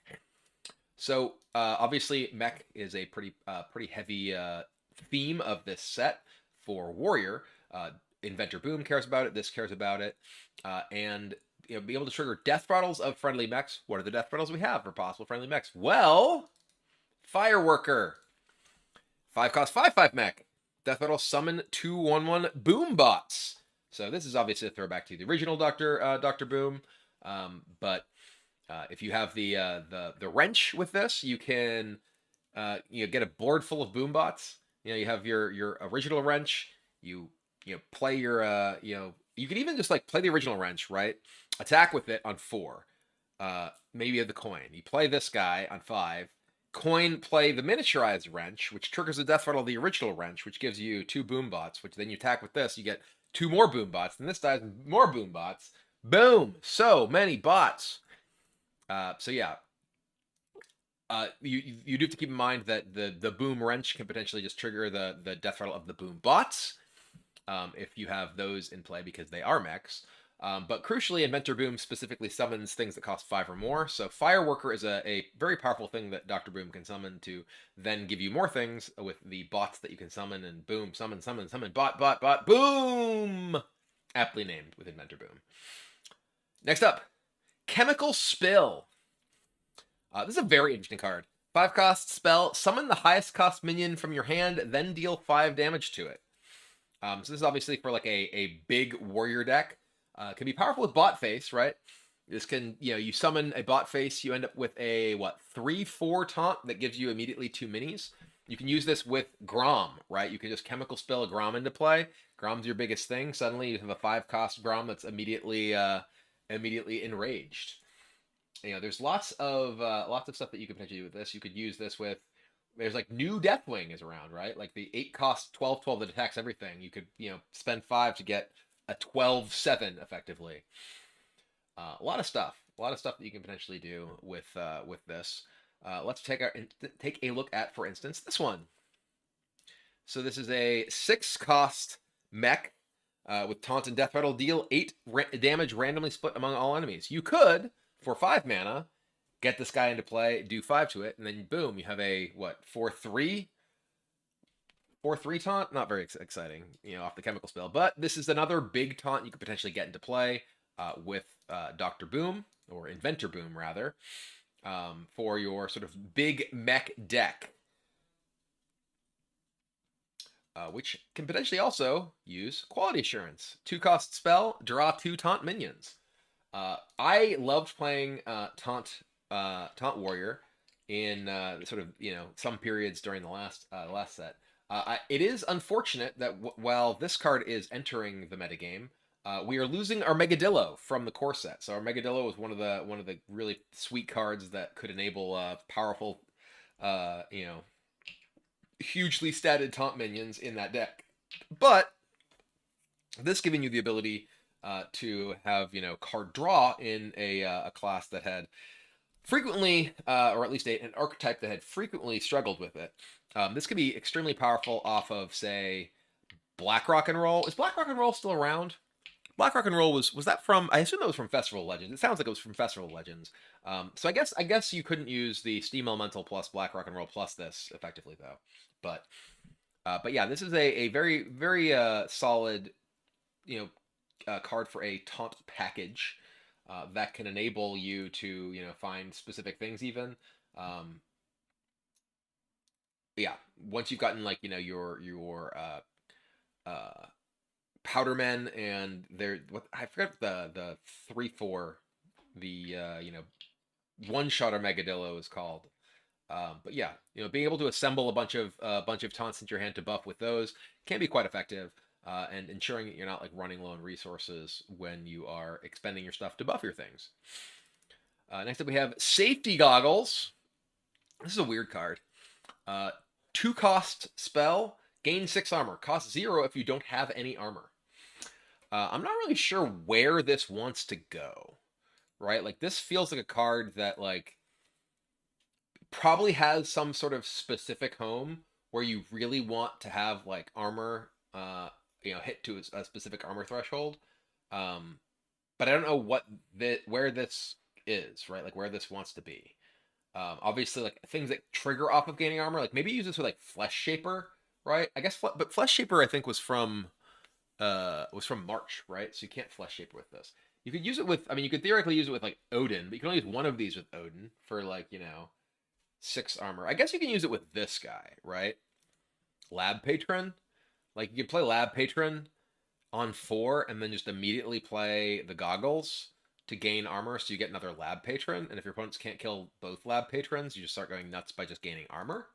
It's probably where it goes, right? It makes sense that these guys care about goggles because they have goggles on in the art, right? I guess he has like, no, look, it's more like a monocle rather than goggles in the art. Clearly he needs goggles, and that's why you want the goggles to the lab patron. So yeah, clearly safety goggles, something of a combo card, lab patron, a throwback to Grim Patron. And this one, like I said, it could be used with anything that really gains armor. You can use it with the weapon.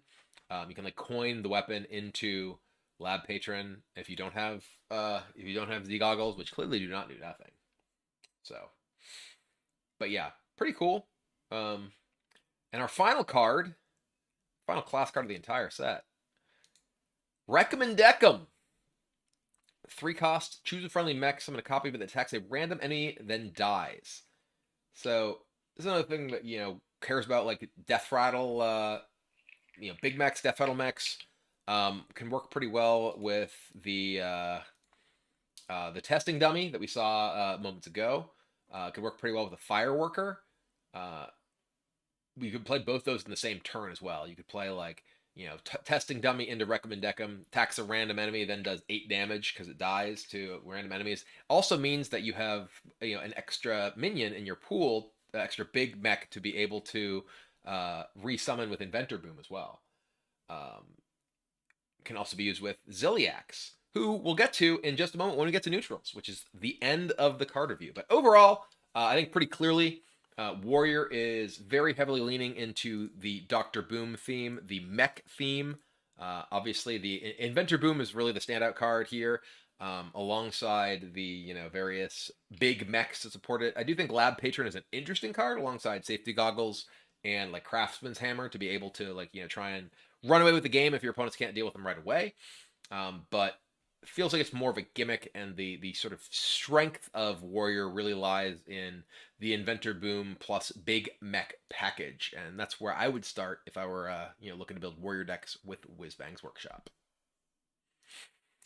And that's Warrior. We've completed Warrior. Didn't stand a chance. Boom. Nailed it. I want to say thanks to OG Charges, Wombo NA, and Roz for the subs and the 6-month resub. Also, Tim Sonia. Shout out to Wales. 7 months. All right. I'm grabbing the water.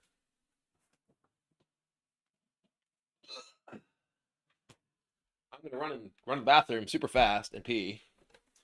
And then it's time for neutrals. So don't go anywhere. I'll be right back.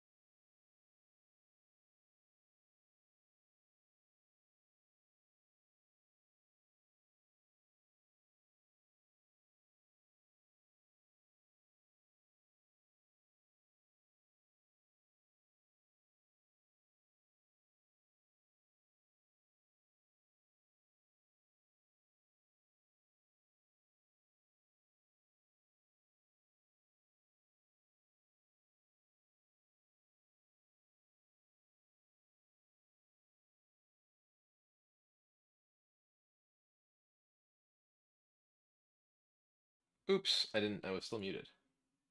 Mike unmuted.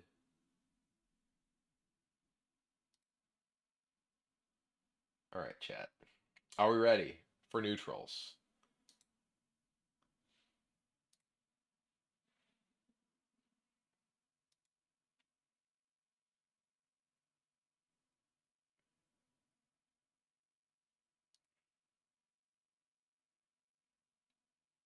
Okay.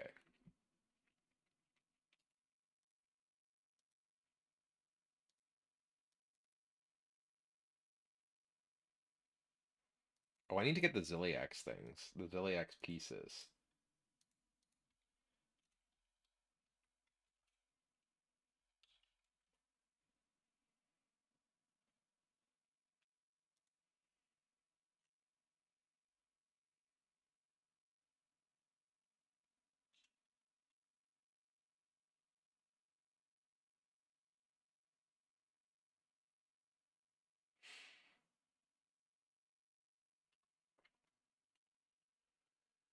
Okay. There's too many pieces for me to put in my screen. I don't know. It's too many. It's just too many. Is there any does anyone know where I can find a single image that has all the Ziliax modules?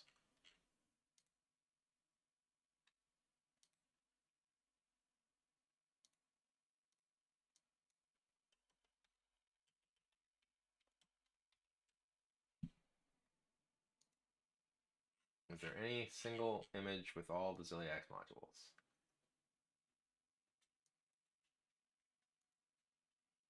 I'm trying to find it.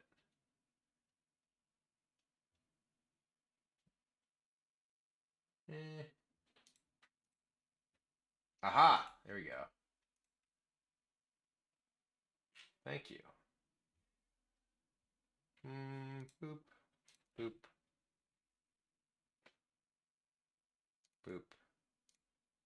Ziliax modules.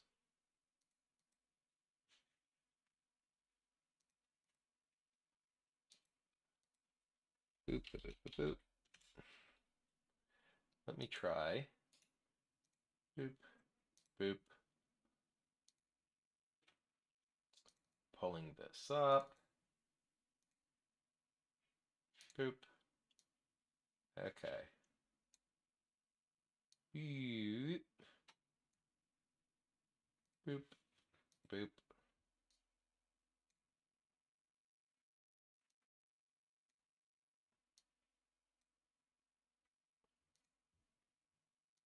Okay.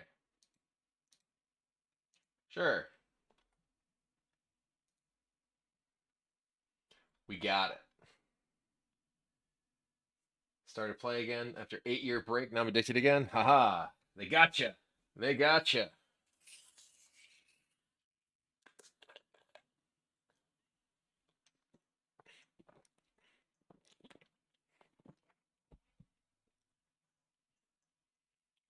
I wish I had 280 tacos. It's Monday though. It's not Taco Tuesday.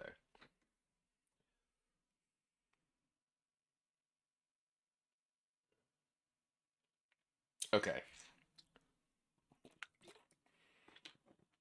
What am I drinking? Sparkling water.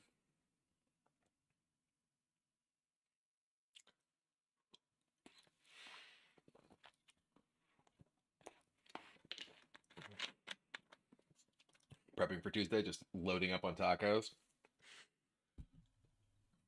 All right. Are we ready, chat?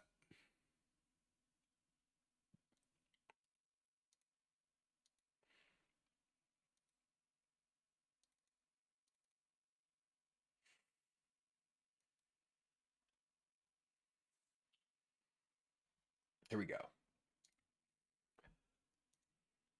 All right. We are in the home stretch with neutrals. So let's check them out. First up, we have Bucket of Soldiers. I do like this from a thematic perspective. You know, it's like the toy of just like a bunch of soldiers in the bucket. Um, Mechanically, 3 cost 0/2 death rattle. Summon 5/1/1 soldiers with random bonus effects. Um, eh, it seems pretty bad. like maybe in a world where like there were still infused cards, and one thing like this that could give you so many death triggers for infuse could be good, but it's too difficult to make it work. And without any additional synergies with the soldiers or the bucket, any sort of minion types or anything, I just don't really expect this to see play. Next up, Card Grader, a 3-cost 2/4 Naga battlecry. If you cast a spell while holding this, discover a card from your deck. This is like just a pretty solid card. If you're playing like like any deck that is using spells in the early turns and is looking for some additional consistency, this card just seems very powerful. It's basically just like tracking attached to a body. Obviously, you're not getting like a copy of a spell or a copy of a card in your deck. It's just getting you a card in your deck. I could very easily see this being played in, say, like spell powered Druid, where you're trying to assemble, whatever sort of combo, and you're looking to play the 1-cost location, the 2-cost spell that gives you a card in your deck and a copy, and then this gives you another card in your deck, and just piecing everything together. So this is definitely a card that feels like in sort of more combo-oriented decks that have a heavy spell focus could certainly be a very popular inclusion in a lot of those decks. Next up, Caricature Artist. 4-cost 3/4. Battlecry. Draw a minion that costs 5 or more. Give it a funny mustache. The funny mustache is clearly the most powerful part of this card because your opponent will be, they'll be stun locked from laughing at the hilarious mustache that's on your minion. This is, because this is Battlecry draw minion that costs 5 or more, anything that is like a targeted tutor style effect can have potential. I don't think this is likely to be like a common like metagame card because it's relatively inefficient. But like if you're playing a deck that is like looking to again like assemble specific cards for a specific combination of cards, I could very easily see this being just like kind of an extra copy of something that you're trying to find like your key card for your deck, and this being just like another way to easily find it. Does feel like if you're playing like again like say you're playing the spell power Druid, right? This can be another way you can find your Boomkin legendary, and ensure that you're able to like get the pieces together to go off. Next up, Clearance Promoter. Death Rattle, reduce the cost of 2 spells in your hand by 1. 3-cost 3/2. I could maybe see this being something that's like used in some sort of combo deck to try to set up a combo kill that couldn't otherwise work. But as a 3-cost 3/2, it's like just so fragile, and the need to play it and have it die before you get the effect seems like it is pretty likely to be difficult to consistently use. Certainly like a Sith style OTK deck, maybe this ends up being something that like in a certain style of metagame is worth playing. But overall, it seems like it's too slow and too fragile to be a consistent performer. Next up, Colifero the Artist. We've already been playing with this card. This was one of the preview style cards we got to include. And this can be a pretty gross card in decks that are limited to large minions that have a high impact and the ability to summon like token style minions. This I have played this and had it played where you get like a bunch of like Stoneborn Generals, which I believe is rotating, but like being able to hit like a bunch of really high impact things off of tokens. They're excited about it. But yeah, this is definitely a pups chill. Can you? It is. Can you? Hey, that's enough. Pups chill. We're gonna have to start this one over. Allie. Shh. Lay down. Lay down. Lay down. Hey. Down. Thank you. Stay. Shh. Quiet. Allie. Stop. Allie. Stop. Allie. Hey. Shh. Shh. Allie. Hey.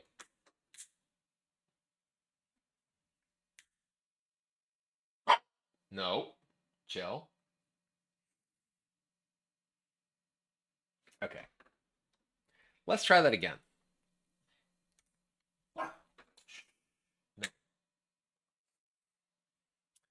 Next up, we have Colifero the Artist, which is a card that we've had a chance to play with already, so we kind of have a decent sense of how powerful it is and what it can do.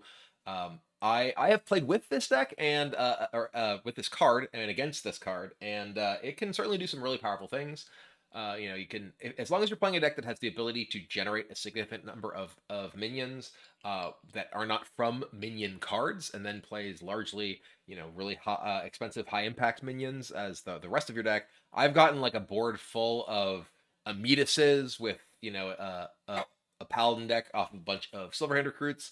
I've gotten, a bunch of Stoneborn generals off of various treants and tokens and things like that. So this is a very, very swingy card. If you can actually get to the stage of the game where you have this, still have your big minions in your deck, and can generate a bunch of small minions, this could be a really, really powerful card for sure.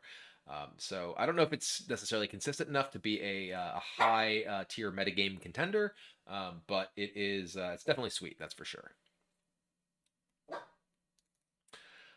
One at one point said in reviews I was a sleeper, but this actually doesn't get to be a sleeper because it was available as part of the pre-order bundle. I know that was a controversial thing, and there was a lot of people who were upset, even just upset with me for playing decks featuring Corridor Sleeper when I got it from the pre-order bundle. And I can totally understand if this were like a powerful meta breaking card, that it being available through a pre-order thing could be a negative experience for everyone who did not pre-order.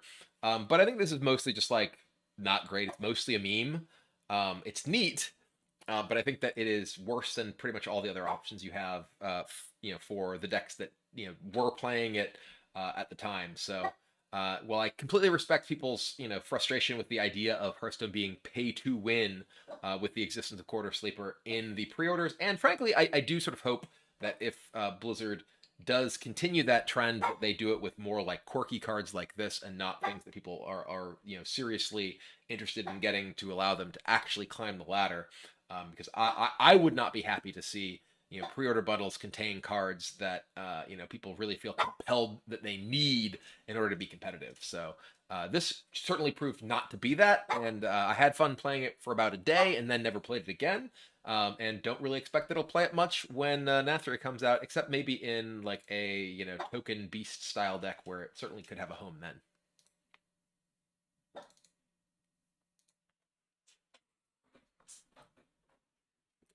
Speaking of token beasts, here's an Oko.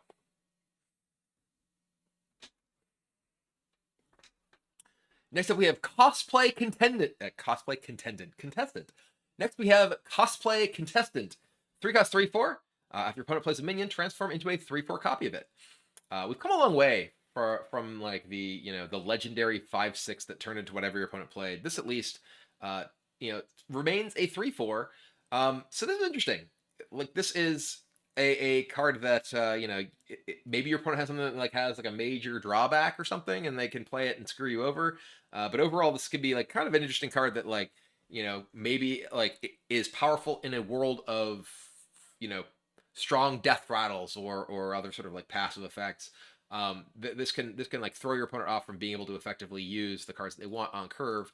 Probably not good enough, but this is like the first version of this that is like, oh, maybe this is actually worth playing. Next up, we have Factory Assembly Bot, a 10 cost 6/7 with Miniaturize. At the end of your turn, summon a 6/7 bot that attacks a random enemy. This is 10 mana, and you get the Miniaturized version. This could be a very powerful card with like Doctor Boom if you're playing like if you're playing Doctor Boom mech control. This can be a really strong thing to get back. You get like a couple of these back, and you get the 6/7s that then give you more 6/7s that attack your opponent immediately, and you can do like 24 to your opponent, basically off of the Doctor Boom trigger if you just had 2 of these. That's sick. But you also had to have the other things, like the 6/7s will potentially pollute the Doctor Boom like pool and et cetera, et cetera, et cetera. But yeah, The miniaturize is like, definitely a very appealing part of this because you now get a second shot at just like a 6/7 bot that goes face that you can pair with removal to clear opponent's board and and nuke them. Ellie. Ellie wants to attack a random enemy. She's very upset, but 10 is just a lot of mana, right? Like I think that this is obviously a really high impact card, but you need to be when you cost 10 mana, and I'm not sure this is good enough. Next up is Floppy Hydra. 3 cost 2/4 Beast.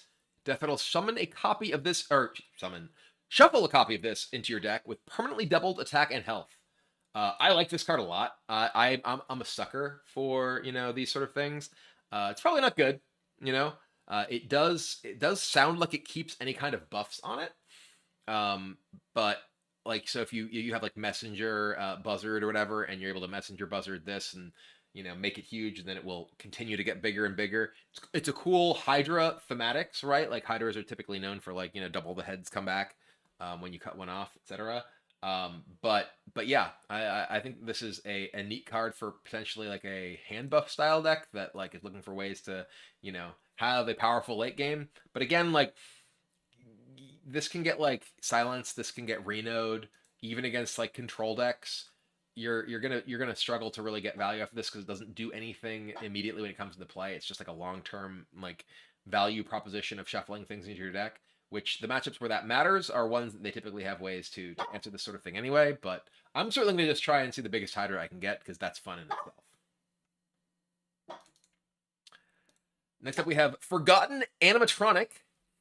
5 cost 4/6 mech. At the end of your turn, destroy a minion with less attack than this. This is a cool card. Like this could be like a neat like card in like a control deck that like maybe you can hand buff this. I don't know. Maybe you can like, but like this feels like you can just kind of take over a game, right? Like especially with magnetic effects, right? You can like magnetic to this, and it's just like starts nuking huge things. I don't know that this card's actually good. It's clearly the art at least, and I'm told I believe the flavor text are like a Friday night, Five Nights at Freddy's reference, which I've never played or seen. But it's gonna just stock all their things and kill them, which I maybe that's part of the plot. I don't know, but I think this is like definitely a more powerful than the average like neutral 5-drop. That's for sure. Next up, we have Gift Wrap Whelp. Battlecry, if you're holding a dragon, give it and this minion +1/+1. So in a dragon heavy deck, this is a 1 cost 3/2 that buffs another minion in your hand. That's quite powerful. I feel like this is like I'd rather have a 2/3, right? I think I'd rather have this be a 1/2 that becomes a 2/3. And buff something else in my hand if I'm playing, say, like Dragon Priest. But this is definitely a very, very exciting card for any kind of dragon focused deck. Just a lot of stats right away, both for both on the board and the bonus stats in your hand. Just feels really, really good. So this is definitely a very appealing card, certainly to me as a dragon aficionado. Ellie. Bork. Next up, we have Giggling Toymaker. Remember Giggling Inventor? Now Giggling Inventor is going into toy making. Already invented. But this is just Giggling Inventor, but with one fewer mech, and one fewer mana. Yeah, 4 cost 2/1. Death Rattle summon. Oh, it's Death Rattle. Never mind. I was thinking this Battle Cry. Never mind. It's Death Rattle. It's not Giggling Inventor. I was just like, how is this just Giggling Inventor? I don't understand. Death Rattle. Okay. Summon 1/2 mechs with Taunt Divine Shield. So, yeah, definitely much less scary. When I was first looking at this, I'm like, how did they just make that card again? Like, Giggling Inventor was one of the most, like, randomly, weirdly oppressive cards, but especially because you could just Shadow Step and keep making more things in Rogue, and it was disgusting, if you got, like, Crystal Core or whatever online. Okay. Phew. Summon 1/2 mechs with Divine Shield and Taunt, but Death Rattle. So, yeah, never mind. This is not really a card that I'm excited about or interested in. It's a cool throwback, but it's not going to break the game. Phew. Next up, Joy Mancer Geppetto. An 8-cost 6/6 battlecry. Get copies of every 1 attack or 1 health minion you've played this game. So crucially, this gets you any miniaturized card. So that's cool. That's powerful. I assume it's anything that has base stat rather than like, you know, like it had that when it died or whatever when you played it. Like I think this works with like the Jade statue thing. Because each of them gives the others like +1 for the rest of the game. It works with Astral Automaton, which is obviously pretty disgusting, and it should work with all of them because again they are like a base 1 power that has like an aura effect. So this is a like crazy late game card for an Astral Automaton deck. Not that that's the sort of deck that necessarily needs late game power, because that's kind of exactly what it's built toward. But certainly, like if you know you get your like board poofs by Reno or whatever, it's a great way to rebuild and give you like another huge swarm of unstoppable giant dudes. But obviously, lots of other possible combo potential. That's just where my brain immediately goes with it. Next up is Lena, Shop Manager. Whenever you cast a spell, fill your board with random minions of that cost. This is a weird one. Like it's a 6-cost 3/3 straight up, which is really low impact, really weak. Like you could play it with like you'd have to like play this and play like, you know, a 4 and then you just get a bunch of 4s. Maybe you shadow step it and then you play it with a 6 and you get a bunch of 6s. It like this is like certainly a card that I think can do some weird wacky stuff, but does not seem like the sort of card that's likely to be reasonably competitive at like any high level of play. I'm told it's free at least, so lots of people can do mediocre things with this and not have to buy any packs. Bork. Next we have Mess Maker. That's you, Oko. You're a mess maker. You poop on the rug in the bathroom. You poop on the shower mat all the time. You make a mess.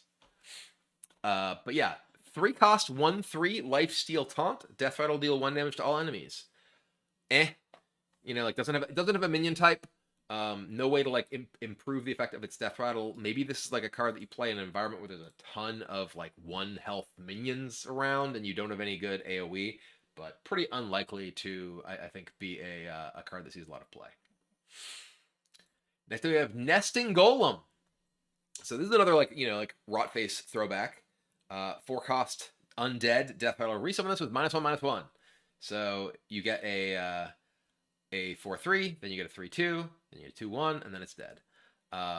Certainly a interesting card, like if you're playing against like heavy removal stuff and you care about having multiple undead die, things like that. We've lost a lot of the like if an undead died sort of effects, like the Rubian Vizier is gone, things like that. So I think there's less value in the synergy, but certainly a neat card at least. Ellie, chill. Next up we have Nostalgic Clown. A 5/5 miniaturize, 5 cost 6/5 with miniaturize. Battlecry, if you played a higher cost card while holding this, deal 1 damage. So this is kind of corrupted, right? It's nostalgic for the Darkmoon Faire, which is when they were clowns, and that's cool. So it has corrupted, but the miniaturize giving you the 1-cost version that does the same thing. Maybe there's some weird world where you like play this and like just keep shadow stepping the 1/1 version or the 1-cost version. I guess like you'd have to keep playing other cards of that cost at least 1 if you like shadow step the miniaturized version, because like it's not actually corrupted. It doesn't. Did I say something other than 4 damage? I clearly meant 4 damage. Anyway, did I say deal 5 damage? Did I say 1 damage? Oh, I'm just getting everything wrong with this card apparently. 5 cost 6/5 miniaturize battle cry. If you've played a higher cost card while holding this, deal 4 damage. See, I got it right. But yeah, I feel like this is kind of a neat throwback to Corrupt and to Darkmoon Faire, but I don't think it's likely to be powerful enough to justify actually including a competitive deck. Okay. Next up, we have Nostalgic Gnome. 4-cost, 4/4. Miniaturize rush. After this minion deals exact lethal damage on your turn, draw a card. So this is clearly the honorable kill from Stormwind. That's why it's a gnome, right? It's got to identify all the callbacks, right? But you know, this could be an interesting card, right? Like if there are a lot of X4s, right? That you can play, attack, draw a card, and then like potentially get, you know, the 1/1. It's very easy to do it with the one, right? Alterac Valley, not Stormwind. There you go. It's Alterac Valley, not Stormwind. But yeah, like I could see a world in which there's like a significant number of like 4 health minions that, you know, like 3 or 4 that see play. This is actually good to, like, you know, be able to kill them and get card advantage, because of the sort of honorable kill trigger and, you know, the additional value of the miniaturize. But that's a very specific world. So my guess is it's unlikely to see much play. But you know, it's worth thinking about in like the instance that there's Stonehill defenders everywhere, because that's back in core, and you're trying to get value, but, you know, off your opponent getting value too. Next up, Nostalgic Initiate, a 2/3 with miniaturize for 3. First time you cast a spell, gain +2/+2. So this is like Mana Thirst, right? Or not Mana Thirst. What was it? It was this is from Scholomance. What was it called? What was the mechanic called? It was Spellcraft? Well, I don't remember what it was. Spellburst. Spellburst, that's what it was. Which is the first time you cast a spell, effect. So this is basically, if you play a spell with this, you know, it's like, okay, you have a, like, say you play this and like prep. This is a 3-cost 4/5, right? If you play this alongside like a 0-cost spell, you're getting a Yeti out of it. And then you get a miniaturized version that also gives you, you know, like a like 3/3. So this is one that, like, in like the right deck, I could actually imagine seeing some amount of play. But you know, it's kind of like post this combo have this effect, but probably not quite good enough. But definitely the sort of thing that, like, if there's, like, you know, like just an aggressive like rogue deck with backstabs, preps, whatever, 0-cost things, maybe it's good enough to see play there, but probably not. Next up, we have Observer of Mysteries. Battlecry, cast 2 random secrets. At the start of your turn, destroy them. I mean, I don't know what class this defaults to. If you're playing a class that doesn't have secrets, right? Like, will this cast Mage secrets? Will it cast Hunter secrets? There's no more Rogue secrets and there's no more Paladin secrets, right? So will it cast just like 2 random ones from either of them? I don't know, but I think there's only, like, I think Rogue secrets go away and I think Paladin secrets are gone. So I think it's just Hunter and Mage secrets, right? So, like, there's no more objection. There is exploding rune. This feels like it's probably just not good enough, but it is an interesting card. Next up is Origami Crane, a 4/1 taunt. Battlecry, swap health with another minion. Remember Vol'jin? This is like Vol'jin, except a neutral instead of a legendary. I mean, this could be good, right? Like, in a world where there's like a lot of, you know, big / mid-range type minions, this could actually be a good card.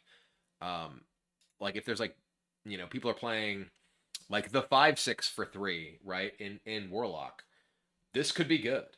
You know, you can like steal the health of a overstated thing and kill their early guy. This can be like a utility card in like a Master's Call Hunter deck. You know, they play a big taunt and you're like, my hound kills that.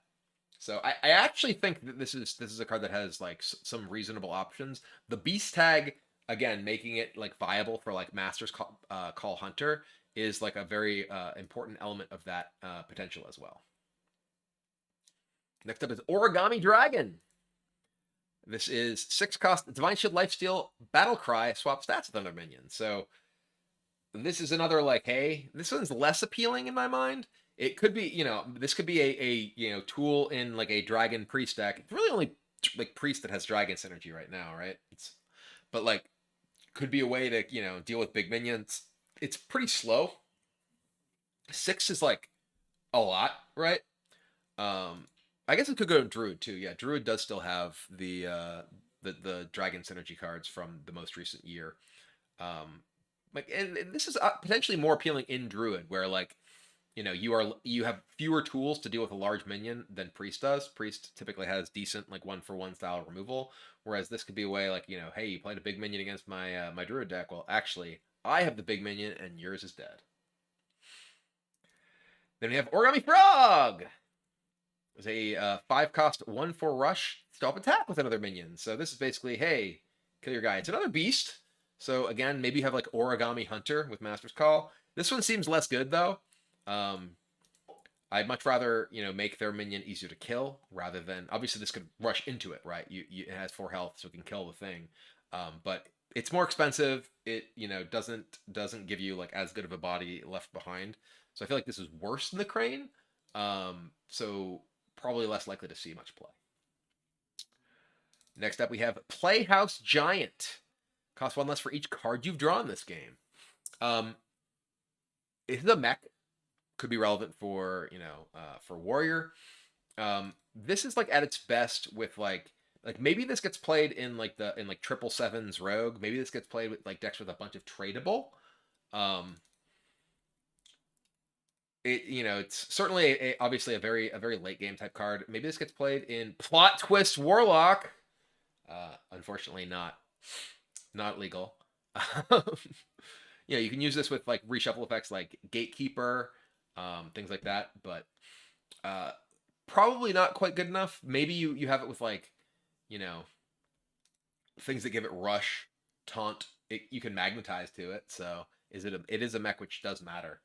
But yeah, overall, doesn't seem like it is likely to come online fast enough to really be worth it. Outside of a deck that like is really like somehow doing crazy things to load it up, and get it into play for free/cheap.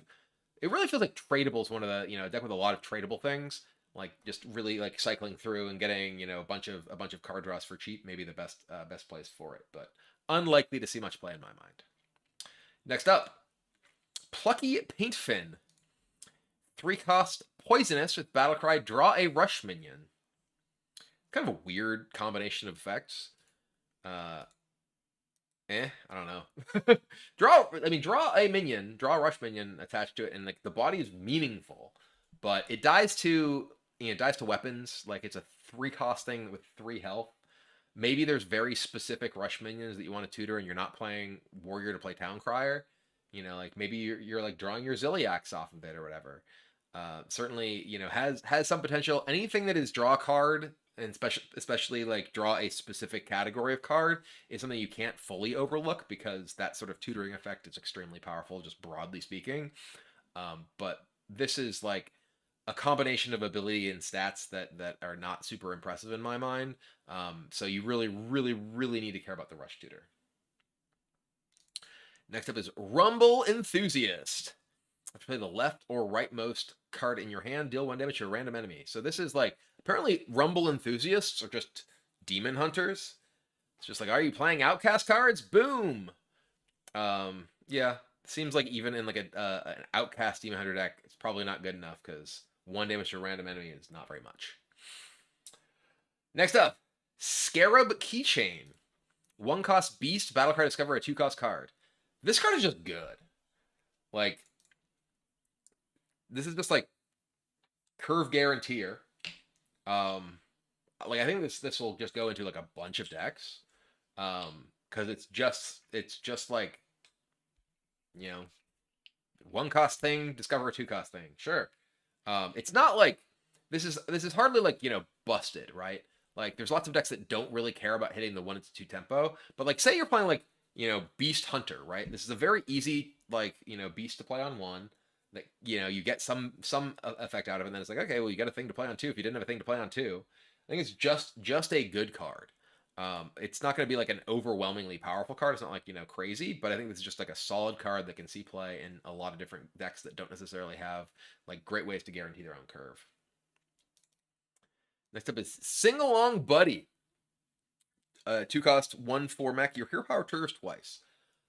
So Trueheart, Justicar Trueheart is back, and this can let you like superhero power people multiple times. You can use this. This can go into like the weird Raza combo deck, right? Like you have Raza plus 0 cost hero power thing plus Reno plus this to like nuke people to death much faster. I think this is like, it's not a card that I would imagine seeing play in a lot of decks. Um, Maybe you're just playing like, Face Hunter, and this is just like, okay, if you don't kill this, I'm just getting 4 damage a turn from my hero power. But yeah, pretty solid, like in the decks that want to play it, that's for sure. Next up, we have the Splendiferous Whizbang. This isn't a card that does anything because it just replaces your deck with a Whizbang deck. They haven't revealed like what the Whizbangs decks are, but I imagine that we'll see people playing weird stuff on ladder because they just want to Whizbang. And honestly, I think that the entire concept of Whizbang as something that gives you a widely variable and hopefully very enjoyable play experience for a single legendary is a huge component of Hearthstone being able to like be fun for a free to play player. Because I think a lot of people, they look at like, oh, I want to play Hearthstone, but I'm free to play and I don't have, the ability to put together a bunch of different decks. Whizbang giving the opportunity to play a bunch of different decks just by himself is like, hey, you want to have like a diverse play experience playing Hearthstone, just craft Whizbang, right? It gives you so many different experiences that are possible just by being Whizbang that like you can just have like, if you literally play nothing but Whizbang, you can do like tons and tons of different things and have that as the single legendary card that you have from the entire expansion. You can still have a blast, right? You might not necessarily be competitive because the Whizbang decks are, I assume not like top tier legend capable or anything like that. But it gives you, the ability to do things other than just like, hey, I had to dust all of my collection to build one metagame deck or whatever, which you still don't need to do. There's all the like, returning player rewards and like, free like decks and packs and things like that. But on top of all of that, I love that they brought this back. I think it's a fantastic idea for the game and for especially free to play players. Next up, we have Sweetened Snow Flurry, a 3-cost miniaturize elemental, 3/3, with Battlecry. Get 2 random temporary frost spells. I don't really know what frost spells, like the category of frost spells entails these days, but the miniaturize in this obviously is like a huge element of like making it reasonable because if you're just playing this on turn 3, you're like, I spend 3, I get a 3/3, and then it's like I get 2 things that I definitely can't cast, but I still get a 1/1 for later, or like late in the game I can play this and potentially hit like Blizzard or whatever. We can get Frostbolt, Frostbolt's back in standard now. So yeah, I mean, I think this is like obviously not like a great card, but it's not a terrible card either. I think that like I can definitely see like elemental decks that are looking to primarily play elemental chains, but want some additional like potential level of interaction, can play this, get multiple ticks on their elemental chain over turns, and still have access to potential interaction thanks to the temporary frost spells. Next up, we have Tar Slime, a 1-cost 0/3 elemental, crucial again. Taunt has +2 attack during your opponent's turn. So this is just obviously like a Tar Creeper throwback. This is like, hey, do you want to stop your opponent from beating you up with cheap minions? Ta-da! I don't know if it's actually any good, but it is. You need to have some very small minions that this is protecting you against because it is literally 0 attack. You need, or you need to really care about playing elementals. If you just care about playing elementals, there's obviously Firefly as well. So this is not the top of the line for you, but certainly can help keep you alive and buy you some time to the later game. Next up, we have Treasure Distributor. 1-cost 1/2 pirate. After you summon a pirate, give it +1 attack. This is potentially quite strong in like the aggro pirate rogue, because this is when you summon a pirate. So this can, if you play this with the 6-cost legendary that summons a new pirate whenever you summon a pirate, and it attacks your opponent. If you play this and you summon a pirate, it'll buff that pirate, which will then summon a copy of another pirate, which will then get another buff from distributor, and hit your opponent's face with the buffed one, and then you just kind of keep going with that chain, and that can do a lot of damage very very quickly, and burst your opponent down from even a very high life total. So I think this is very likely to be a scary card in pirate rogue in particular. Next up, Wind Up Musician. 6 cost 5/5 battle cry. Deal 1 to all enemy minions. Trade to upgrade. It is still weird to me that these tradable things, which clearly look like mechs, the wind up things, are not mechs. This is like, I guess, if you're playing a deck that really wants some form of AoE and doesn't have it, you could play this.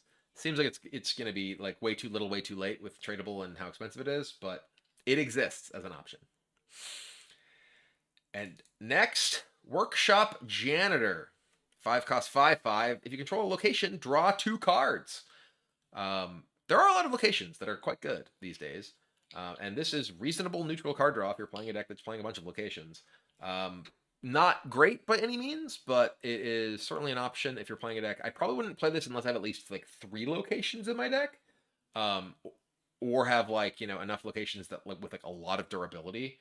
Like, still feels like you probably want it to be something that is again, like a deck that doesn't really have that much card draw to begin with, and specifically is interested in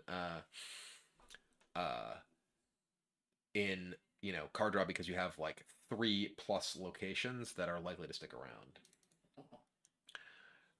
All right, and our final card, last but certainly not least, Ziliax Deluxe.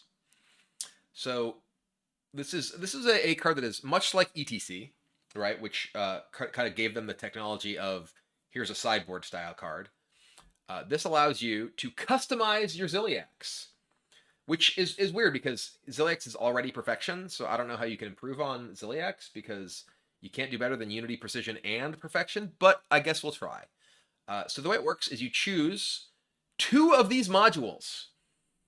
There is the recursive module, gives your Ziliax Death Rattle, shuffle this into your deck, costs 1. Haywire module, the end of your turn, deal 2 damage or 3 damage to your hero. It is 2, and it gives your Ziliax 4/4.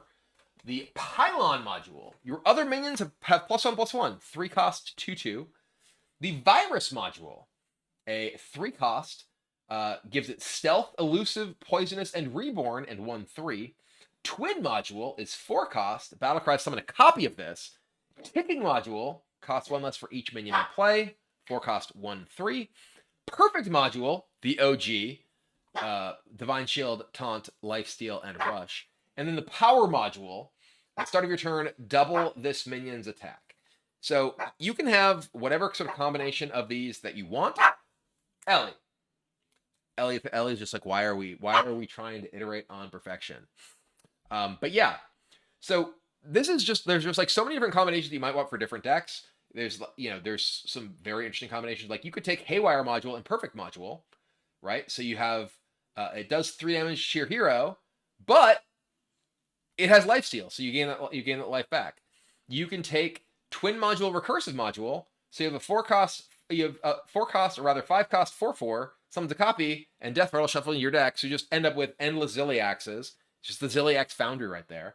You can have the other minions of +1/+1 alongside the ticking module. So you basically have a Stormwind champion that is reduced in cost by the number of minions that you have. So there's all kinds of interesting possible combinations. You can have double the attack and the stealth thing. So you can have a 5 cost 2/6 that doubles its attack every turn and has stealth and elusive and reborn. So just a wide variety of possible combinations for this Ziliax, and it is a mech, so you can still magnetize on it and do whatever you want. You can bring it back with your Dr. Boom. You can, do all kinds of nifty stuff that gives you maximum perfection for your Ziliax. And it could just be, deals 3 damage to your minion, Death Rattle somebody in your deck, 3 cost 5/5, go, But yeah, I think it's just like a super cool design. I don't know if it's good. There's too many things to process. Like, and again, it's all situational for what your deck wants. So it's like it's one of those cards where it's like, okay, do I want to play Ziliax? Maybe. What combination of things does my deck want from Ziliax? So yeah, very exciting. Definitely think that there's some really cool stuff that you can possibly do with this. And I'm gonna love experimenting with Ziliax and all the possible combinations. And clearly, so is Ellie. But that's it. That's the last card of the entire set of Whizbang's Workshop. Ellie, chill. She's too excited. Quiet, he's recording. But yes, that is the final card of Whizbang's Workshop. My arm is being cut in half. It's almost as bad as my poor finger. But yeah, like I said at the very beginning, I think it's really cool how many like throwbacks, how many nostalgic callbacks to not only cards but even like moments in the community. There's lots of things that I'm really excited to play with. Definitely going to be starting, I think, with Dragon Priest, and then maybe trying some Dr. Boom Warrior. Lots of really, like really sweet things that I am absolutely itching to play. I will be playing in Theory Crafting, which, if you're watching this on YouTube, will have already happened, and you'll probably have already seen some of the games from it. But that will give me a chance to share some of my ideas with my decks with you all before the set does go live. That is going to be on Wednesday the 13th, yeah, looking forward to that. Looking forward to being able to play with this when it does come out on the 19th. No, 18th. It's a week and 1 day. No, it is the 19th. I was right. Let's start that part over. Looking forward to playing with Whizbang Workshop when it comes out on the 19th. So if you're watching this live, that is a week and 1 day. If you're watching this on YouTube, who knows? I don't know when this is going to get posted. But anyway, loving the set. Really looking forward to trying out all the new stuff. Let me know what you're looking forward to playing in the comments and what you want to see me play from Whizbang's Workshop. So thanks for watching. Appreciate you all, and I'll see you all again next time. Boom! Review's done. Okay. We did it, chat. We did it. So, mission accomplished. This is where I realized I forgot to press record. Oh no, I did press record. I pressed record and stopped pressing record every time. Be quiet. Hi, Ellie. Is this a mini set? No, this is a mega set. I mean, it is kind of a mini set because there's minis in it, right? All right, now we'll turn the pup cam on. Ta-da! There's the pups. Time for armor. Oh yeah, it might be time for armor. I don't know if Olivia unpacked the armor. It still needs to be unpacked. Well, we may have to save the armor for another stream. Olivia did have the helmet out. I kind of want to see the helmet. All right. Well, regardless, let's do a giveaway, chat. We're going to do a giveaway. We have another... Boom. Back to giveaways.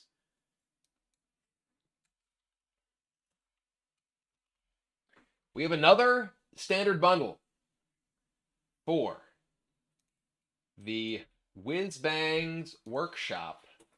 This is the Whizbang's Workshop. Well, that's the Gorget. I can grab the helmet too. So, for everyone who has not heard me explain already, we're doing a giveaway. This is for a standard pre-order bundle provided to me by Blizzard to give away to you all. Anyone can win. So all you have to do is type the command that I will tell you when I start the giveaway. It is not started yet, so you don't need to type anything yet. But if you do want to give yourself the best chance to win, you can hit that sub button. Prime sub or regular sub, whichever you so choose, will give you a bonus chance to win the giveaway. But like I said, anyone can win.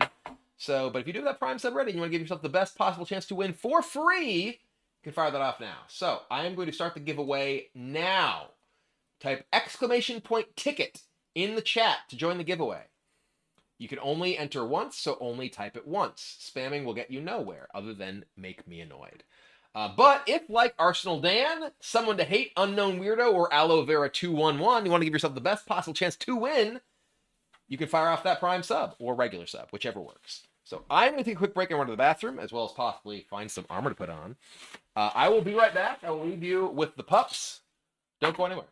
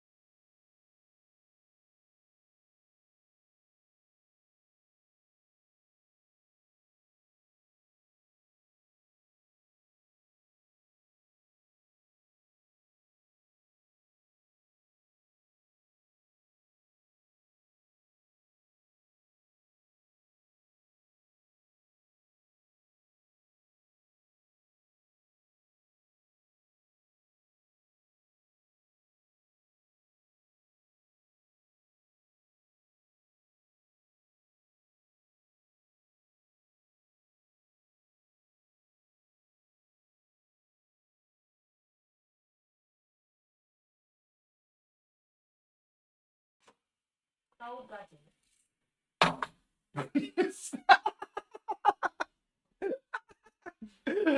Olivia's using an X-Acto knife to open the wrapping on like some of this armor stuff and just stab a thing of sparkling water. And it started. God damn it. My God.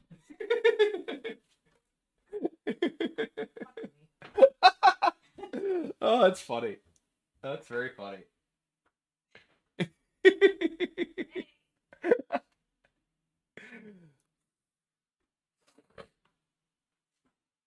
Oh, is she wearing a green shirt that gets chroma keyed?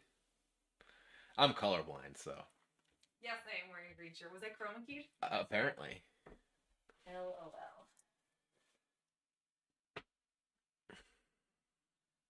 Oh yeah. Stardew Valley's chroma keyed, yeah. Yeah.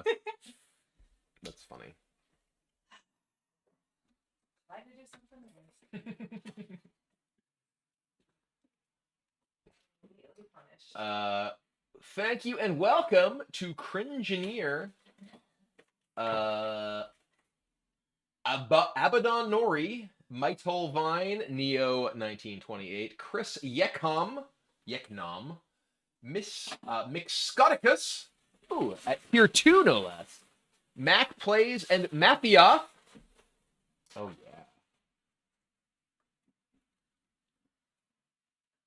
It is covered in oil, so let me. Okay. All right. Well, we are going to draw the winner of this giveaway. All right. So if you have not already, be sure to get your entries in. Exclamation point ticket in the chat to enter.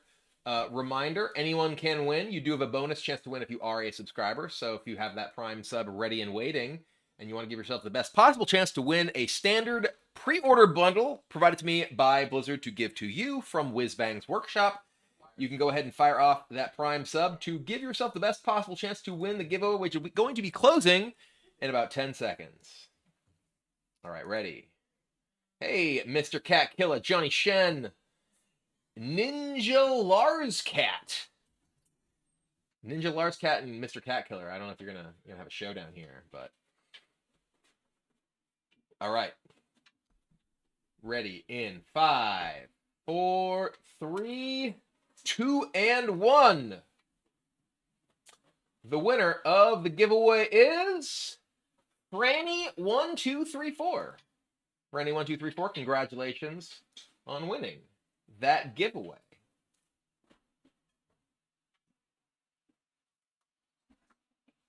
This is heavy.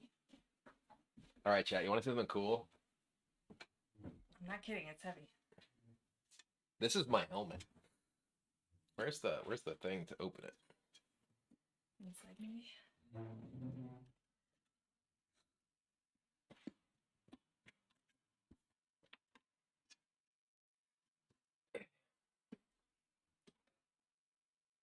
Ah. Moment of truth. You guys, this thing is gigantic. Brian's head is enormous. My head is gigantic.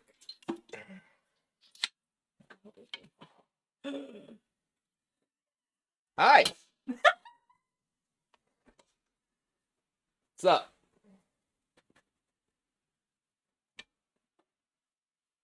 Sorry. Covering these.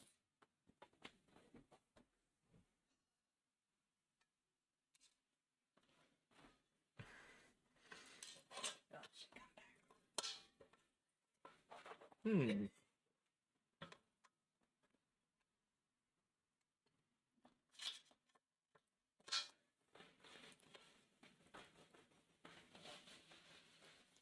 Okay, this is awesome. The visibility is great. Good. It is a little heavy. Yes, it is. It is substantial.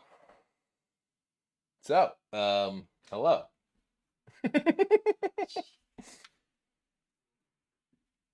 Hold on. I gotta, selfie it. Oh yeah.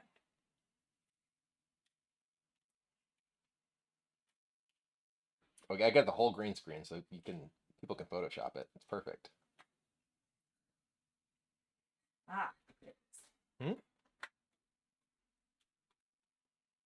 have to stream like this forever? I don't know.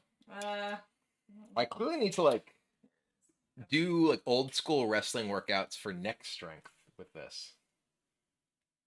The gorget. Mm-hmm. I'd have to take the helmet off first.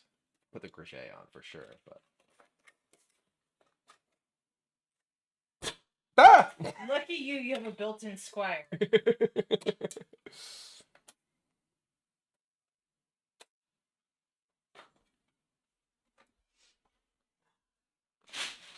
The back is It's hitting the pretty low. chair. Yeah. It's because it flares out Yeah. back here. Yeah. There is padding inside Yeah, it. there's a substantial. It has built-in amount of padding. Inside. Live action Uther. It's true. You really do. Yeah, you're straight. Ellie, look at Daddy. Doesn't he look weird? Oh my god.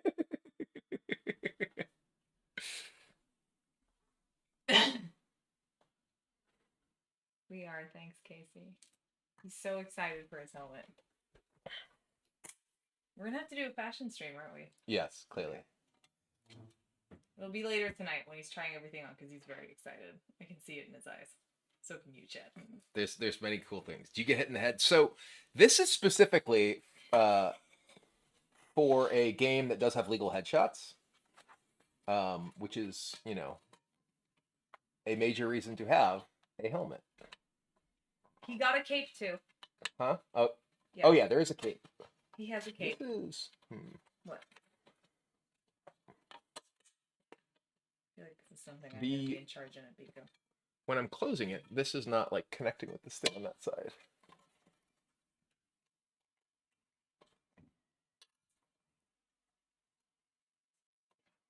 Legal cape shots. No capes. Oh yeah, you're right. New Footman cosplay. Yeah, I gotta wear this and just. Nice for a footman. Oh, I see why. Because this part is locked down. So it's not, there you go. Aha. Okay, cool. Oh, this is pretty heavy. It's not light. It is. That's for sure. It is a substantial piece. It of is steel. substantial. And it's spring steel, so it's actually lighter than it would be if it were just full or stainless. So this is a little bit thinner. But good gravy. I mean, your neck is very protected as well. Yes. Extremely so. See? He's having the best time. Hold on. No? Nope. So it comes down back here.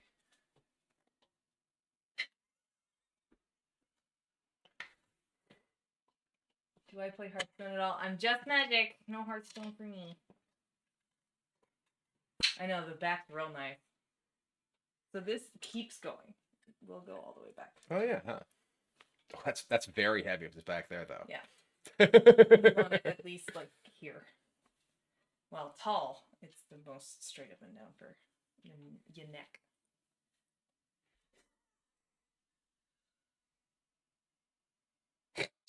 I can't with it. Recent hijinks video was amazing. Oh, good. Glad you enjoyed. Okay. Ugh. That is hefty. Yeah, it is. Where'd I get it from? Chunk of metal. I got it from Arm Street, which is based in the Ukraine, which definitely had some complications.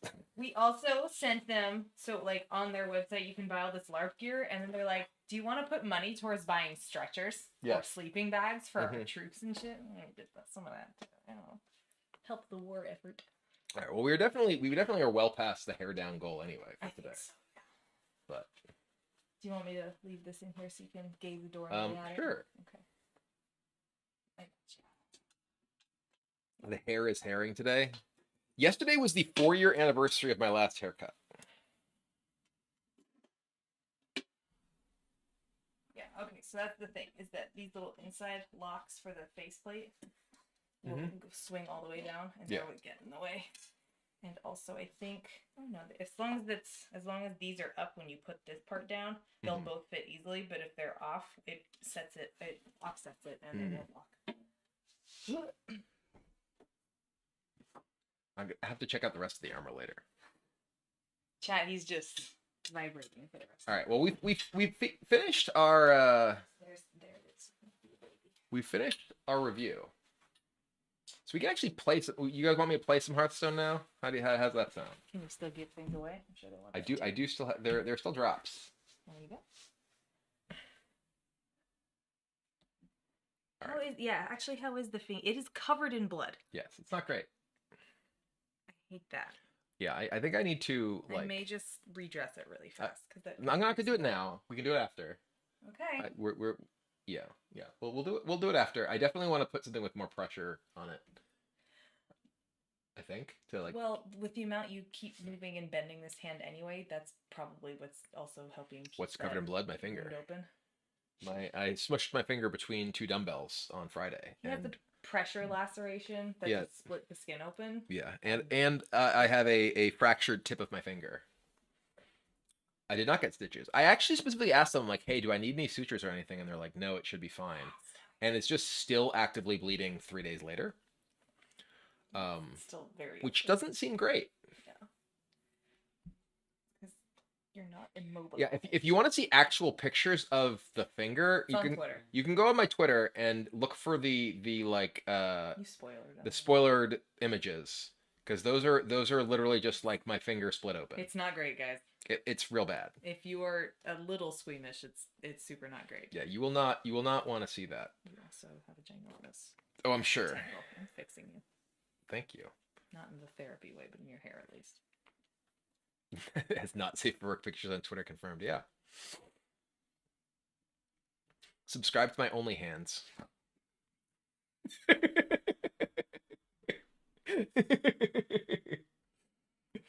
I'm sure there's more than one on there. Lord knows there's sweet ones. The Omen, the End. Thanks for the Prime sub. The anniversary of 4 years having my haircut. Yeah, I can tell. Thought Olivia was supposed to be Excel and thought she was mocking you. Why? Because I flipped it off. Oh. Wow, must be nice. Turns out XLOOKUP was what I needed, and now everything works great. Should get braids. I have had my hair braided on multiple occasions. We should get you all done up at the Ren Fair again. Yeah, we'll definitely do that. Get many braids at the Ren Fair. I have to buy a wig to get hair like this. That was my favorite in the Vegas show. Where did you get that wig? This is my hair. All right. Can you put the green screen down? Yes. We're gonna play. Is it this? you just pull it down, please? Sure. Oh, I didn't know. I thought it was way. Nope. It's pretty straightforward. Just kidding. All right, let's play some Hearthstone. There is the big patch that reverted all of the wild stuff. Chat, remember the time we opened one pack and he had no idea what we did to his Dex or account and was kind of worried for a little while? I don't know. We are getting a bunch of... Oh, God. Are these just going to be all of the alerts from the beginning of the stream? Maybe. Because I've had my sound off on the other thing. I've had the... Well, no, it would have gone all the old. These are old ones. Oh, well, maybe. Angels Loti, thanks for the Prime sub. Welcome back. Denathrius not being unnerfed is a little sad to me, but... So many fires. Shandu. Shandu was early in the stream, I think. I think this is going to be giving me alerts from people who are... Dystrophy. That's why your hair's down. Oh, boy. You can mute the sound. Actually, I don't know how yours is set up. Maybe you can't. Yeah, the Renathal report is nice. Your hair is so majestic. I hate it. Sorry? It's jealous hate. You're gonna be excited to see who's here.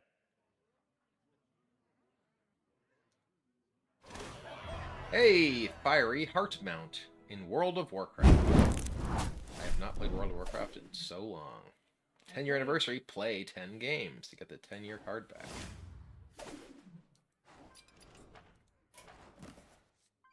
I tried Shadowlands. I haven't played in so long. And there's even dragon. You can even be a dragon now, and you haven't played. It's true. I was gotta tell you. Comp Lord with the 5 months. Welcome back. Ascension 2.0, huh? What?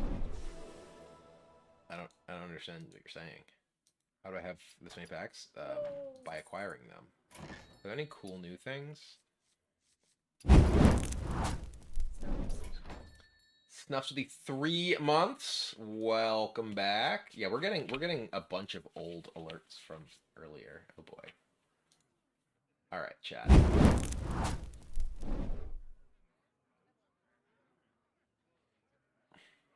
Loco.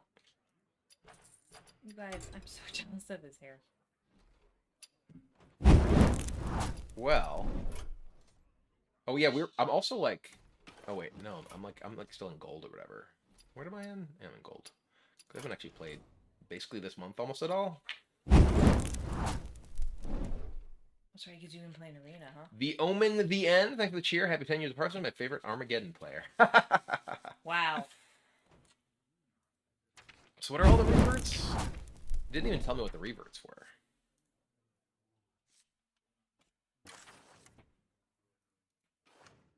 It's slightly weird that there's no notification for it. How much dust do I have? 21,000 right now. I thought you meant like the dust I dust off you. That's a lot.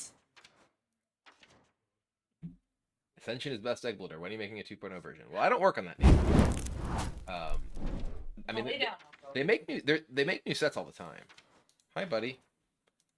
Just don't let Ellie get anxious. What are all? Oh yeah, there's the oh god, there's the ridiculous construct quarter, the double revert construct quarter. That card's insane. What else is there? Oko, no, you need to just chill, buddy. Maybe we just play this version with the Renathal revert.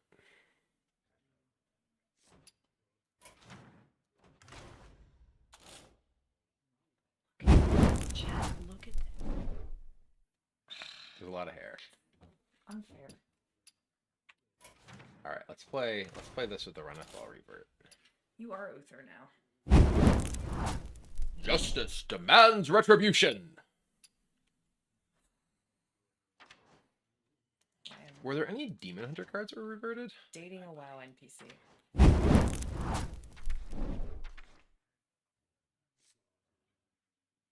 Oh yeah, no, they didn't revert predation even.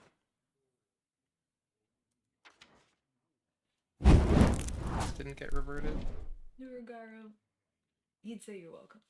Hmm? Said, hey Gibbler, thanks for your content. Oh, you are welcome. Lovely command. Battlefield is 1-3. 3. I'm dating well because True. he does not like a Rick and Morty episode title. Sure, let's put a Battlefield in our deck. Seems like it's actually reasonable for board control now. Everyone's panting a lot. We do need to get you in this EDC. Let's cut this one. Okay. Hey, KCJ, thanks for the Prime sub. Alright. Here we go. 40 health around the ball.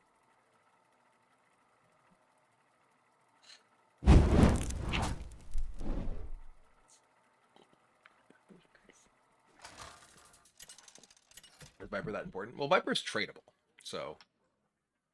Omen versus the Okay. I'm so jealous. Are we just gonna be playing against 3-cost construct quarters? Glad to hear it, Mr. Floppy.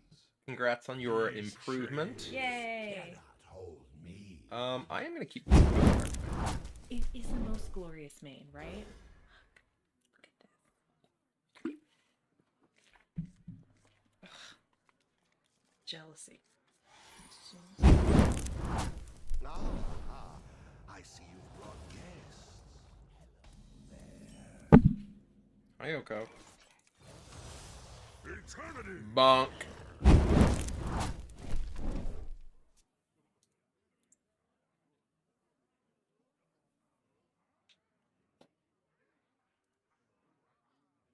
And it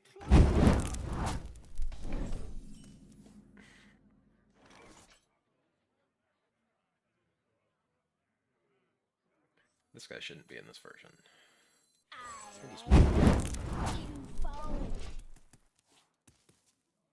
Oh, cool. Was deck tracker extension not working? Nobody. It should be. It shows itself as should be on.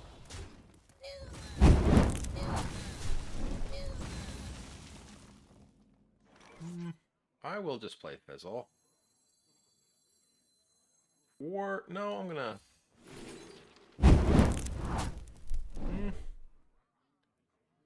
Yeah. Okay, we're gonna go and just I-beam this guy, because this means this is online. Lay down, Opal. Lay down. After I coin, and that guy on turn 5 is extremely powerful.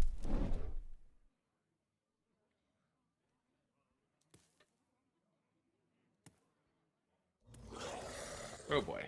Yep.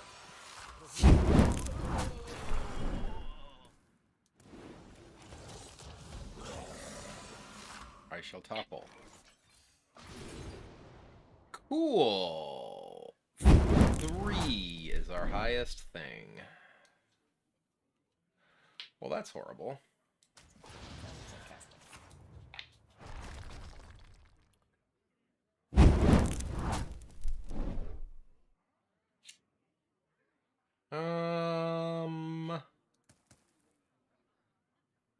I think I just have to coin this next turn. That's gross.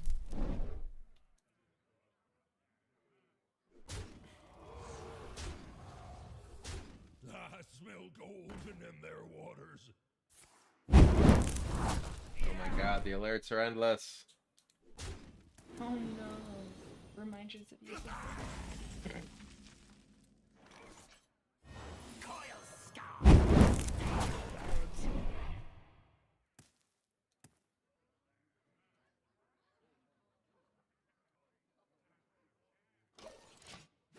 Oh, I have now claimed all of the drops.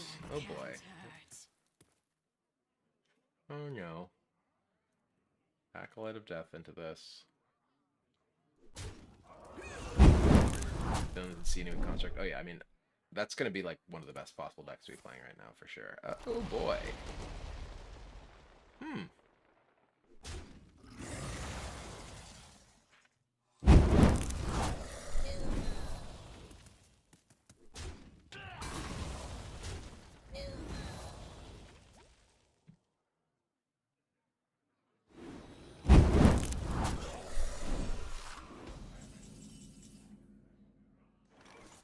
Um.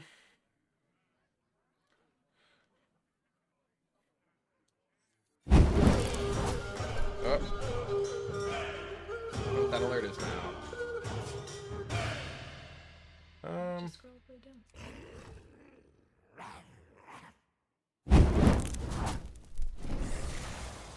Eternity!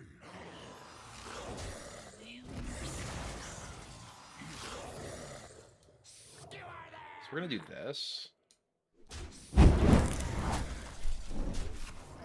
And then I'm gonna Meltronics you. Ooh, we burned the CNE. My hand is full. So their CNE is gone.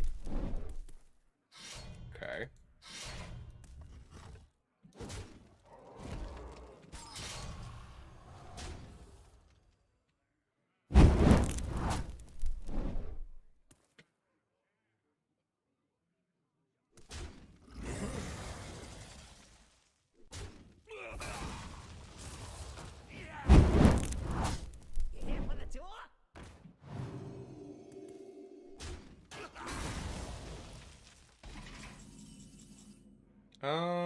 Well. Let's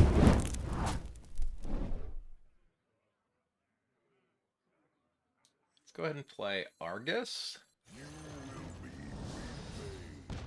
Let's make dudes. Construct the will of the makers. Your soul awaits. My hand is Alright.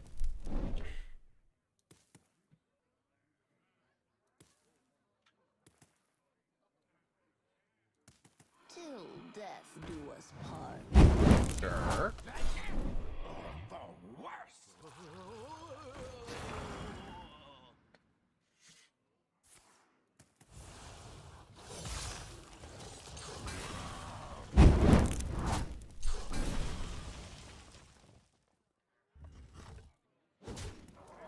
Okay.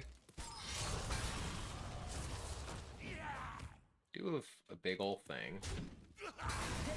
Oh, wait, did you just attack this guy? Oh, you're somehow otherwise killing it, though? Did you think that was gonna trade?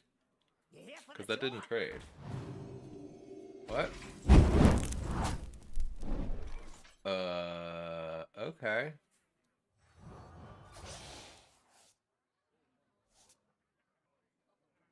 Interesting. The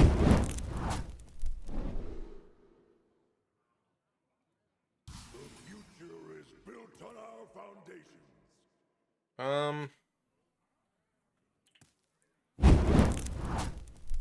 Hmm.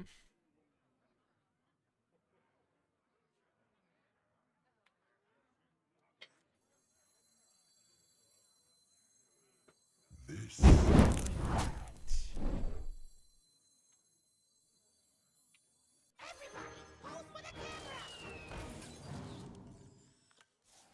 So, we can do this.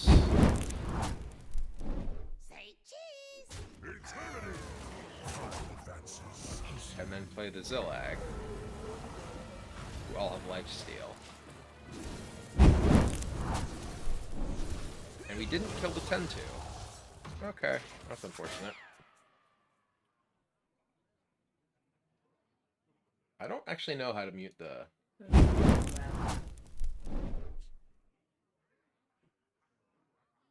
I don't use Streamlabs, though. What do you use? Stream Elements.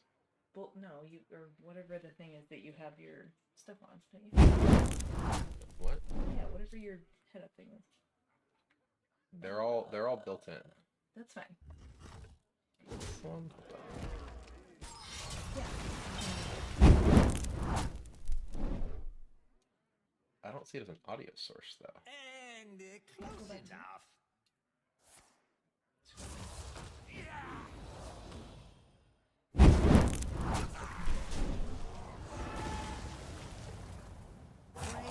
I guess we can use that for now. Does that work? Yep. You're welcome. Okay. Well, there we go. Well, thank you. I got you, chat. Battle Fiend. Not exactly great right here.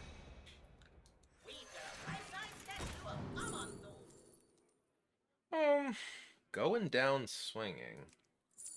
With this, I think we probably just want Spectral Sight. Me too, Slayer, me too. Going down swinging for one with the Battle Fiend is kind of funny. I think we just need the free Spectral Sight here. You did just have a few people sub that you won't hear, so.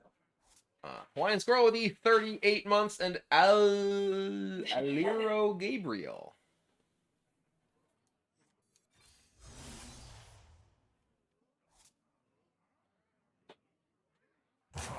Exercise will be the water.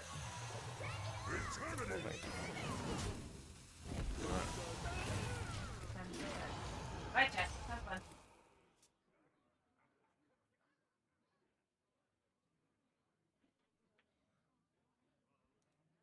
The runes. Primus.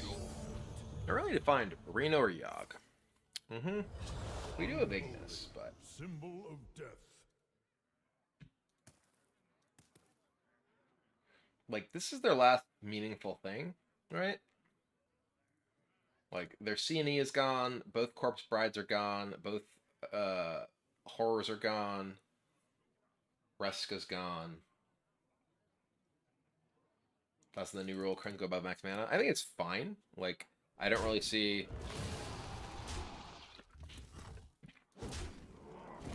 You know, any... Oh yeah, they froze my face, so my Ignis actually isn't even good here. It sucks.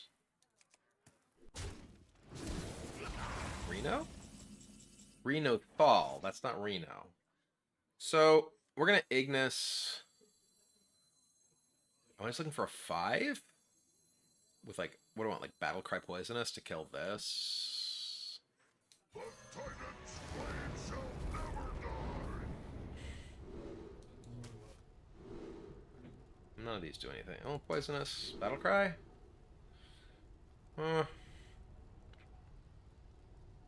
have nowhere to replace this weapon. I guess I could draw a quick... Yeah.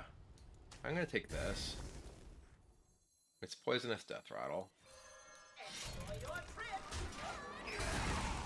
So if I draw my quick pick, I can just replace the weapon and we got our deck shuffled at some point, so the quick pick's not in the bottom.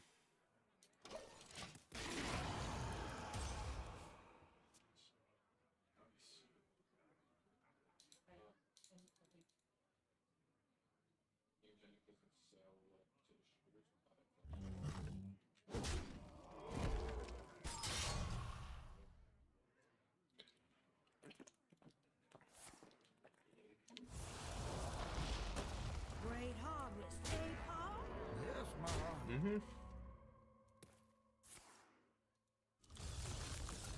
Frost. Mark of the bitter. Reno? Going down swinging also works. Because even though we're frozen, we get to attack and it will kill everything. Also, it'll death rattle it, so... What kind of family tree is this? 2 Maws and 2 Paws? Well...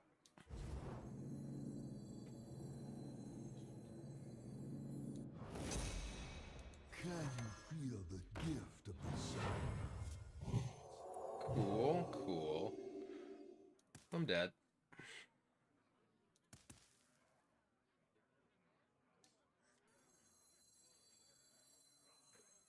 The time has come to dethrone the master.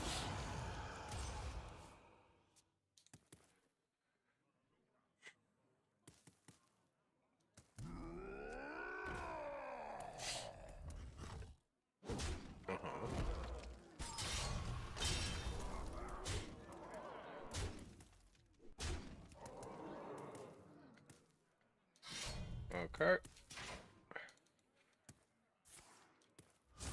We can still draw Reno. Reno?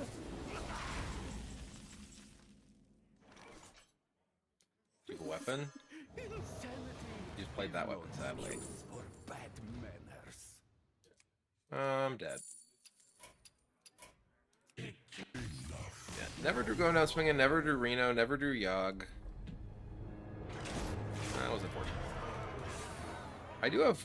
I need to change some of the things in this version of the deck. I'm going to be playing the Reno version, because there's a lot of things that are dramatically worse in the Reno version that I had changed around in the other version. I don't... This Battle Fiend seems medium at best, but... maybe it's fine.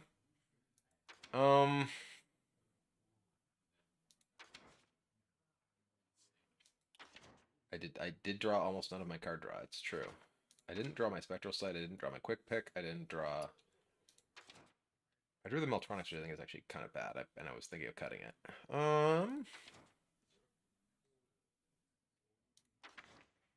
A lot of people like being like, you should play card draw, when I just didn't draw the card draw that's actually in my deck. Pretty classic. I do think I actually want to put this back in the deck, because I do think that this is bad. It's also another thing to enable Ignis.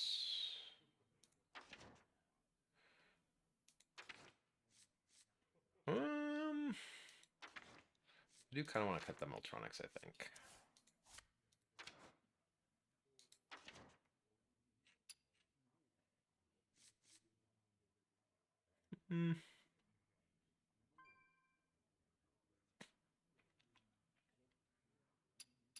I only have the Quick Pick for weapons in my deck. Snake Eyes is pretty bad, unfortunately. It's very clunky. Like, a lot of games with this deck, because you have a lot of things that are expensive, you actually end up with too many cards. And are unable to play quite a few of them. What was the other thing I want to change?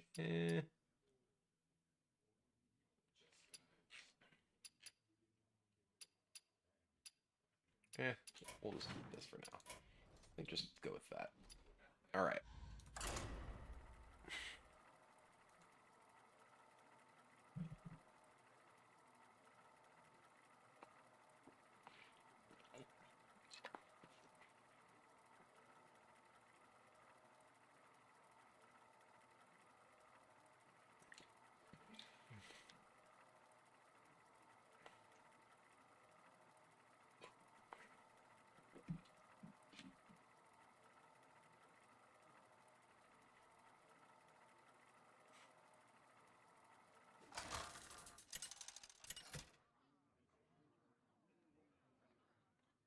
Omen versus Queen Ashara. My music will wash over you. These chains cannot hold me.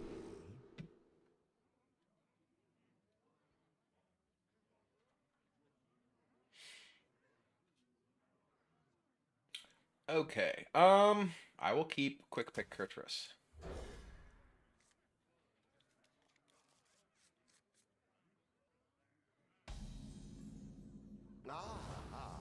I see you've brought I see you've brought guests. Greetings. Ornithals everywhere.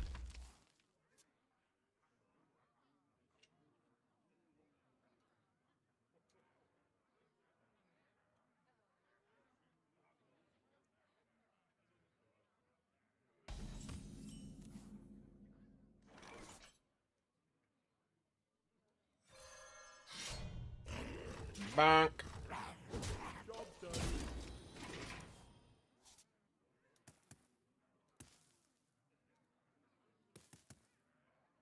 Bask in my radiance.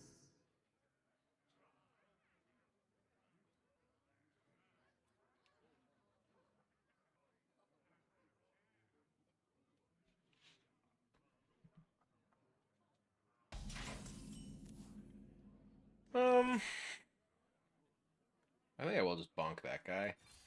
Eternity!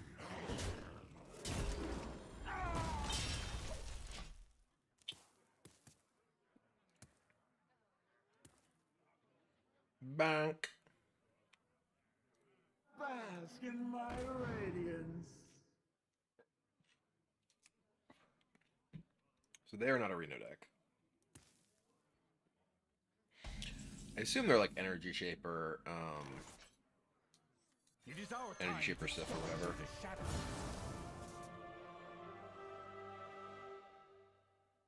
Sure. If three Cheap rights Yogg. make a left, Do it this way, or else risk like drawing a thing we can't play. They will never catch me. Job's done. Okay, having Kurtrus and Dirty Rat gives us a lot of Sith protection. Renethal got reverted to 40 HP in this patch, yes. For its time rotating to wild.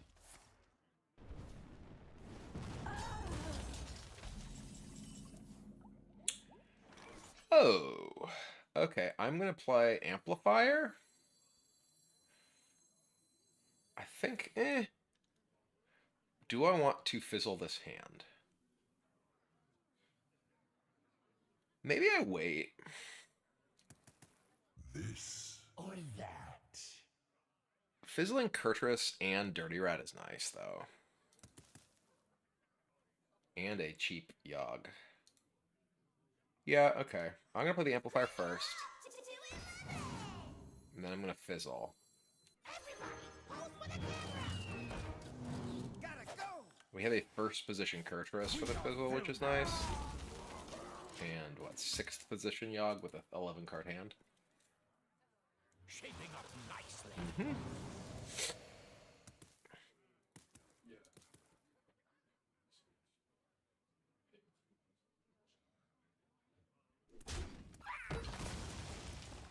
They usually revert nerfs like basically right before rotation. Okay.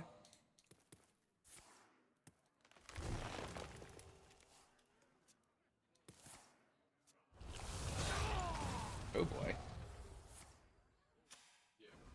Wait, how was that? How was that 0? A 0 cost 4. Oh, it was from a... Wait. From... What? How was it a 0 cost 4? How are they a bunch of 0 cost 4s?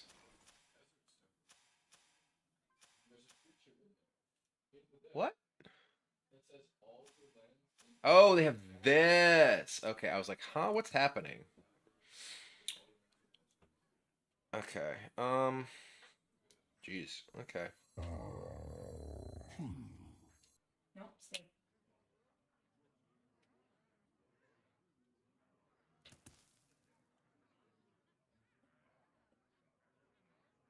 Yeah.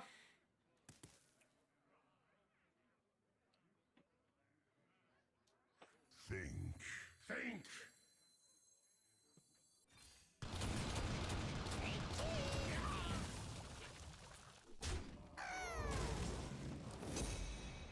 Okay.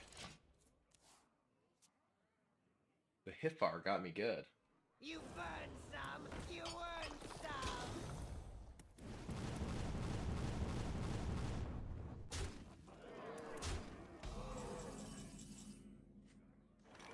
Hmm.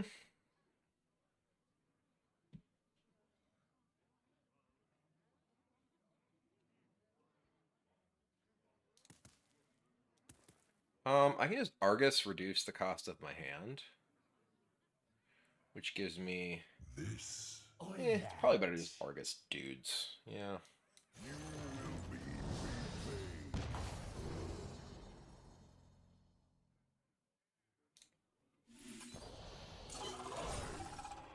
Trust the will of the Maker.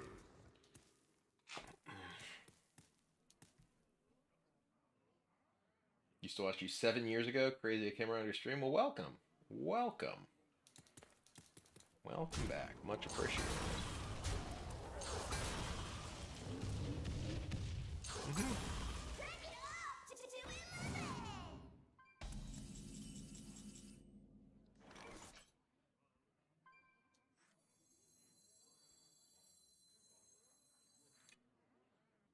I guess we start here. Gun or blade, you don't stand a chance. So they do still have something.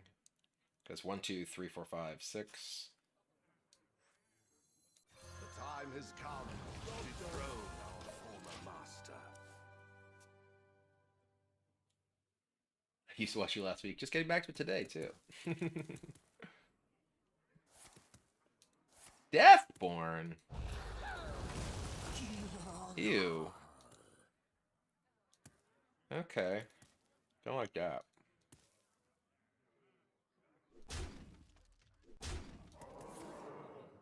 Yeah.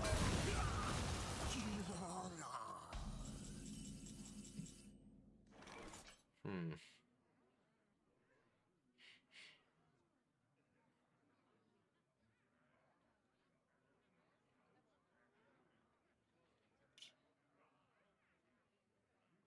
Um. Think. Think.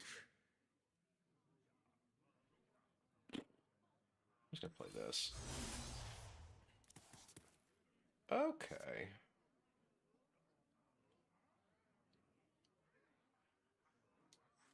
Our gift of the arcane enlightens us.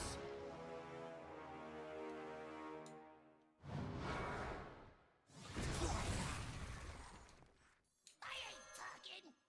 Don't think too hard. You'll hurt yourself. Well, that's good to get rid of.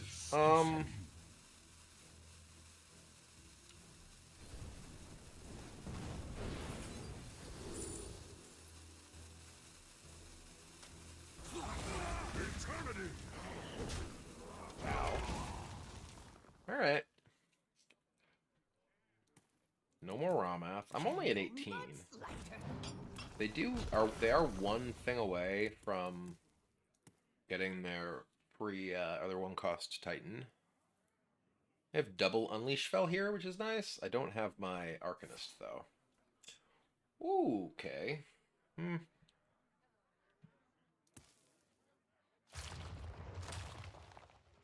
have stuff to forge.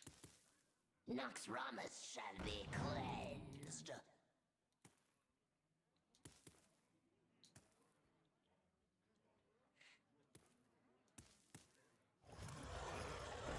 Sure.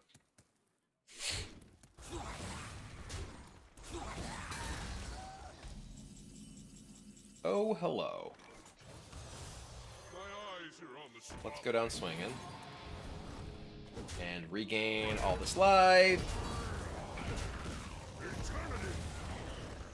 Booped.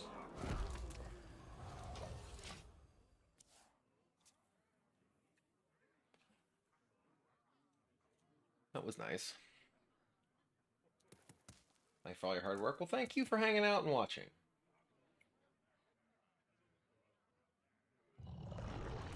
Reef Walker, sick.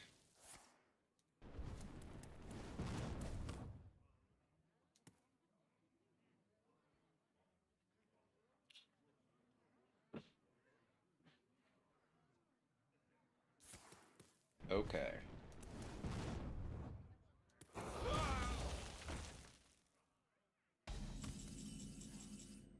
Um.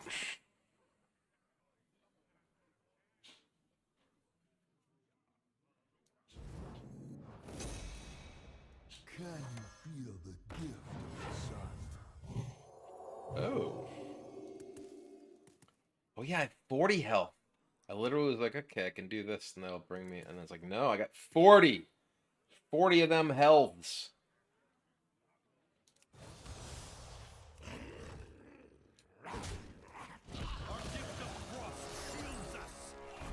Alright. My hair is very long now. Has it been a few years already? It's been 4 years.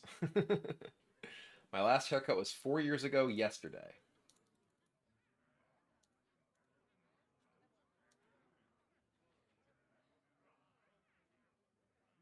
Time advances. Hasten.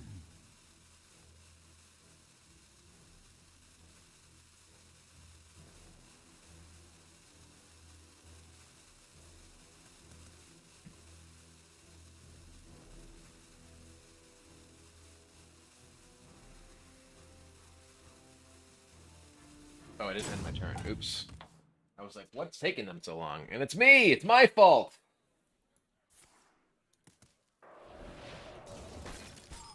So, worst case scenario here, we have Yogg steal your thing. Or Yogg your guys fight. Ooh. Wait. Oh yeah, it's non-Titan. I was like, huh? Okay. So I'm going for card draw. Uh-huh. Brute force is sometimes the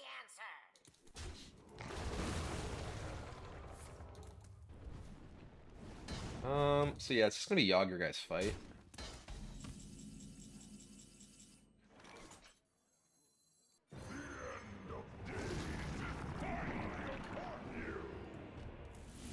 End of days, buddy.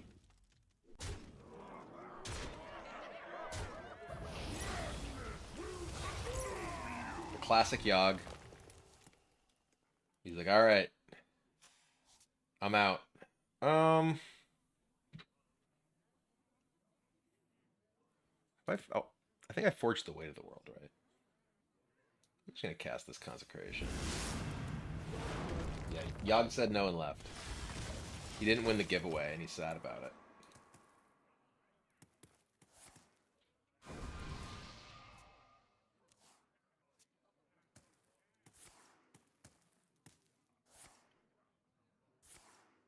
As if I could be cleverer.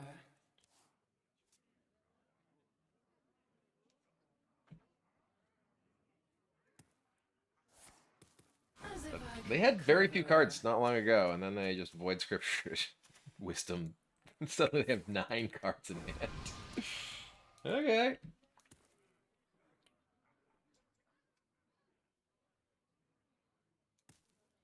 Shaping up nice. Oh boy. Oh boy.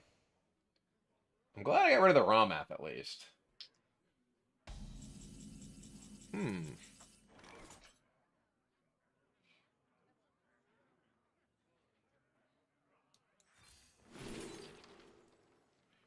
Okay.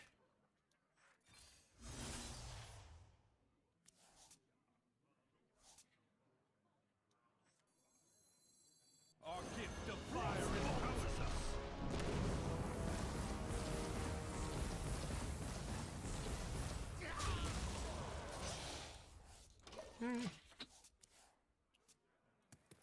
We have Arcanist double unleash fell. Reality woven. Oh, Symphony of Sin. Oh boy.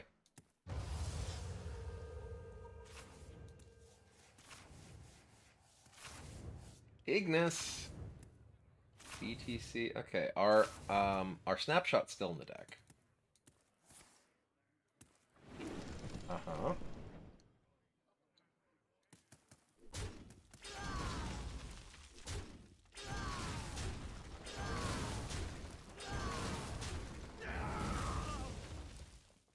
All this research points to something. One dose solves any problem.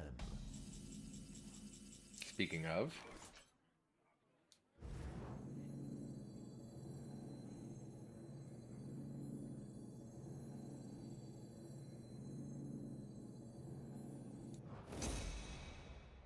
Nobody run from me! Coil Star, stay alert.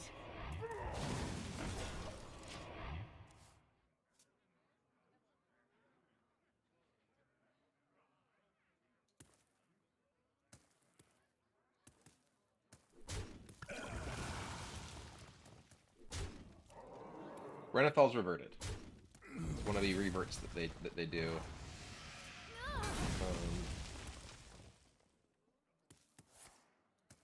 Sure. The time has come to dethrone our former master. So this is something I can use to see if it's counterspell. Okay, not counterspell.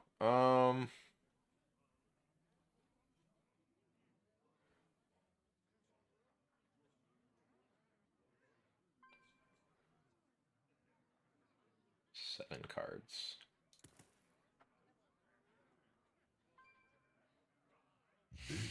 Hmm.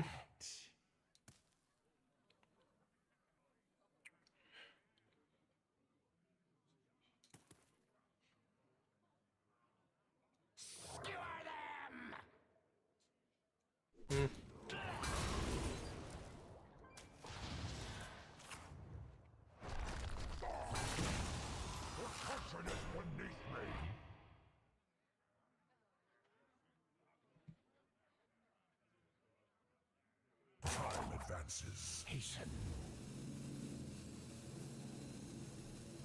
Explore Overlord. See the Titan's glory.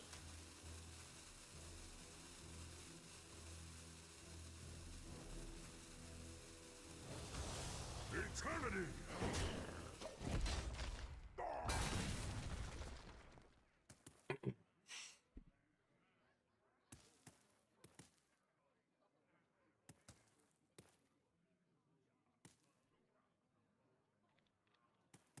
Well,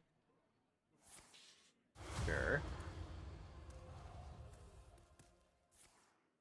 Oh boy.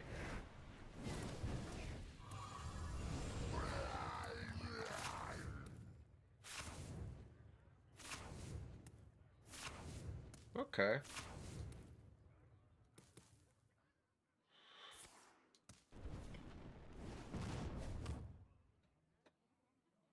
Do you have... Sure. What is in your hand? You'll rout the Visage? Yeah. Explore Overlord. See the Titan's glory. Gifts of the arcane surge within me. Fell flames. Eternal. Fell flames. Eternal.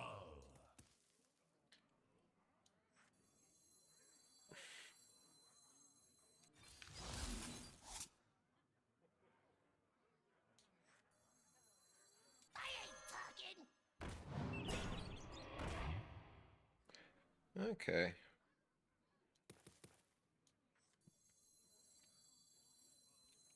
Sure. Eh. My eyes are on the time advances. Hasten. I do say. Okay, they go for 1 card.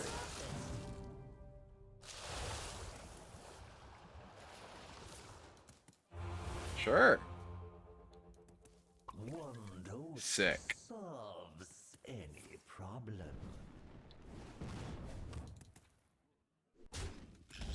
Next time. Okay.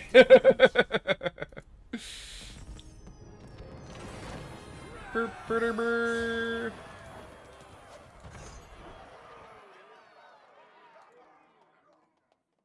What a grind.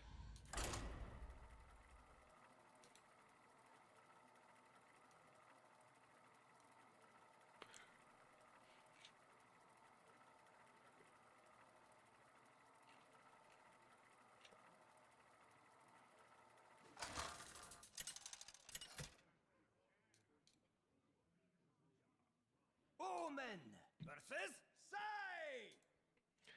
Oh, is this going to be another... Gathers. These chains. Probably another rainbow with Construct Quarter. I'm just going to keep Reno in the guide.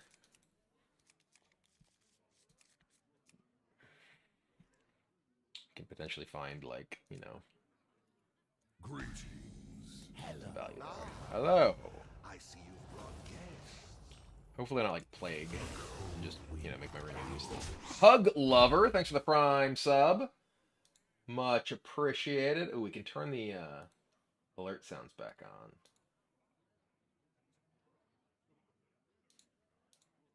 We've caught up. It is... God.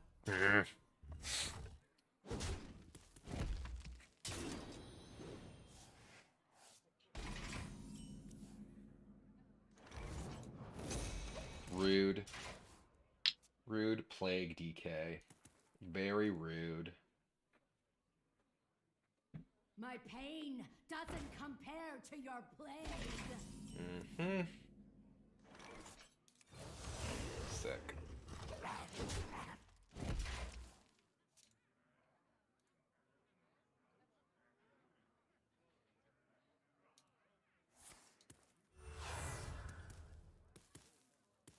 have earned an eternal. Some things never change. Uh-huh.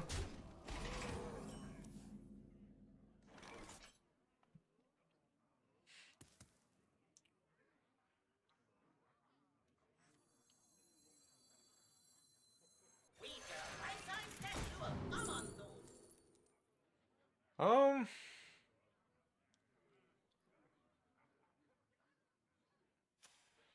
I draw Finley Battle Fiend. Okay. Job done. Finley can be good. Candle mudslide. Find ETC.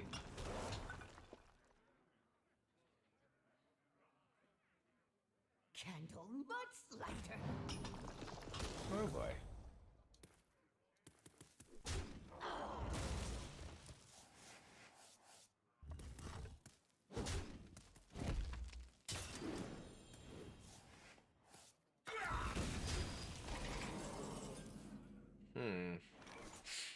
Probably just gonna topple this.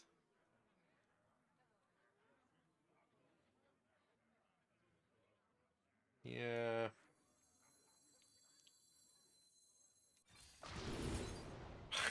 Come on.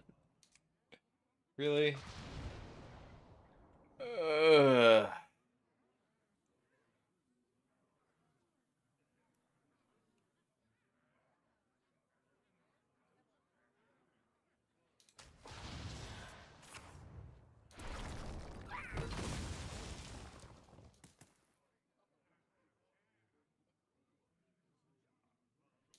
Eternity! Gross. Job done.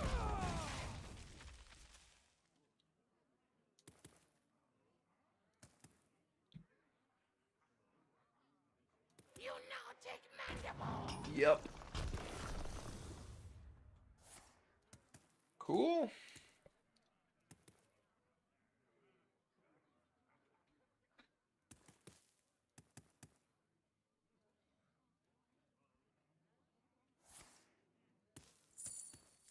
Sure. Okay.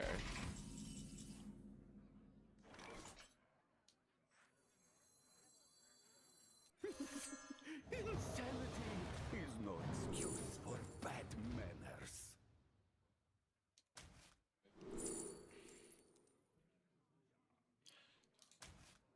That was horrible.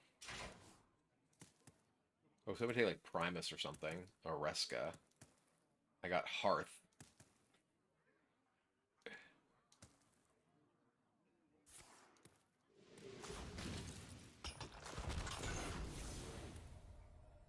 Uh-huh. Your confession will Uh-huh. save us all time. I'm super dead.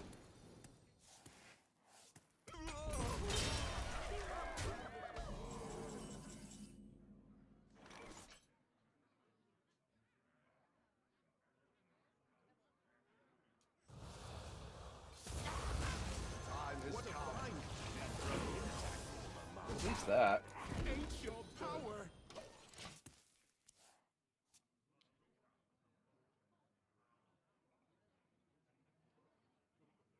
When your hand be full, you play Hearth and empty hand. You always get a. It replaces your hand. Yeah, if you have no cards, Hearth bails you. Gives you a new hand. The more you struggle, the better.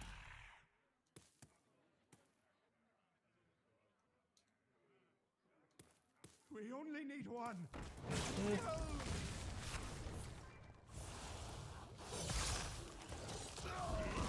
Cool, cool, cool, cool.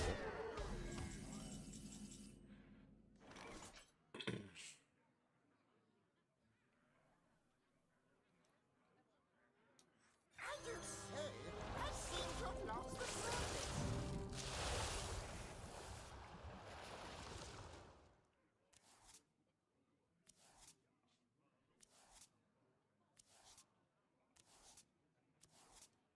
So we can play this. Make guys. You simply lack the quite dead, but gonna die to. They can just kill this, trade this guy, and that's assuming they don't have like Primus to just eat this guy.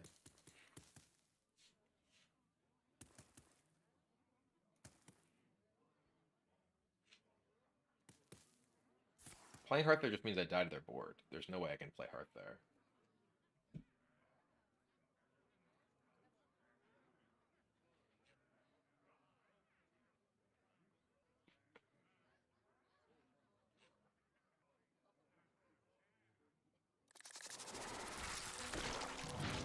We only need one.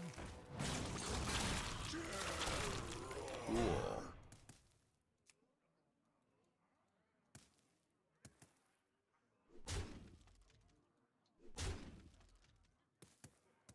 So you're definitely feeling that.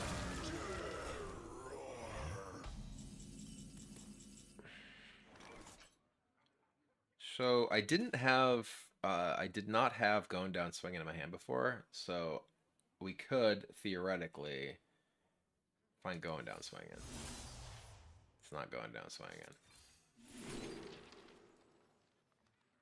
Going down swinging. Nope.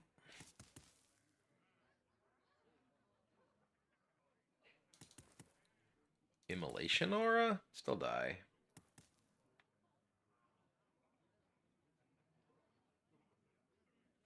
If we did. This Or that.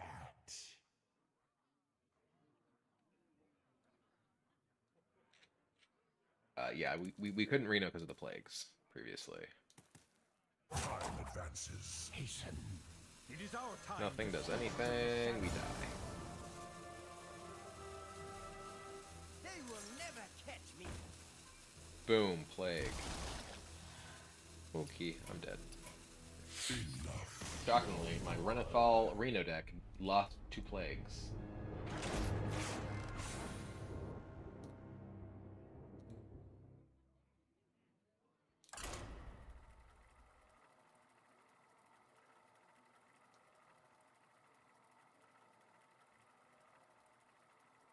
A womp, a womp.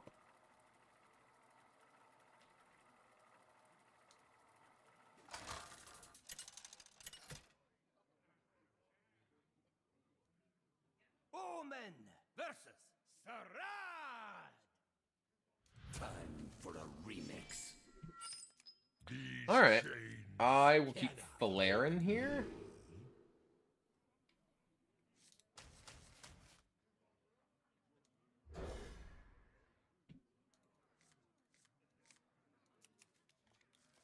Alright, we have Falarin and Coilscar. Falarin helps fuel Coilscar too, which is nice. I see you've brought guests. One dose solves any problem. I'm just gonna cast Burning Heart and kill that. Like, it's tempting to hold it and try and, like, kill 2 things, or, like, combo it with something, but it's just like, I just don't want to take damage from that.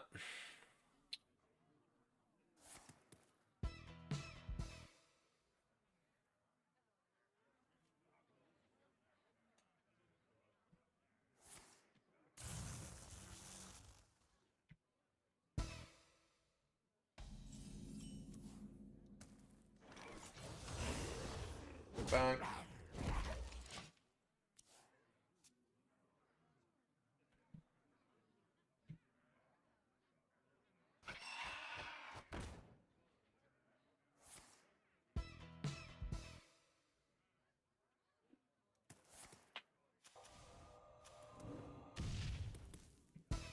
I've been synthesized. The Infinitize is farming me here. Eternity.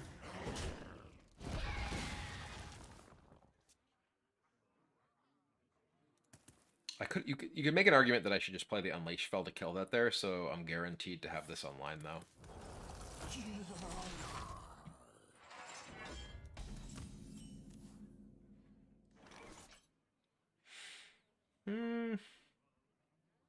Yeah, we'll do this rather than play the Falarin.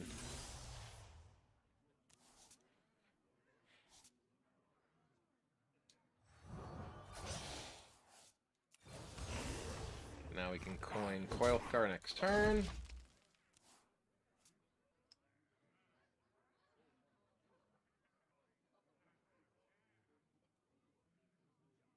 I raise, you fold. Need more lava.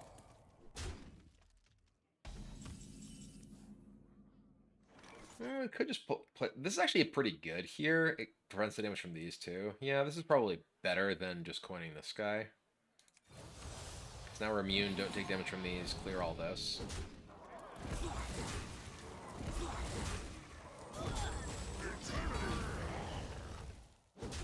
Saves a boatload of life.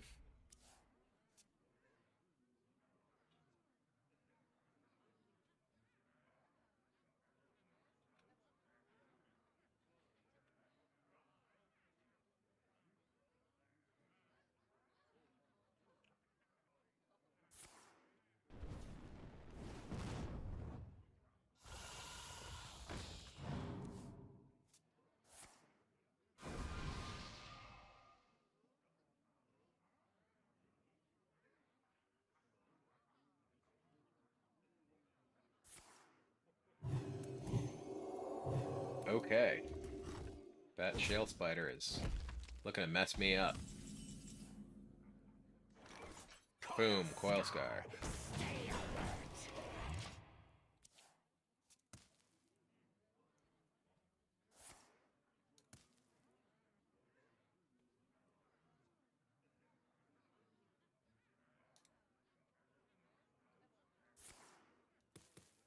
One of these.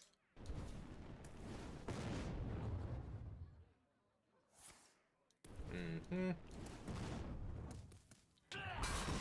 Oh boy.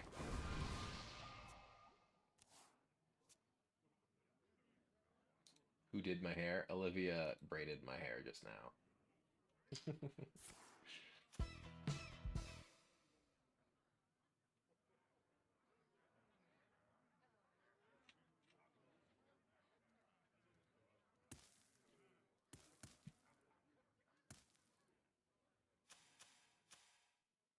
Are you giving up on your Infinitize?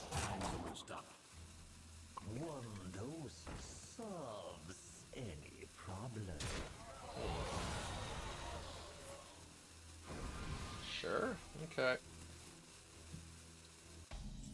So many cards in hand.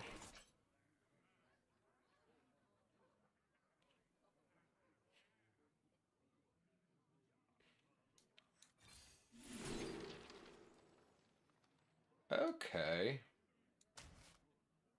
Get him.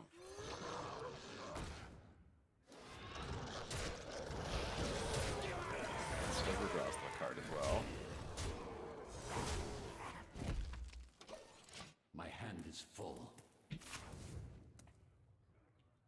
We have Kurtrus and Theotar to try and take out Sith. Elemental Inspiration. Okay.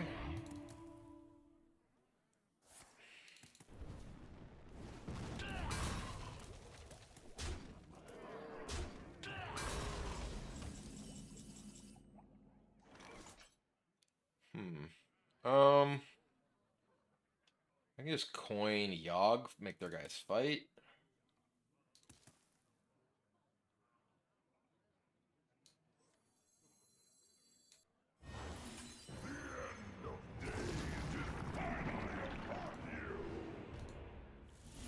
My guys didn't die, hooray. Really? Okay. At least there's that.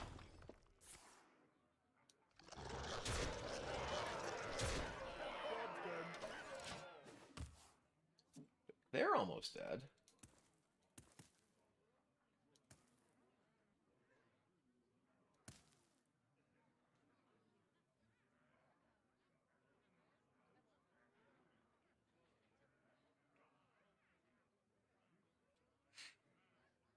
Don't think too hard. You'll hurt yourself. That casts 2 Infinitizes, a bolt, and that, yeah. I'm gonna synthesize. Oh, purple, that's right.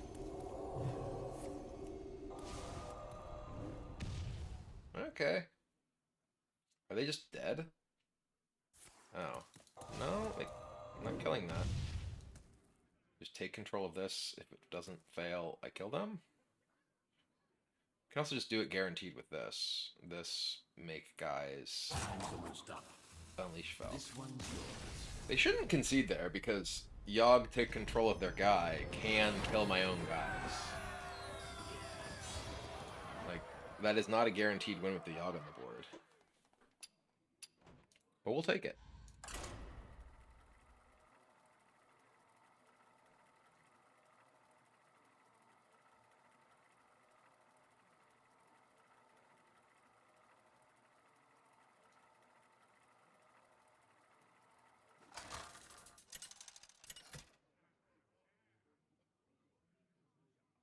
Omen versus the Lich King.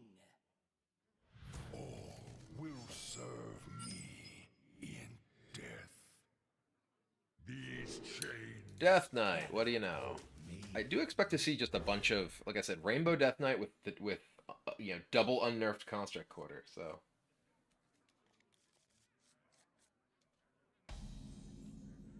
Ah, I see you've brought guests. Boop. Eternity! Job's done.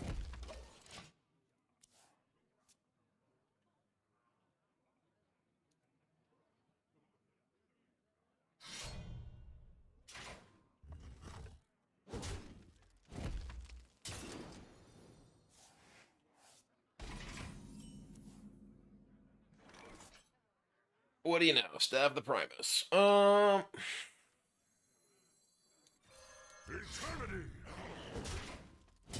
Job's done. Okay.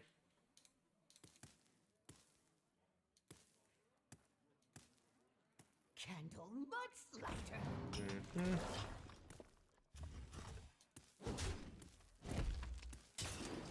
That's the second Unholy Plague, so this is already inactive. That sucks. Really? You coined for that? That's kind of wild. Eternity!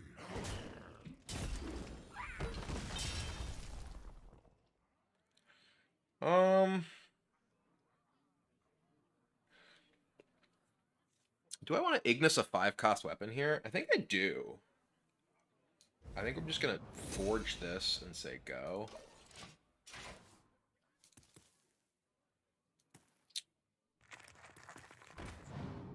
Farmhand?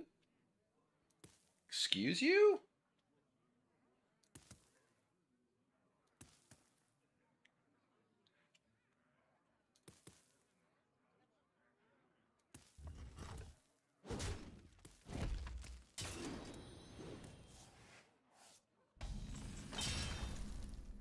Well, in that case, yeah, I am just gonna kill this guy.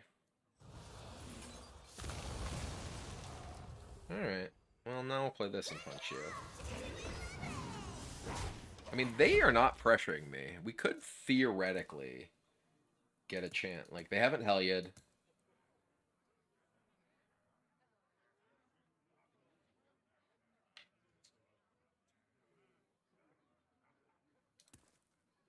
Like, we could aim to Ignis for a 10 with the lack of pressure on us right now. A 10 with going down swinging can be hilarious. Uh-huh.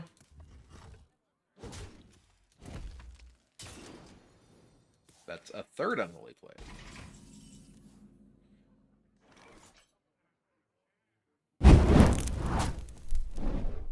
Eh. Okay, there's ETC, so that can get us our Steam Cleaner.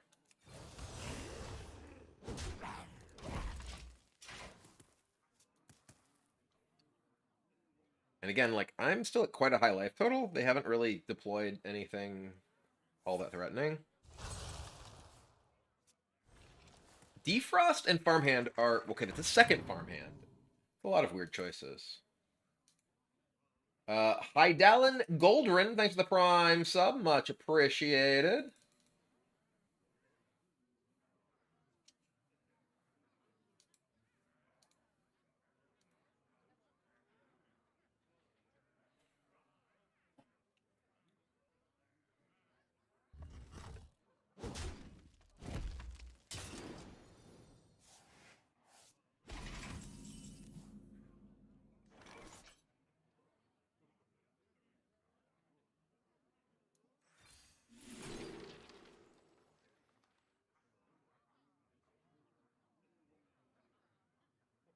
Hmm.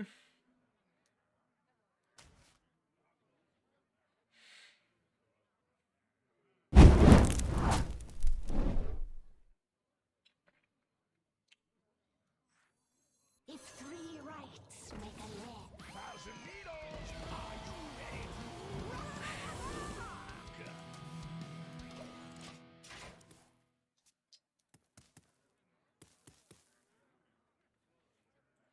All right. I mean, they haven't Hellied me yet. There's no like immediate pressing need to play the Steam Cleaner. We're gonna chill on it for now. Excuse me, over here.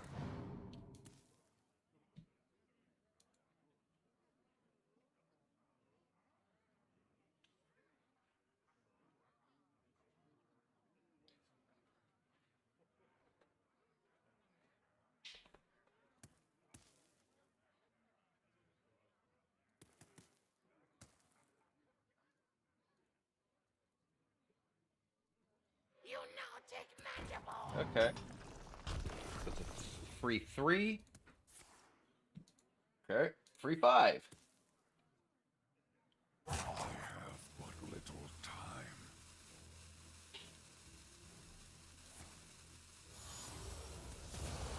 Hmm. This may just be my best song yet!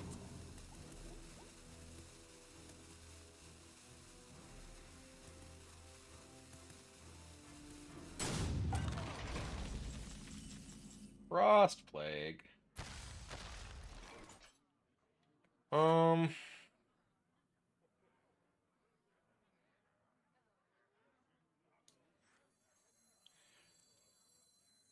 Yeah. How do I like literally every single time hit all of my cheap things with this? Like every time I have not yet hit a reasonable like 100% of the time.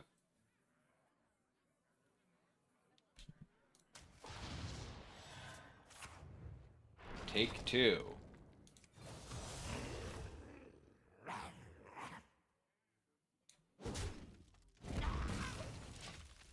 I have Arcanist Unleash. They can shuffle away the Watcher by attacking. I do so. Okay. They're digging for Hellia.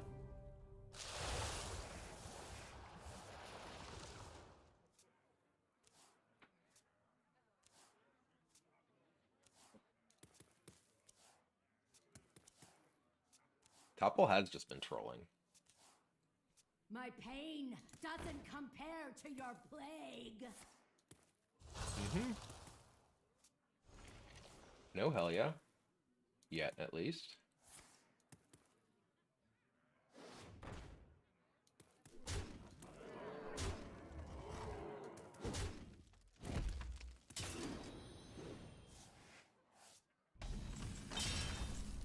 Right on time.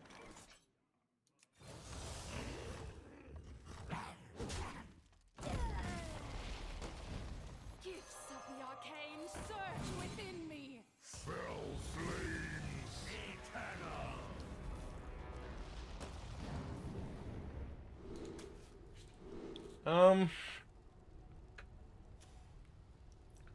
I want to use Go Down Swing, but I guess I might as well take Wind Fury. None of these really matter with that anyway. Okay, let's get a random 8. That's the best weapon.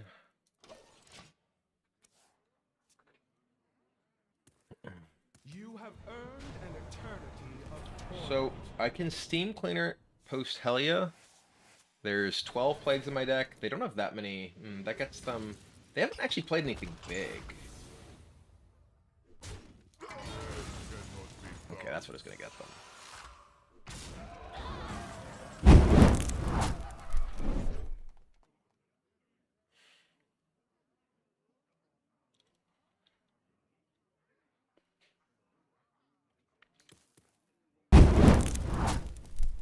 Um...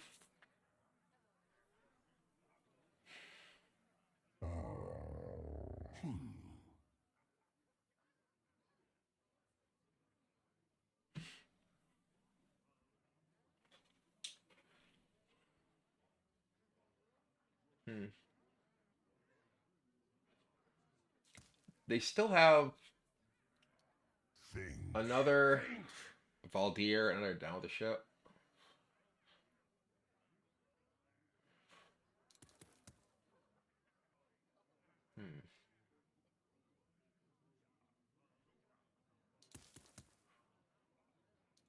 Time advances. Hasten.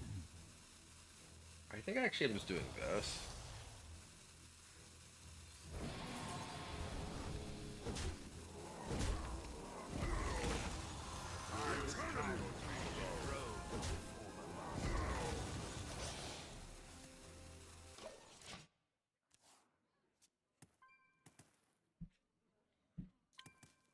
Like, they can play their reward and get back a big Chain Guardian.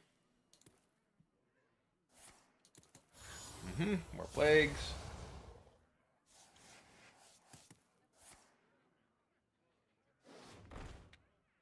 Candle much lighter. So there's 14 plagues in my deck right now.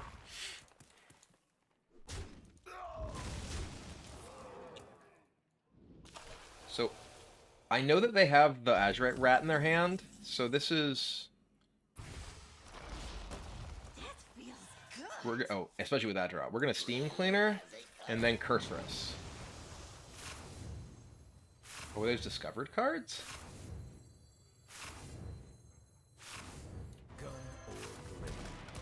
Let's shoot down the rat.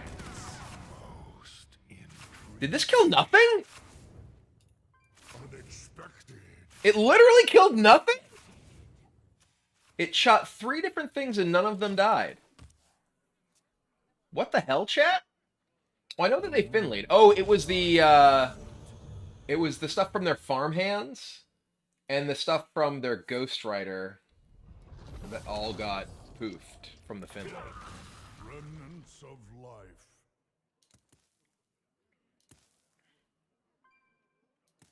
My pain doesn't compare. To We'll your get to blade. poof that. Oh, this is new Silverhand Recruit art. Huh. Why is there 2 different Silverhand Recruit arts? That's tilting. Don't like that. Is it? Do you really just take 2 different ones? That is gonna make me so annoyed. There's 7 arts? What?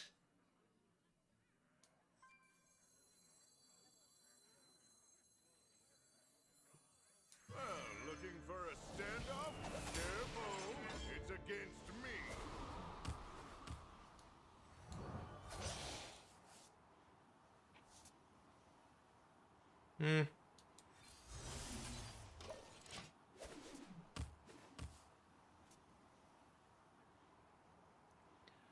Okay, so they can't play their Azurite Rat right here. Sure, I've already played all my things, so I don't really care about the plagues anymore. I played both my Highlander rewards.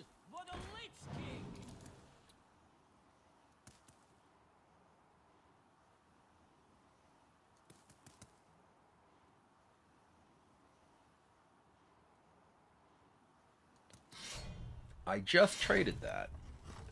Rude. That's fine. So we know that they have the thing to bring back the Chain Guardian, so the damage to face is not super valuable here.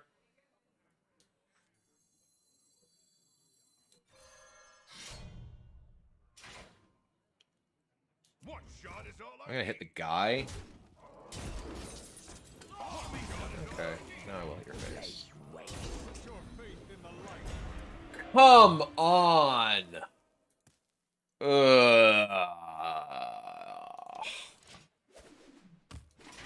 Give me a break.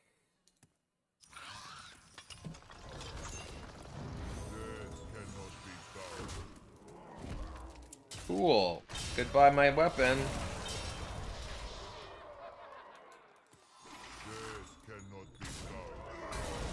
I mean, I'm still doing fine. But, like, seriously? The citadel stands strong. Death cannot be Uh-huh. bound.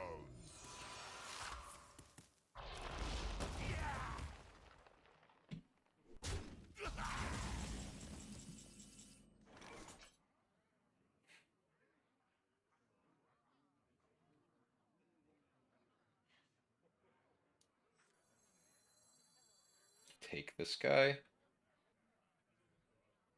They still have... You've been in tighter scrapes, Reno. Can also just Mythical Terror.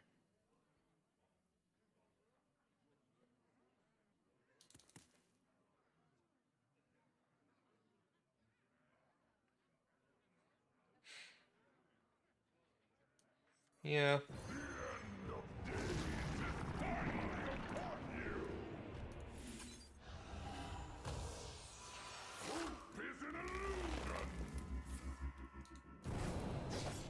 Fine. Fast here.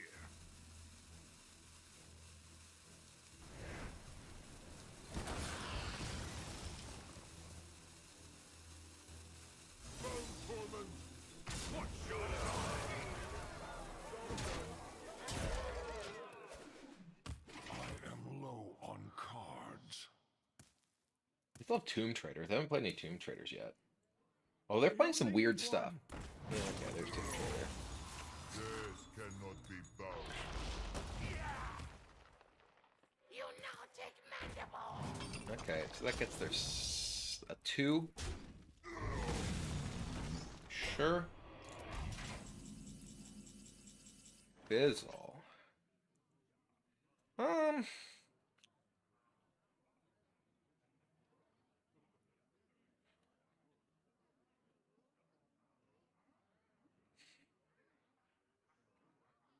One shot is all I need. Do I want to fizzle this?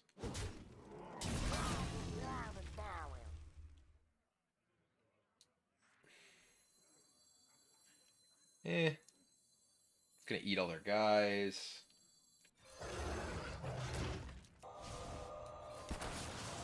No, we're gonna do this. Our gift of the arcane enlightens us.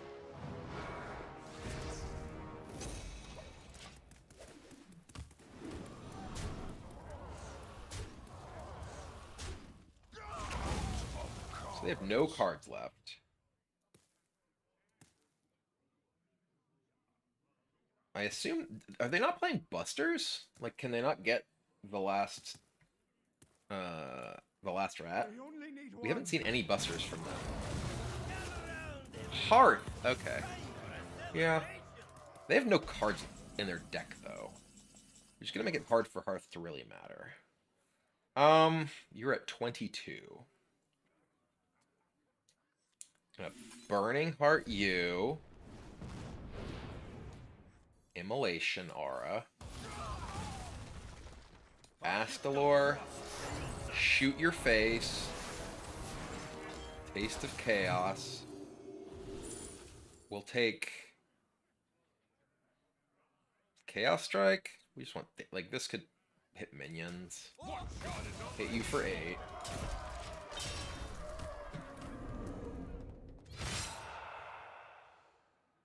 I don't really think there's a Hearth hand that wins here. They don't have enough time.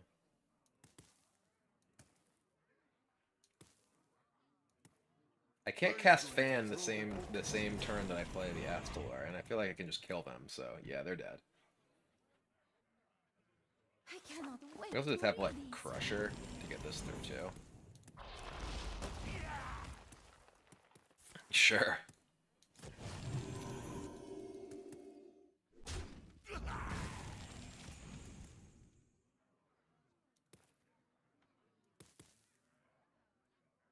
Sure you don't want to liver my guy?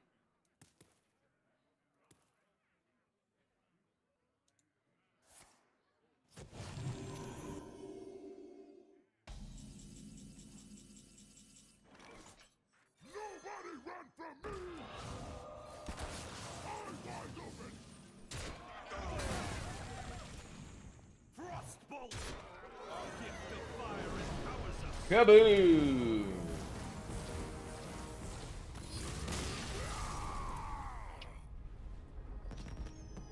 And got him. Alright, chat. I'm going to take a quick break and run to the restroom. Do not go anywhere. I will be right back. There are still drops to be had. So don't go anywhere. I will return in just a couple moments.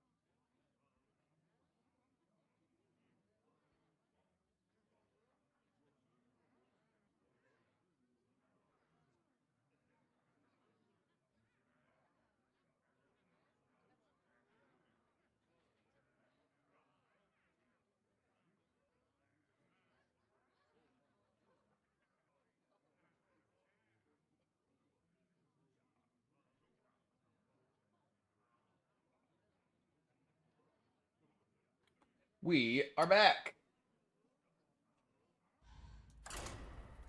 Let us continue our battles.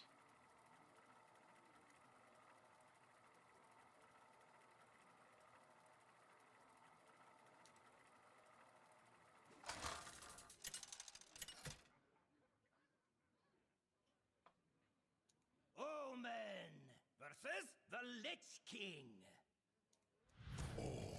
Wow, a Death Knight. I am shocked. These chains cannot hold me.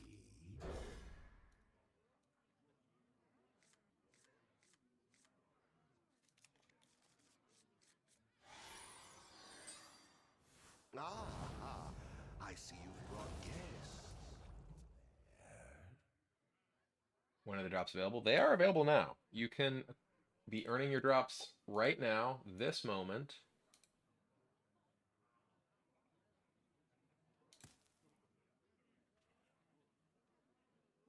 One dose solves any problem. Interesting.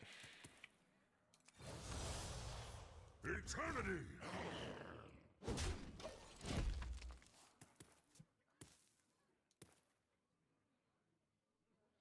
The ideal starting against Death Knight with this deck? I don't know. It's a good question. They are a plague deck. I will kill your guys. Okay. We did not get duplicate plagues, at least. That's nice.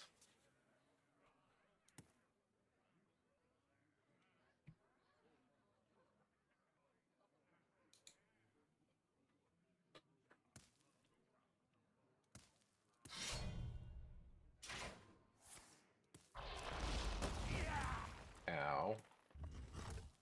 Don't hell ya me, bro, next turn. Don't do it. Okay, that's, again, not a duplicate plague.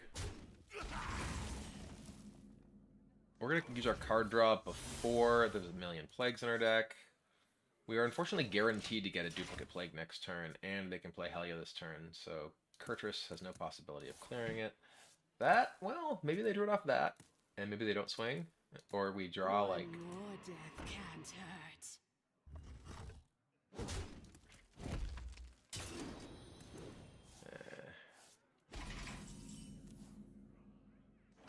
Okay.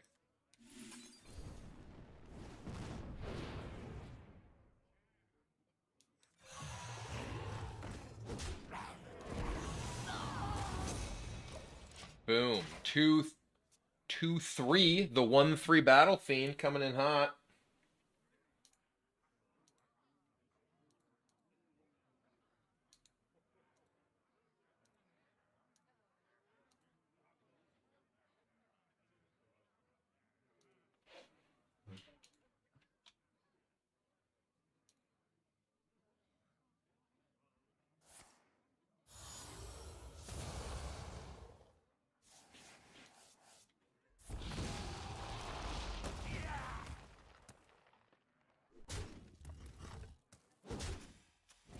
Alright, well, that's a lot of plagues now.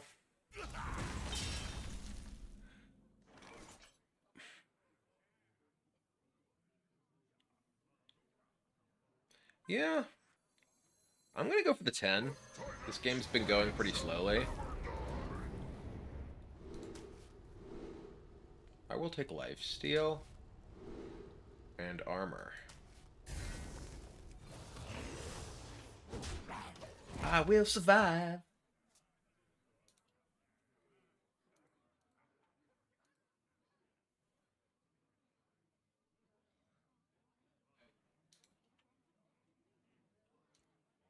One more death can't hurt.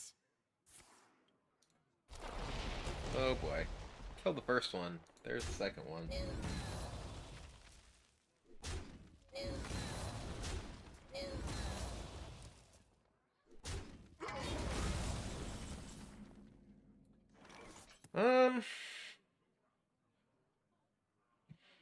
Alright.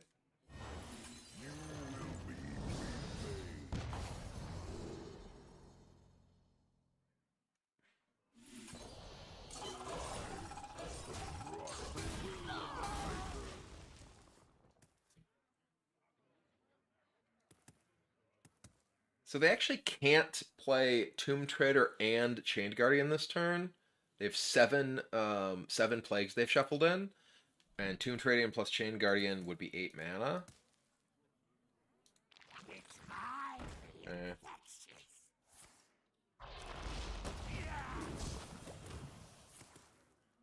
Okay.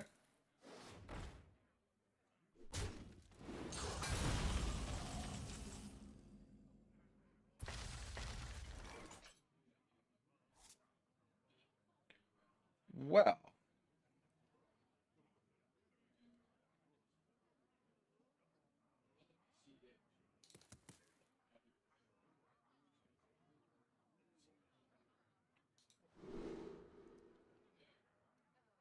Let's reduce the hand. Let's play this Watcher over here. Oh, I should have probably played that first. I guess I didn't care. Ooh. Yeah, I didn't want to play that, actually. That is sick. Okay, give me a bunch of Zillags? Yeah. I'll take a bunch of Zillags. Okay, you go over here.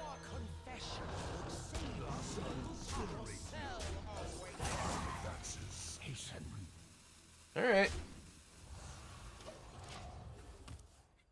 Well, that's cool. Also, Runic Great Mace plus going down swinging kills everything in the world. They did have another Grime Walker. That's rude.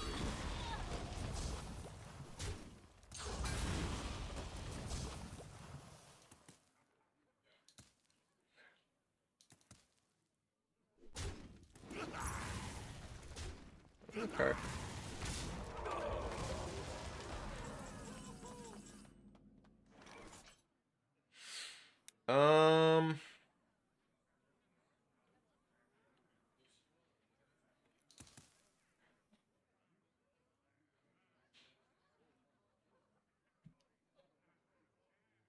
I think I'm just doing this. And just gonna clear the other, you know. Clear with these. I want to save Yogg for Primus. They are playing like Plague slash dude hybrid. Plague slash Corpse hybrid, like, you know, the Acolyte of Death, the Grime Walkers, or crop rotations. Which also means Corpse Bride. There's another thing we can potentially steal here. Because right now we do not deal with it very well. So I think this is going to be Yogg. Steal your 10/10. We're not really in a great position to deal with it. Otherwise, we could draw a cheap spell and just play Coil Scar. Okay, that's what we're going to do. Because then we can play this.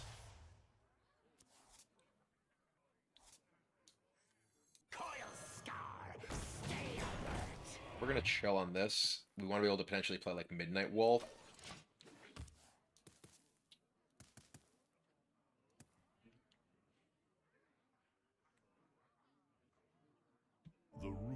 Okay, there's Primus for us to steal with Yogg.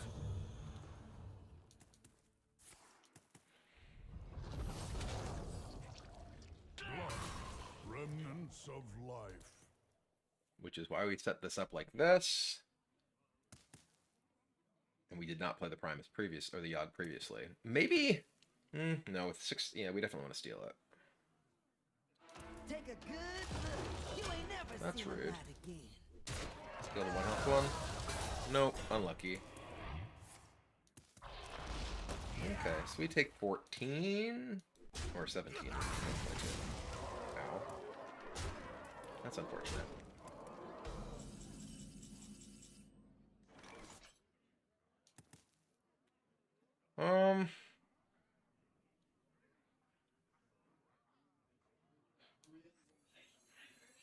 Start here.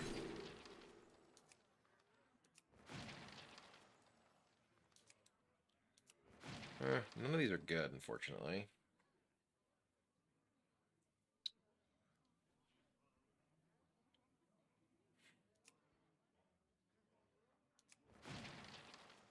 Think.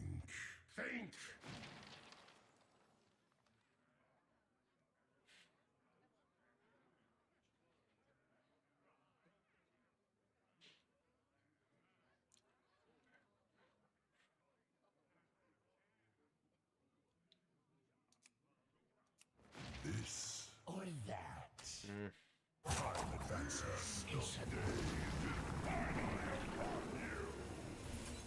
see what it actually does still. Apparently drew cards.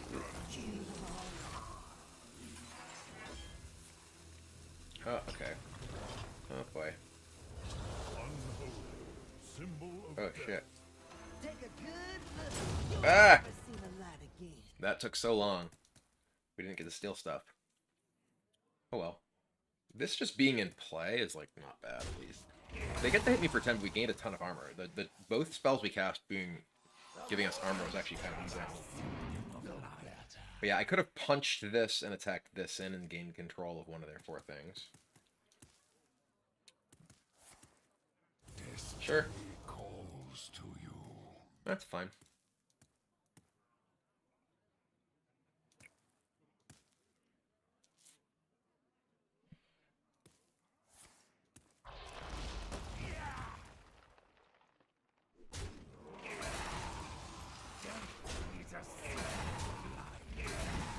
Death cannot be bound.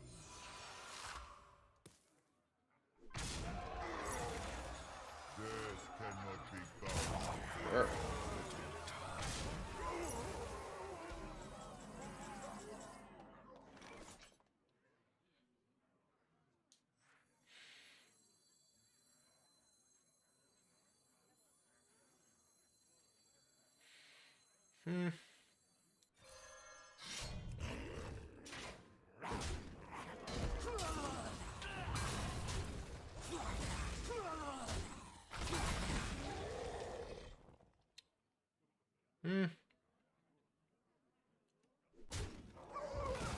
Okay.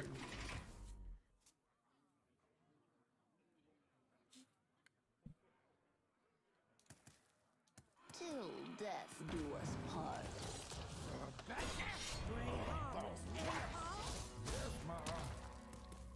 Sure.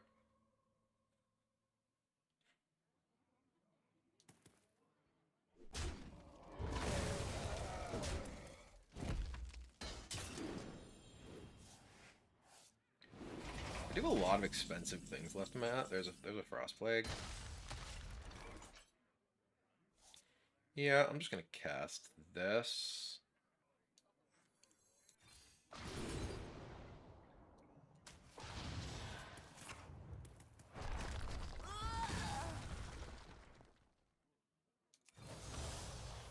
Eternity!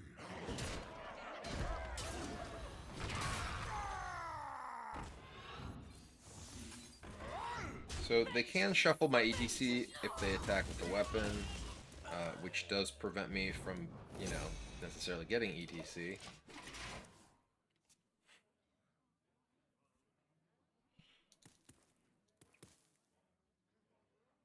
We've gone through basically all of their real power points here. I guess they still have C&E. Oh, okay. Sure. So what deck did they get?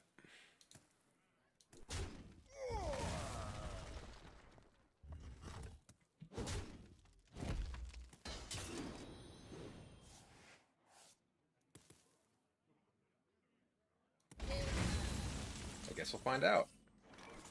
Well,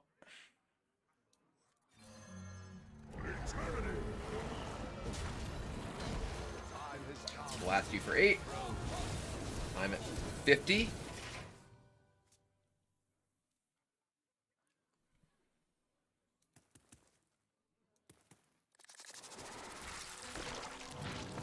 I have no idea what's in the Unholy Decay.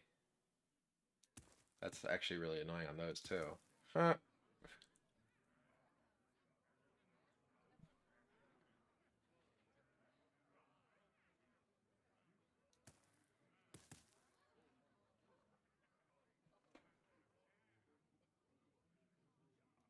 What's in the Unholy Decay hand? It's gotta have Marrowgar, right?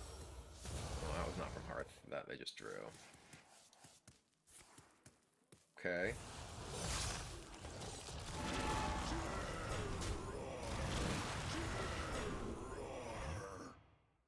Not played Amplifier, so I don't have 11 next turn, unfortunately.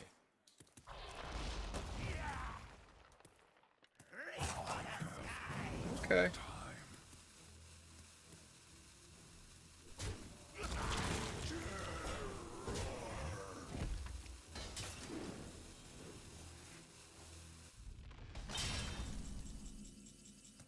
Sure.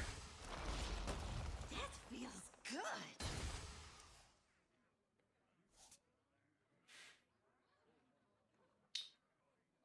Do I look to steal it? If they have Marigar? They only have 5 cards.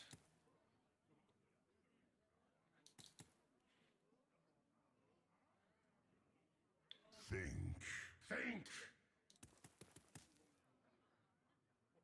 I don't.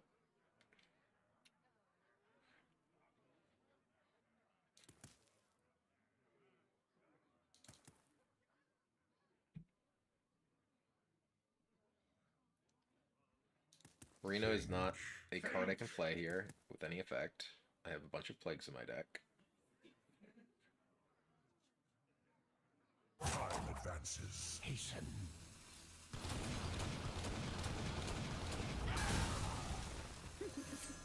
Insanity is no excuse for bad manners. His reign ends now. So annoying. We did not hit Marigar. I assume they do have it.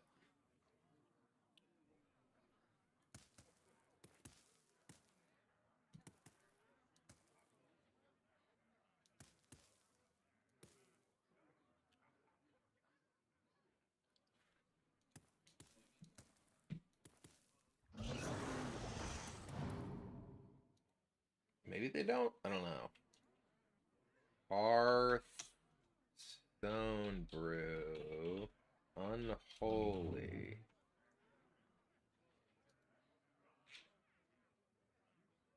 Oh no, it doesn't have Marigar. It has Grave Strength.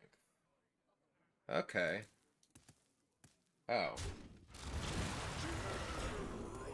So they actually are not. Okay.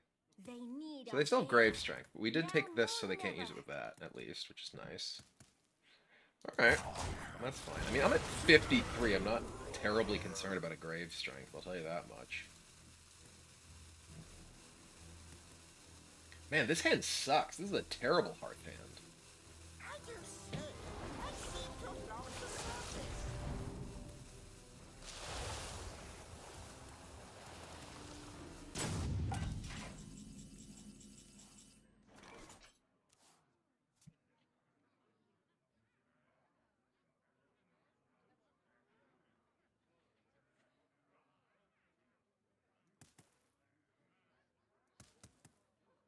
Hmm.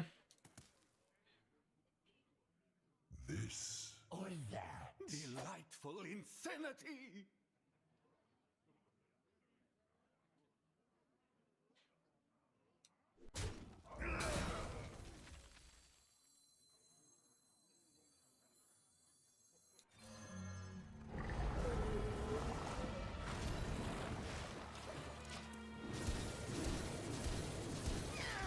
Eh.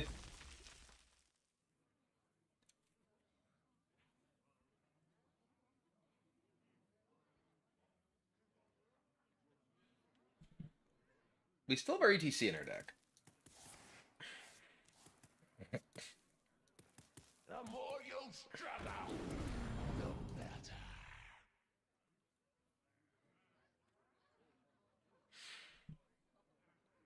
The citadel stands strong.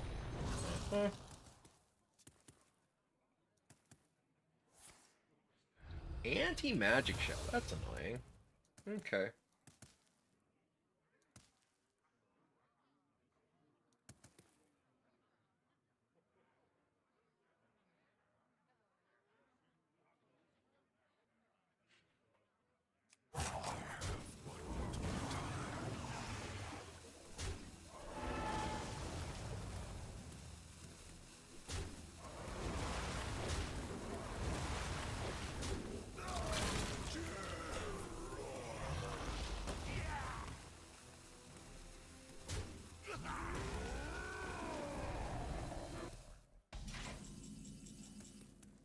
Oh no, my armor. We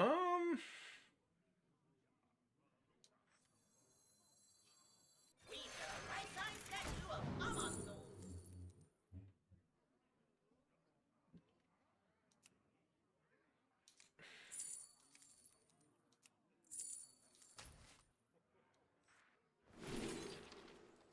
It all sucks so bad.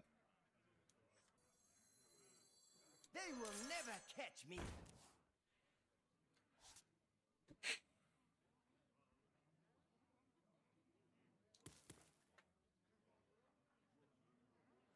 I mean, I guess I'm doing this. You attack here.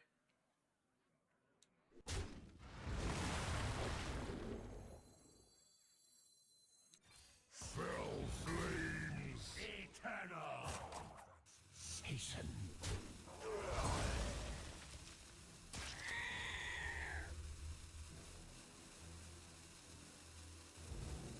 Nobody attack me. Me attack you.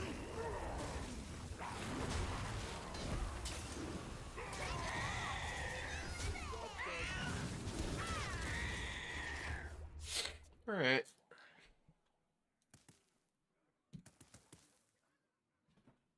You have earned. Hey, they finally drew Helia. Kind of funny. Any ETCs in the house? I'm in the market.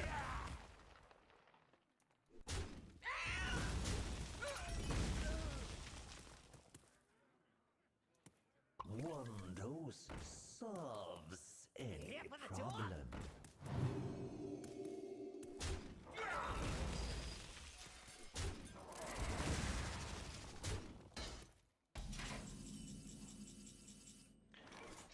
That's good.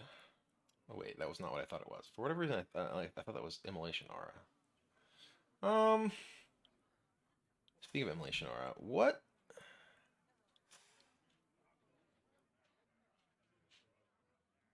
Do I just hit them in the face? No, I gotta like kill stuff. The only way they win is like, I mean, they can like, yeah. Okay, we'll play this. And fully intact. We'll kill Helia. Right, they still have that. Ancient.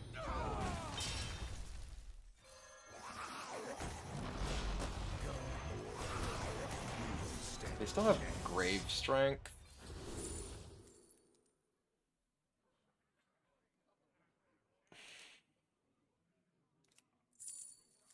And Battlefield Necromancer. I think I take the Sigil of Time, even if it just like, well, Sigil of Time can draw me a bunch of plays. Is it just Metamorphosis? They're at 11. They're at 14. Yeah, I'm gonna take Metamorphosis here. They're at 14. Even with Grave Strength, they like, what, they kill this.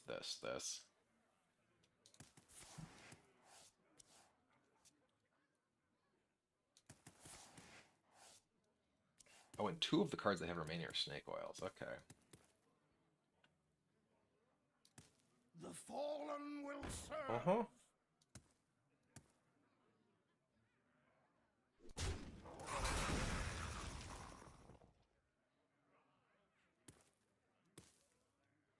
Every time I play Arena deck, I face Plague DK. I have played against so many Plague DKs with Reno lately.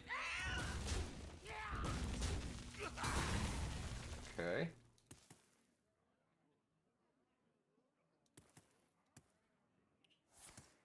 Sure. You here for the tour? Mm-hmm.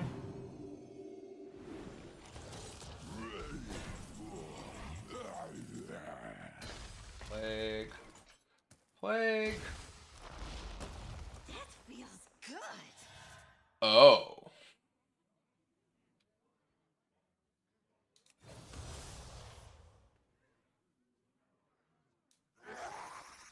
You're extinct. Eternity. Ancient.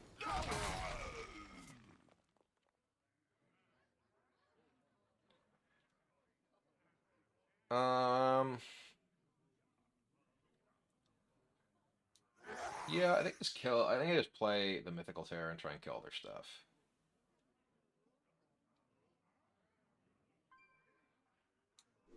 Take your best shot.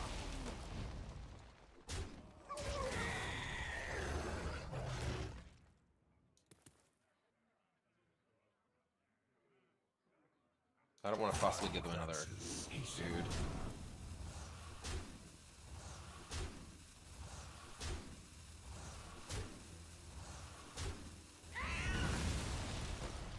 Okay, so they have 2 Snake Oils, a Grave Strength, And like 2 more cards. Lines. Okay.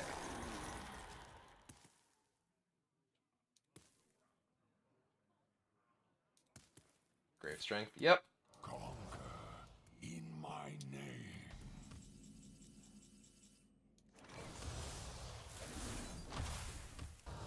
And they are dead.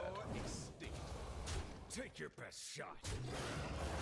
Boom! Well, we never got to use our Reno cards, but we just picked them apart regardless. Burner.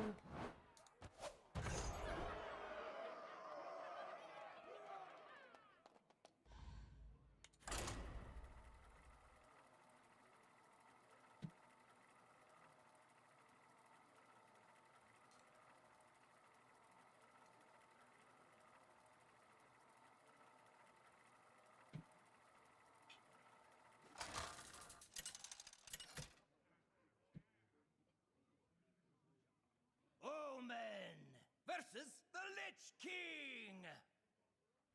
Darkness comes. Hey, look, a Death Knight. Kurtrus did help with the lethal. I'm gonna mulligan. I'm gonna keep Burning Heart actually. Okay. They did get me down to 50. It's true. When's the next giveaway? Should we do one more giveaway? So I have another code that was originally intended for me, but I feel like there's enough of you that you outnumber me, so I should give it to you guys instead. What do you think?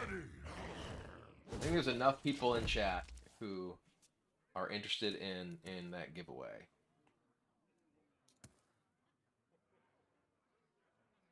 You here for the tour?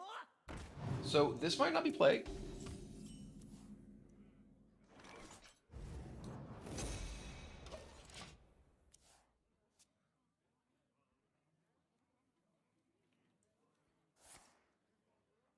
Okay.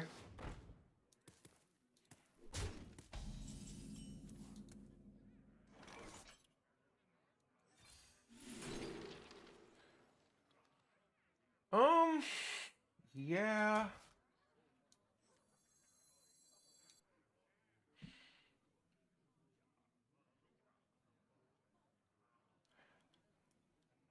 Yeah, I'm just gonna do this, into this, into this. Which isn't great, but it's like good tempo. We have card draw here. There's so many Silverhand recruits. God, I actually really don't like... It's awesome that there's new art, but I dislike that I'm gonna have a bunch of Silverhand recruits that don't match. One more death can't hurt.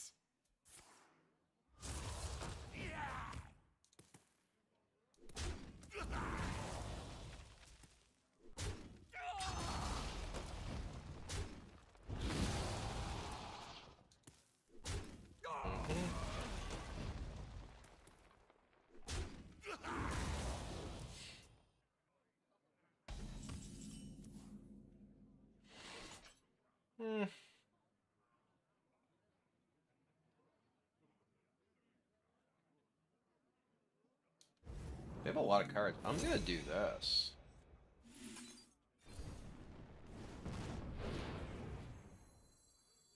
My eyes are on the spotlight.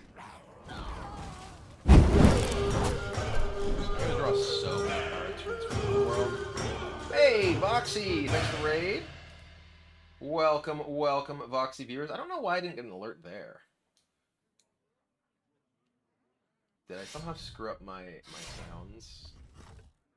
Welcome, welcome, Voxy viewers. So this is going to draw us to 10 cards.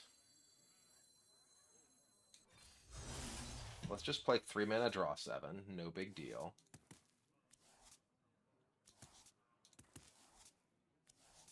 Cool. Stream got an alert. Weirdly, I didn't hear it. That's so strange.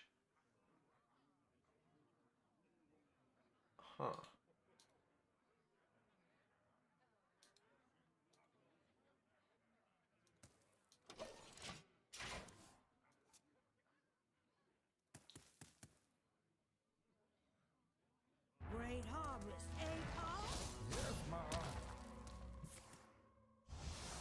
Okay. I smell golden in their waters.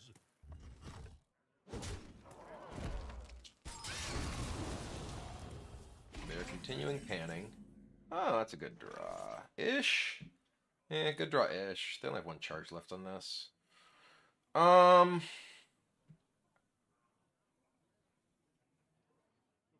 let's play this.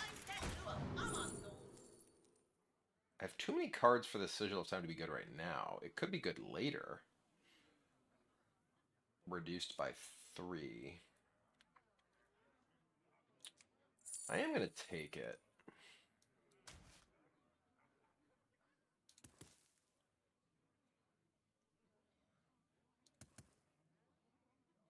Maybe that was a mistake.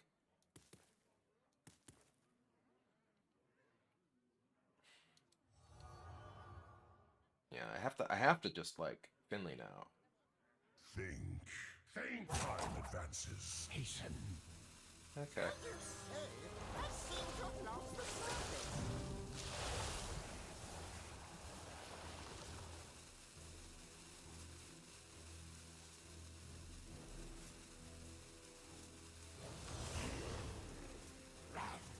All right.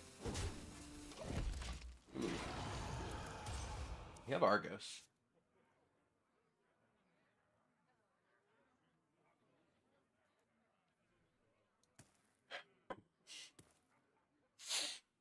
Argus is obviously quite good.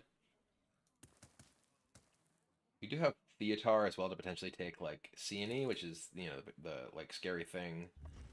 If they do just like, make big things over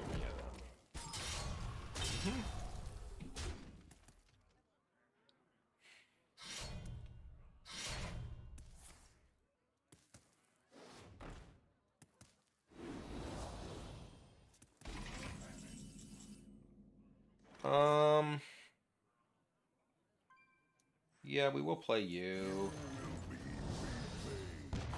We will make guys. One of them will hit here. You simply lack perspective.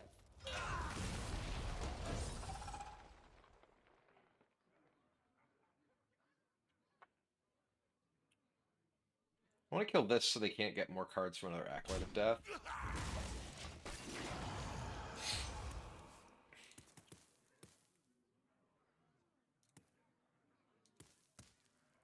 It's highly infectious. Oh boy. Yeah, that's unfortunate. Let's let them clear this.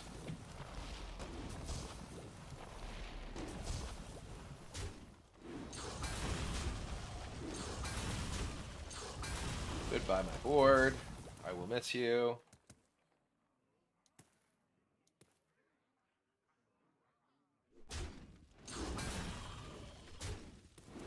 Uh-huh.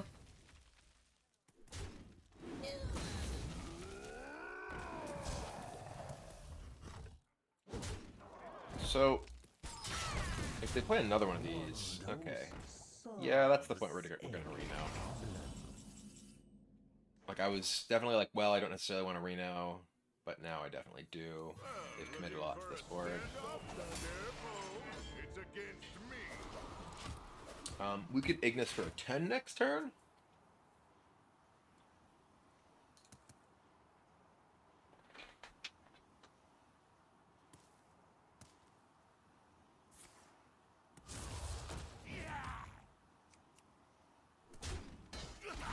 I am concerned about Climactic Necrotic Explosion. I'm at 42, but they've churned through so many with Monpaw. Like Monpaw's gotten like 20 spent or something insane.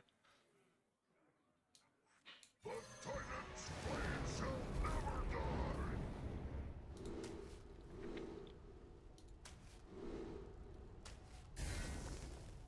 Hmm.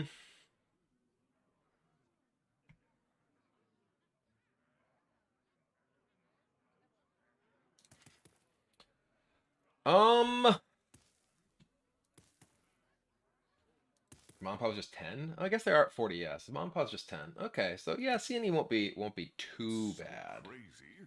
Just my Have I played? I haven't played Unleash. Oh. Gotta move fast here.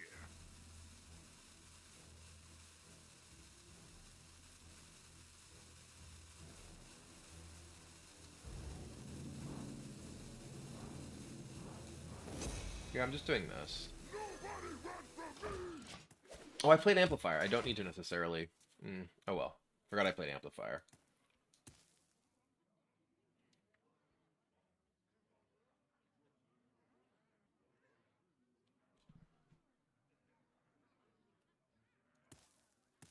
Till death do us part. So that's 20 spent. Okay, we're holding on to Yogg here. One shot is all I need.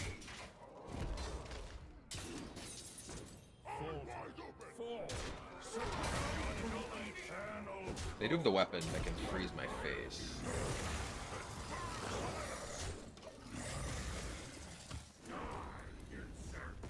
Okay. Weapon freezing my face is unfortunate. We could still draw a going down swing, which lets us attack despite being frozen.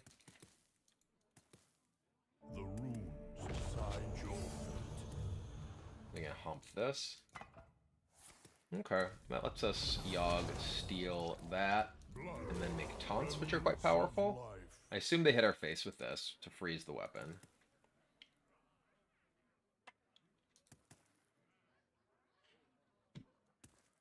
One dose solves any problem.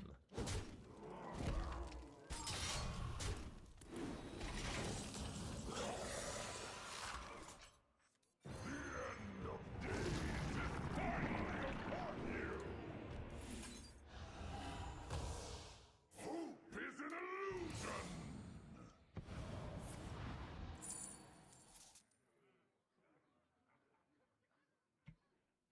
Huh.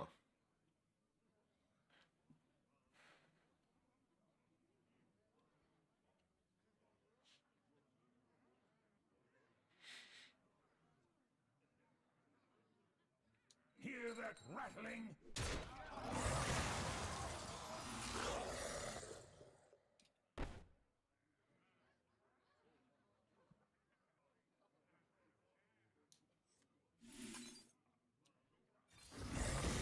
Is it like a 0 cost thing?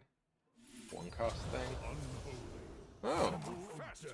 okay. There's a 1 cost thing.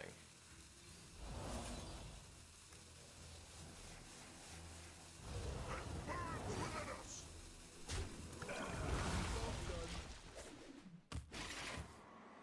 I'm still pretty afraid of Siene. They've gotten so many corpses spent. 10 from Monpa, 10 from a Corpse Bride, now like 12 from that. Do they have the other crop rotation with this? Oh boy. Yep. Oh man. Second Grindwalker, second crop rotation. The good news is they're not freezing my face. It's a symptom of life. It's a symptom of life.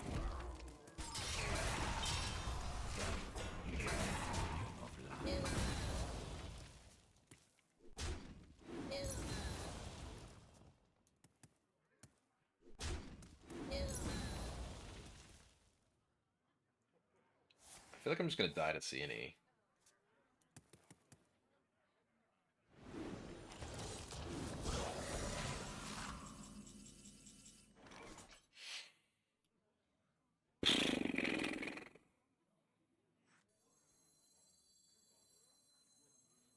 Hold on, I have this. Okay. That's good.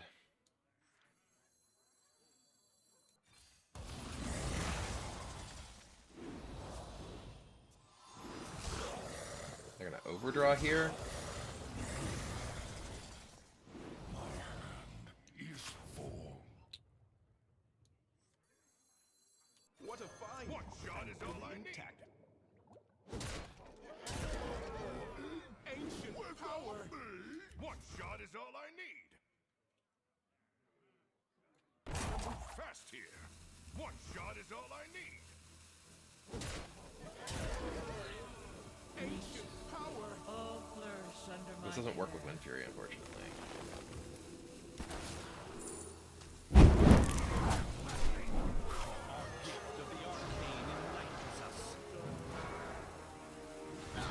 So, hopefully they can't just CME me for 25 here.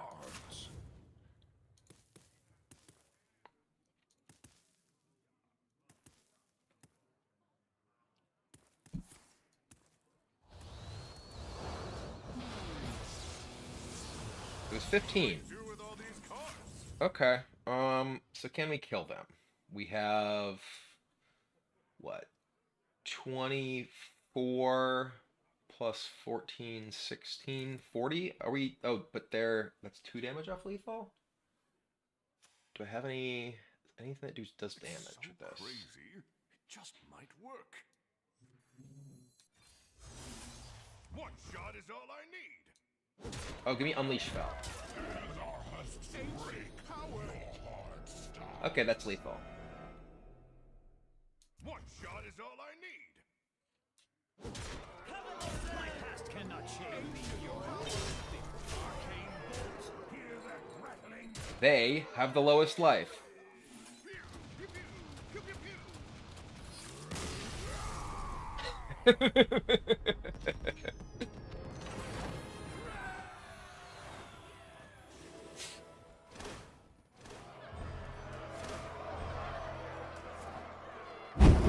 Hey, Min's Bear with the 22 months and Shadrolix, thanks for the Prime sub, much appreciated. All right. We're kind of beating people up. It's pretty satisfying. All right, chat. I think it's time for a giveaway. This is the bonus giveaway I was not planning on doing, but you've all been hanging out with me all day, almost 8 hours. So we're going to do one more. This would be my code, but I'm giving it to you. So once again, this is for a standard bundle that was provided to me by Blizzard. They explicitly said, keep one for yourself. I'm not going to. I'm giving it to you.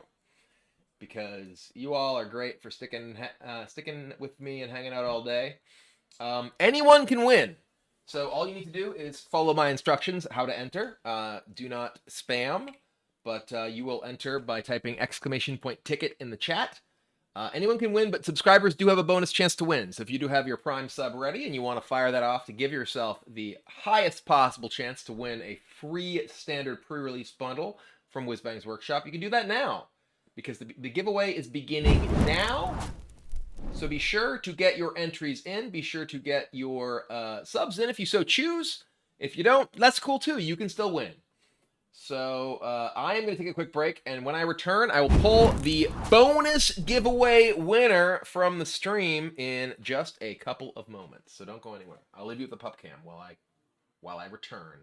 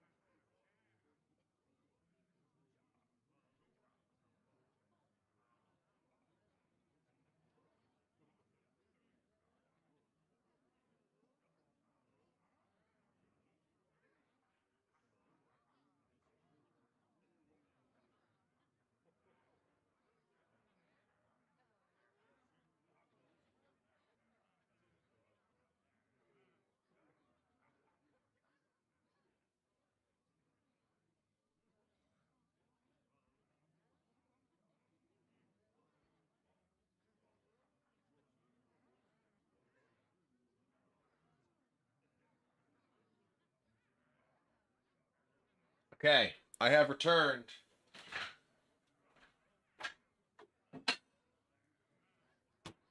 All right, chat. You've got about 30 seconds to get your entries or your subs in, if you so choose, before the giveaway will be drawn.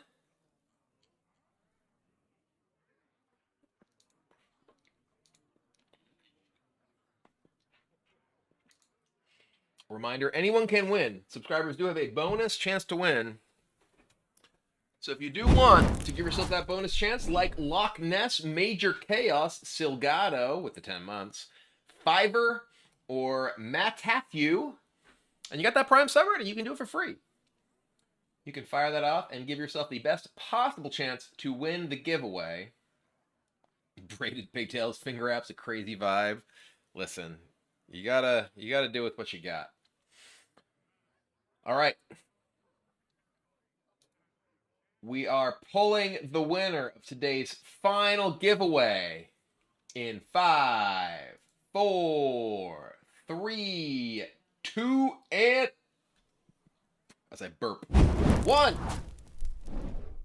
Giveaway is closed. Action complete with the 19 months. Welcome back and congratulations to X Random Dude X. X Random Dude X is the winner of our final giveaway of today. Congratulations. And if you did not win a giveaway today, you can still get drops, so be sure to stick around. I'm only going to be playing a little bit longer, but I will raid someone else to give you all another person to watch and hang out with and get yourself some sweet drops from today. And also, this Wednesday, will be theory crafting, where I believe I will once again have codes to give away. So if you are still yearning for a pre-order bundle and want to win one here on Twitch in my channel, you can go ahead. So we're going to jump in and play one final game before we call it a day for Community Day here on stream. So the drops will continue for 24 hours from when they went live. So you have until 10 a.m. Pacific tomorrow. So still quite a bit of time to get your drops in. Omen versus Magni. I'll show you Titanfall. All right. Hey, a warrior. Chat, it is not, I repeat, not a death knight. Miracles do happen. So you'll get, I will be sending you the code via a Twitch Whisper. You do not need to do anything. I will send it to you basically when I just kind of get around to it. So it'll likely be later this week. It will be prior to the release of the expansion, so just keep an eye on your Twitch Whispers. All right, well, the classic one more game into a control mirror. Let's do it.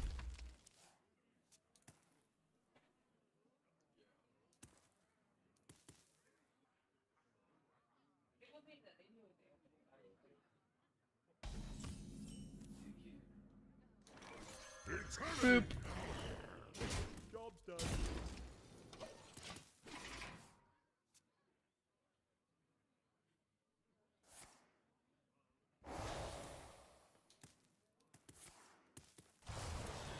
Coin from the depths. Instant pick. Oh boy. Well, we do have Kurtris. Alright. Get him. So, we can Kurtris them before they can... No, they could play discount Bran if they have Bran. They probably aren't a Renathal singleton. Maybe they are. Oh, okay. Interesting, they snap-picked, didn't play whatever they snap-picked, then just... Maybe they just, like, didn't care because they're Finleying. Alright. Let's warm you up.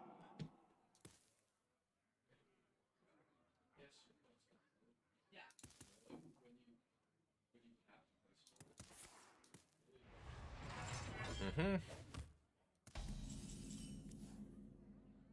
You know what? Yes, I will fizzle a Theatar, Kurtris, Astalor, Reno hand.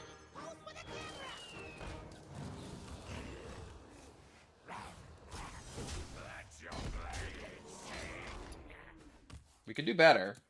You know, the most important card is probably Ignis to give us like long-term value and the ability to actually win. Whoa! Unexpected. All right, happy birthday, Hearthstone. Here's a Yogg.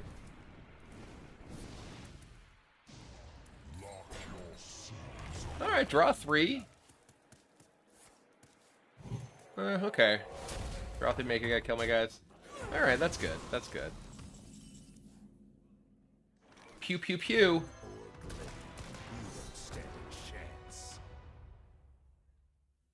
Do they really have no minions? Bot's job. How are you? Like, they have 8 cards in hand. They have 8 cards in hand. None of them is a minion? Not what? What? What in the spell warrior is this?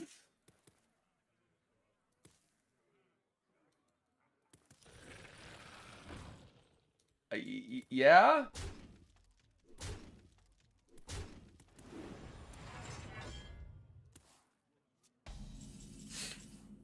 All right.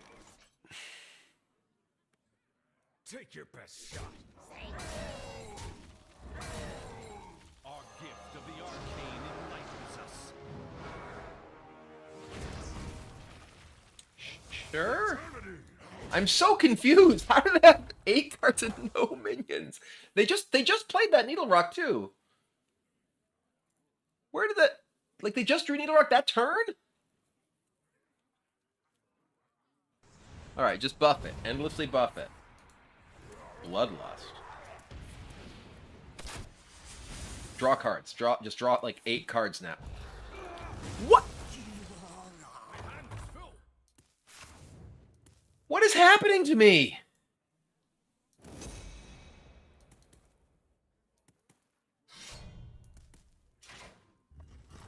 Chat, this is going real bad.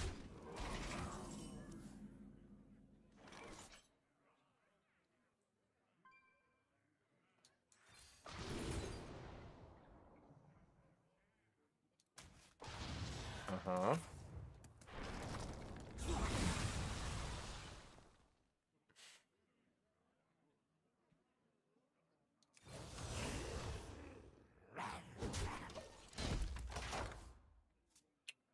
Well. My eyes are on the spotlight. Sure.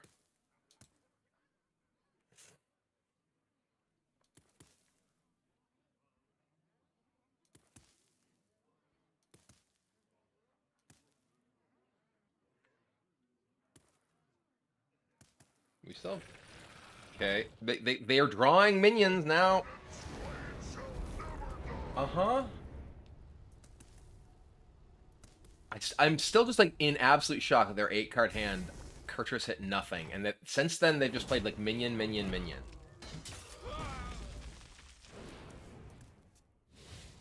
Uh-huh. You know, sure, totally cool.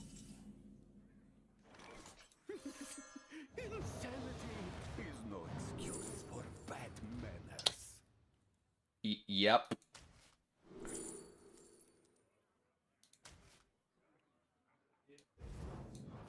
We didn't hit their weapon. Uh-huh.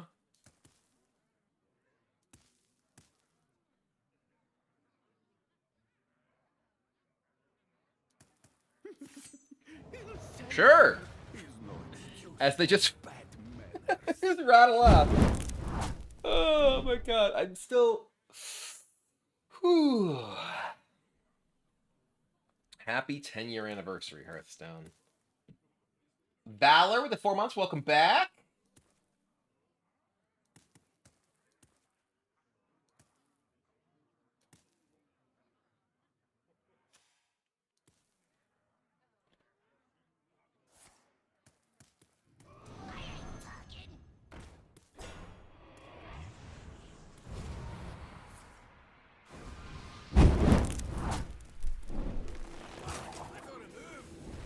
keep buffing.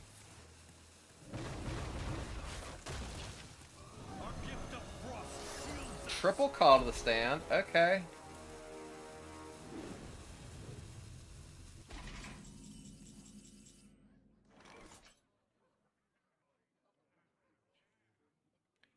I'm gonna play audio amplifier, and I'm gonna draw to 11 cards.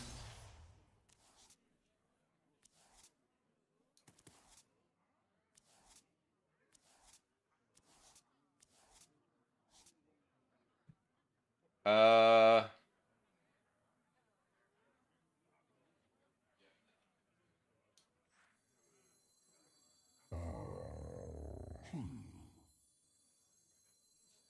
I can just Arcanist, Unleash.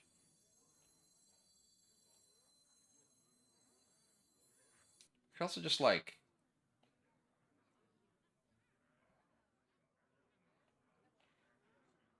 Time advances. Hasten. yeah. Gifts of the arcane surge within me. Fell flames. Eternal. Fully bolt. Sure. So I hope it's plagiarize. Yeah. My hand is full. So they get an Arcanist and Overdraw.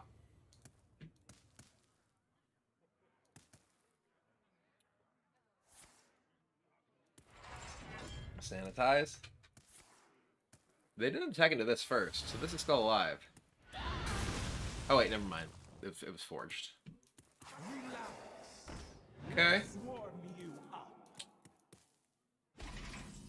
Yeah, they got audio amplifier. Oh, we got the snapshot.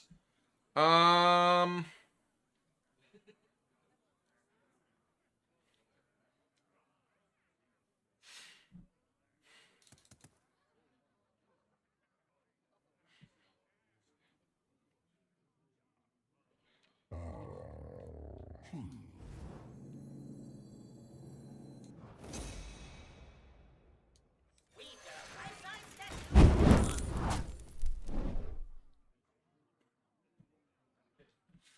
Um.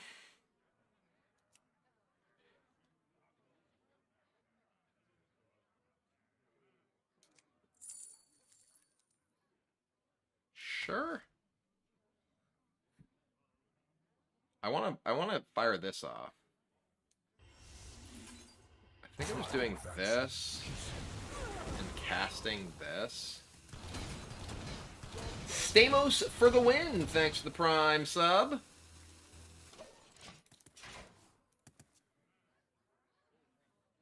Like, this has the Kurtris. Uh-huh.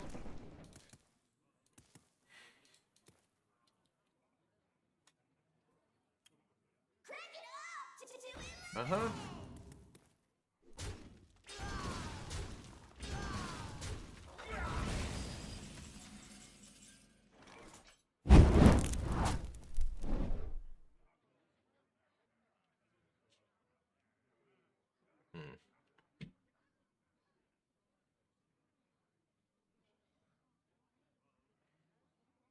Alright, I'm gonna do this. I mean, I could just play Reno. But... I'm gonna do this into this. It is our time to step out of the shadows.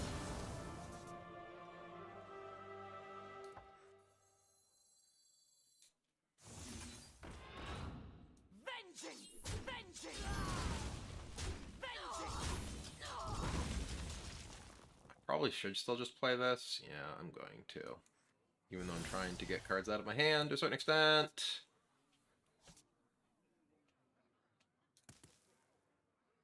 Time advances.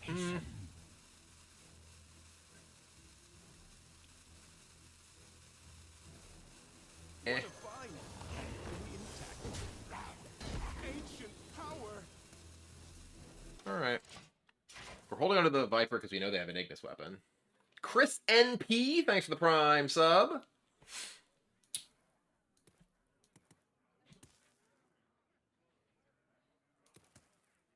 We haven't seen like an Odin out of them yet or anything? Okay. Oh, that was from the... Right, that was from the Theatar. I was like, huh? Where did this come from?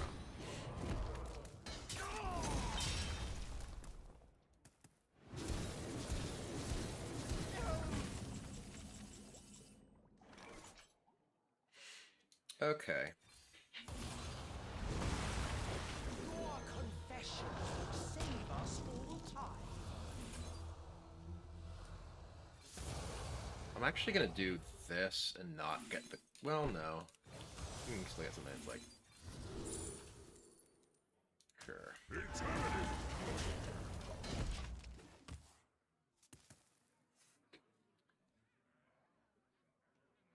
ain't talking. Rude. Stay alert.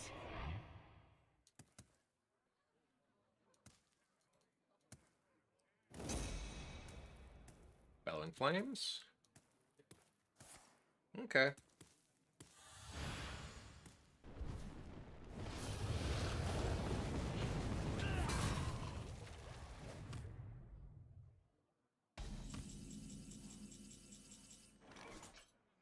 I ain't talking.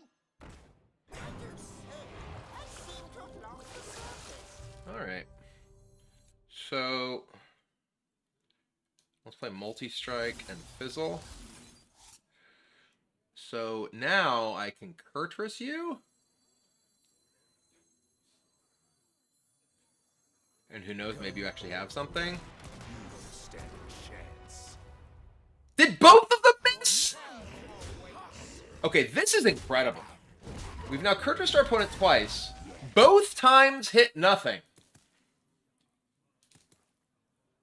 What are the odds?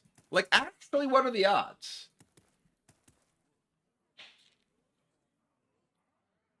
They had 8 spells, then 5 spells.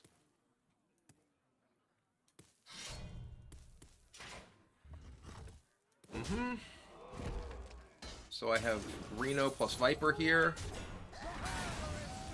Well, looking for a standoff? Careful. It's Take your against best me. shot.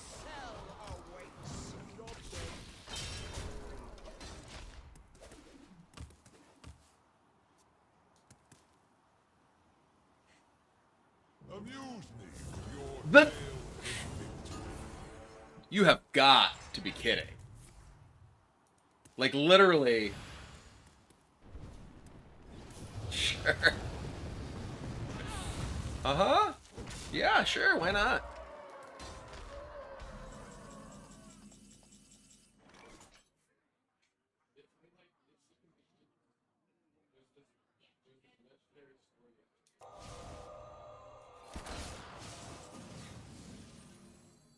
Let's poof that one too. Looking for a standoff? Careful. It's against me.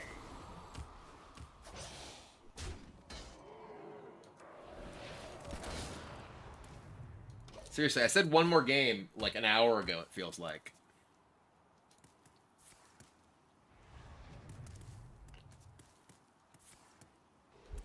Mm-hmm.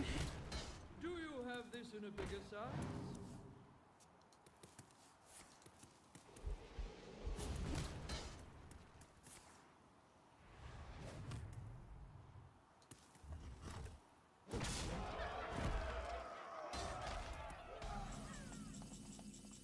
There's my Ignis. What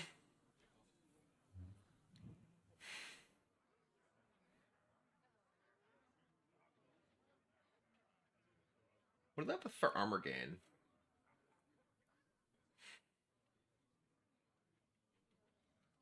I have some cards for you.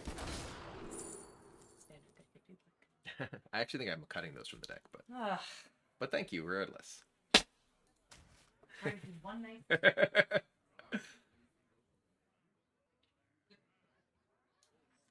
Our gift of the arcane enlightens us.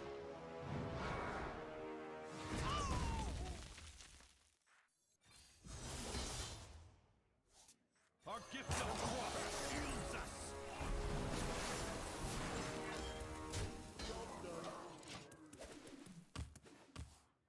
Wait, was armor in hand? Do I somehow have a duplicate of something? I don't see anything that could possibly be a duplicate. Is Kurtris just... I've Kurtris people successfully earlier.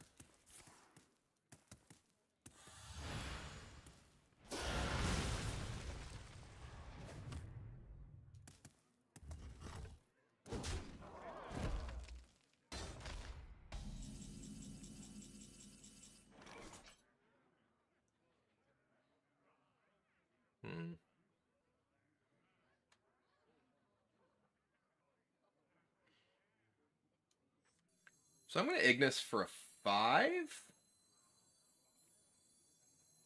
Yeah, Reno worked. I will take Wind Fury and Battle Cry. Oh, I should have taken armor. My eyes are on the spot. One shot is all I need. Job done. I didn't see the armor until it was too late.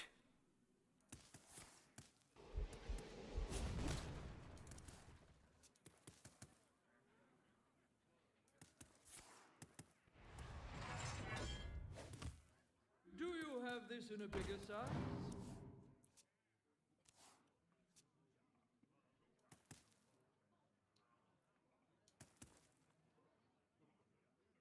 I didn't get lifesteal. Oh, the weapon has 4 damage. I guess. Yeah. Okay. So yeah, it's even worse then with that because it's.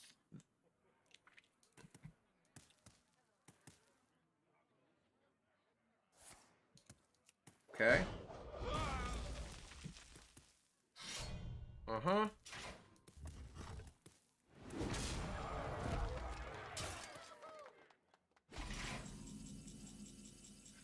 Oh boy.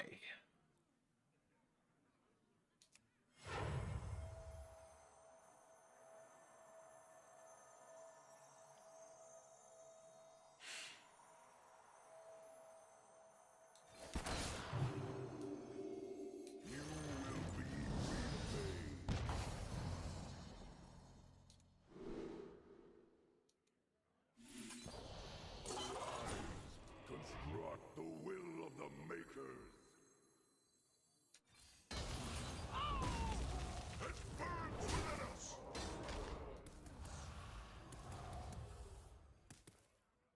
All right. Almost out of cards. They've already played 2 sanitizes and oh, they get brawl off this. Yep.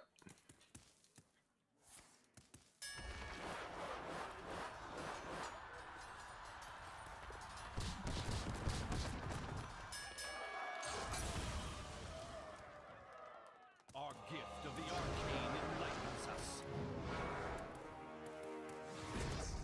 Our gift of frost shields us.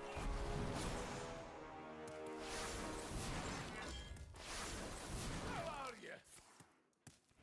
I'm out of cards. 0 cost shield block. I cannot believe neither Kurtris hit a minion. Like, I just don't understand. Like, it looked like they had minions in their hand when I cast it. Like, what happened? Well, my weapon doesn't have lifesteal. I had lifesteal from the dude. My weapon had Wind Fury. I'm honestly baffled, like how my Kurtrises didn't hit anything, because it seemed like so unlikely that they had literally 0 in hand. I don't know if there's some sort of bug. It's worked earlier today. I don't know. Yeah, if the weapon giving armor, I think I would have won. I definitely should have paid closer attention because I was just like, ooh, damage, that'll keep me alive, but it didn't get lifesteal from that. You know, but your hero having lifesteal apparently doesn't work with the weapon because the weapon is the source of the damage. But anyway,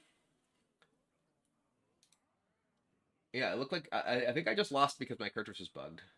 It didn't work. I don't know. Maybe it was. It looked like they definitely had minions in their hand from where they played things. I don't know if they literally just drew.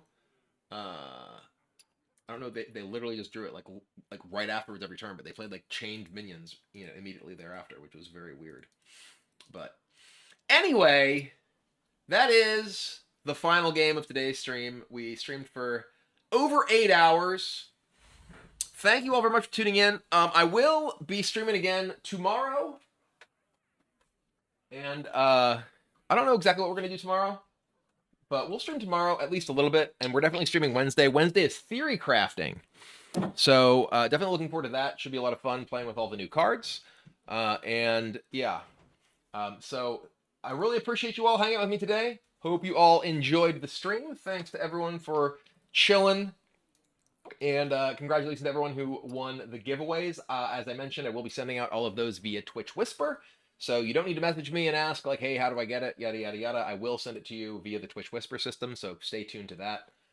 No guarantees that I send it out, like, today, tomorrow, or the next day, but you will get it before the expansion releases. But yeah, thank you very much for watching. Have yourselves a great night. We're going to find someone to raid who you can hang out with and get your drops the rest of the day. So thanks for watching, and say hey to whoever we raid, and I'll see you next time. Bye.